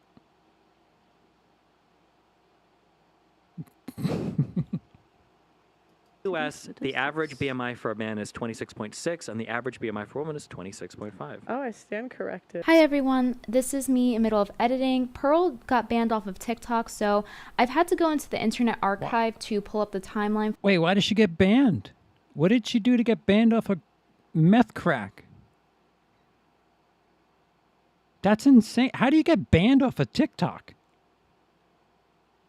For you guys, because I can't prove it on the live site, but you can see Yo, she's it's wearing 2 the a.m. same top that she talks about the false obesity statistic, and you can see the date here is 3/14. Destiny corrected her much before that, so just wanted to show proof of that. When I was doing research, I also happened to have made a note about the timeline because I had a feeling that she was regurgitating the statistic even after she was corrected, and it turned out I was correct, so just wanted to post the proof in here. Pearl speaks on men valuing attractiveness, purity, and youth, and says in order to get a high-value husband, or husband at all, you should be those things. Men value purity and youth.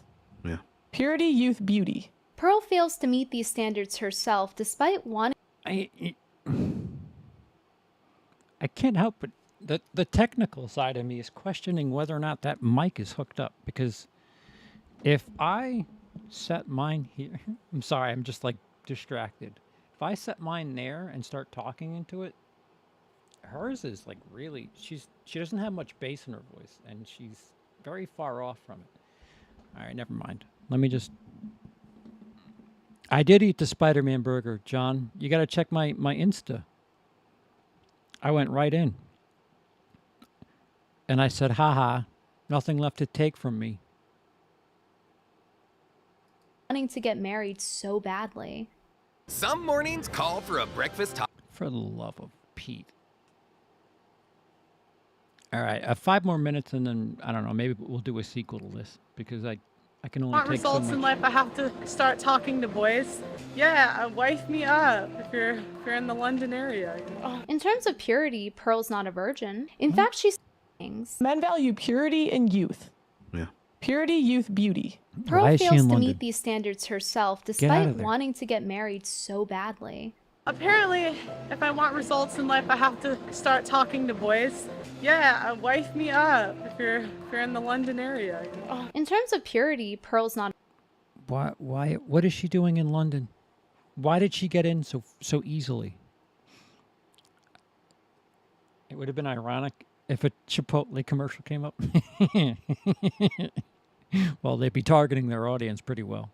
Not a virgin. In fact, she's so That being me. reluctant to say her body count that she's willing to just lie. How many people have you slept with? Do you have this out? No. You ask everybody that. And you don't say your own number? What? No, I don't ask everyone. I don't think I've ever asked. No, I don't even ask body count. Would you say your body count? I don't know. No? No. No, I don't even ask. No jumper? I'll always say how many bodies is too many bodies. So I have a question. Would you guys say your body count? No. So if it doesn't matter, like, why don't people just say it? She chose to lie because she felt embarrassed. And despite Pearl preaching about the importance of women's chastity, Pearl actually wanted to partake in hookup culture. But I swear to God, like, guys don't try to sleep with me. Really? I'm stunned. There's so much of me that is shocked by that statement. Oh, guys don't try to hook up with you?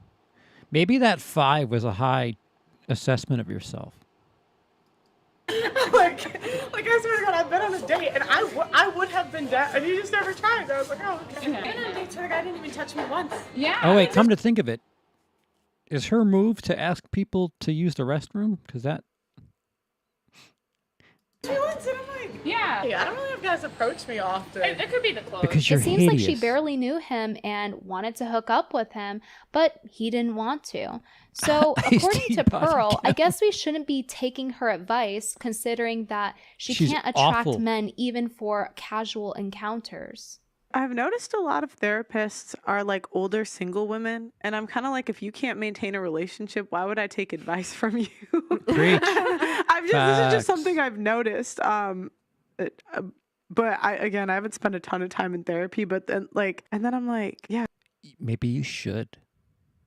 like, why would I take advice from you if you can't maintain a relationship? And she thinks what's holding her back is the fact that she's like 6 feet tall. I would say if there's one. This underbaked croissant ain't getting no D. Shocking. Oh my God. Soy latte. Get her out of the UK before I head over there. I don't want to share the same piece of rock as this human being. One thing that's held me back in dating, it is the height. But I think it's because of her desperation. What is her and height? They can sense it, along with her low standards. And you know, if a guy has all the things that you look for, he might cheat. Yeah. So how can I be that mad if he cheats when it's like I picked him? Would you accept What? if he's just stepping up but not getting anyone pregnant? Are we married? No, you're in a relationship. I think if I'm being truly honest with myself, for the right guy, I probably would. How many times? I don't know how many times. She's basically announcing to the world, hey, I'm Pearl. I'll tolerate cheating. Please marry me. So imagine the kind of men she's attracting. right. And it seems like her dating life in general just has not gone well. He was older than me. Oh, okay. So he did girlfriends Fucking before. Kevin McAllister with long hair. What the fuck? Take some of those millions and invest in, I don't know, just something. Holy fuck. I didn't realize Macaulay Culkin was, well. For me, 2 weeks after we ended it, he starts dating a new The girl. reason for my I think he's visit to gonna take marry out that the girl female or did. I don't really know. Yeah, I was obsessed. I was so sad because I felt like I waited because I was a sophomore in college when I lost my virginity. So Fucking I was like, Home college, Alone just here. late. Yeah. You know it's not about you. It's I'm gonna drop something. It's the timing. Well, no. Wait, is that Bella Thorne? Wait, what is this I'm watching? Who is that? A Pink Floyd hat. I guarantee you that person's never heard a song by Pink Floyd. I guarantee you.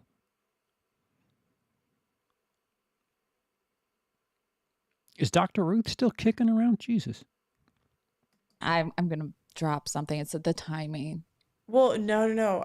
It was because he literally went on to marry the next girl. So it was something. But it's funny because the girl was older than me. So by the manosphere's perspective, I would have won. Pearl even acknowledges that things don't work out as they do on paper, but she continues to influence people to do immoral, pathological behaviors in order to demonize women for clicks and views. In Pearl's world, if the wife puts the husband in question in a bad position and takes his kid away, then it's her fault. It only takes one time to ruin a guy's life where she can literally take half and take the kids. Like, how is he supposed to protect how is he supposed to protect the children when legally she can take them and she's paid to take? That's not in every instance. Like, what the fuck? Where are these anecdotes coming from? She thinks Pink Floyd is Pink's alternative rock side project.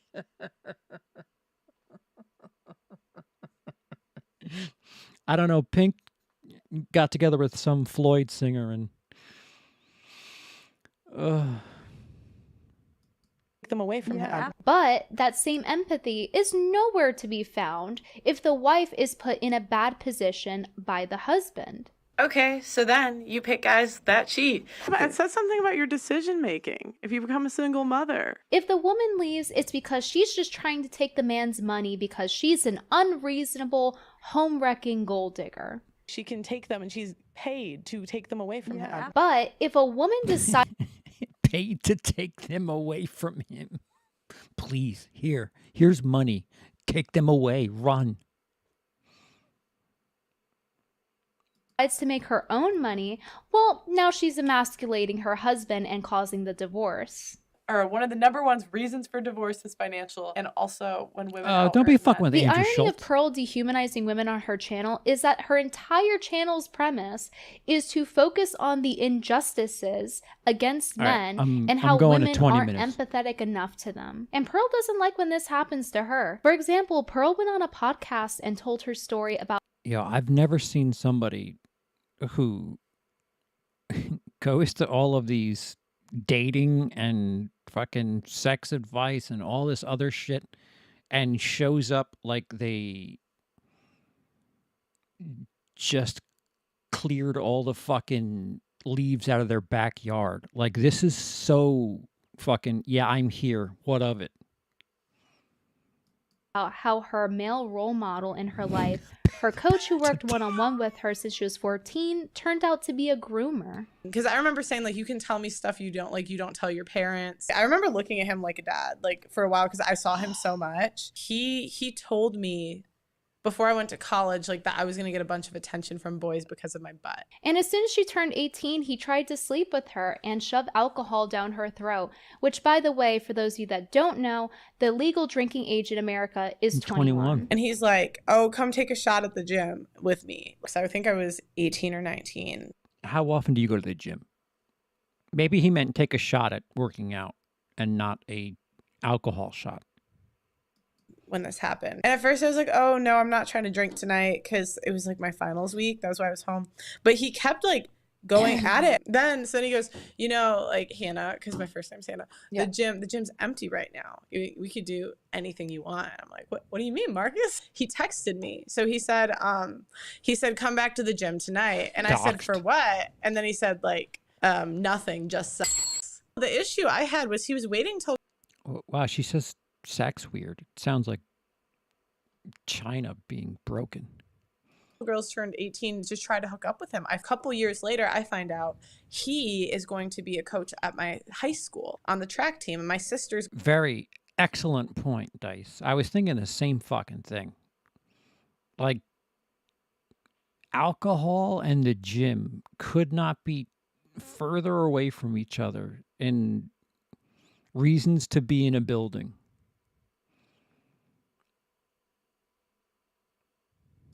going to run track. I was like, oh hell no. But I didn't get him fired till years later because my mom told me not to. And then in the interview, she goes on to talk My about mom how said the so. manosphere blamed her for this, even though her coach was double her age. Like, I can tell they're from the manosphere comment, because I've told this story on like a TikTok before, and it's weird. They blame you. Like, they put the 17, 18-year-old Yeah, I can. Like, why'd you put yourself in that situation? Or you liked the attention? Da da da da da. Pearl has firsthand experience in the consequences of demonizing the other gender, and considering she went through something so terrible, you would think she would be empathetic, but instead. No, she's just pathetic. What are we here? We're at 20:06. I will leave this window open. No. All right, it is way too fucking late. I didn't realize I've been streaming for fucking 5 hours. I'll leave this one up a little bit, but normally this is a the VOD aspect of live streams are for channel members and patrons, but I guess I'll let this sit through maybe Friday, and we'll pick up the tail end of this. The fuck did I get into? Fucking Kevin McAllister in female form, putting no effort into their physical appearance, talking about dropping empathetic. Power shakes and vodka. Get that protein. Oh, maybe that's what he was trying. Gross. All right, well. Thanks for keeping this a lot more entertaining than it should have been, because that was a drip. That was a human drip that thinks of themselves as a 5, which, first of all, usually people say 7. Usually people always just say 7. And I'm assuming that she's heard enough from the internet comments that she's got herself down to a 5. And yeah, she's a New York 1.5 at best, especially with the attitude she has. Woof. Yeah, until next time. I wonder how she's doing in London. Ugh. Click that like button, motherfuckers. Cheers. Why isn't it not going up?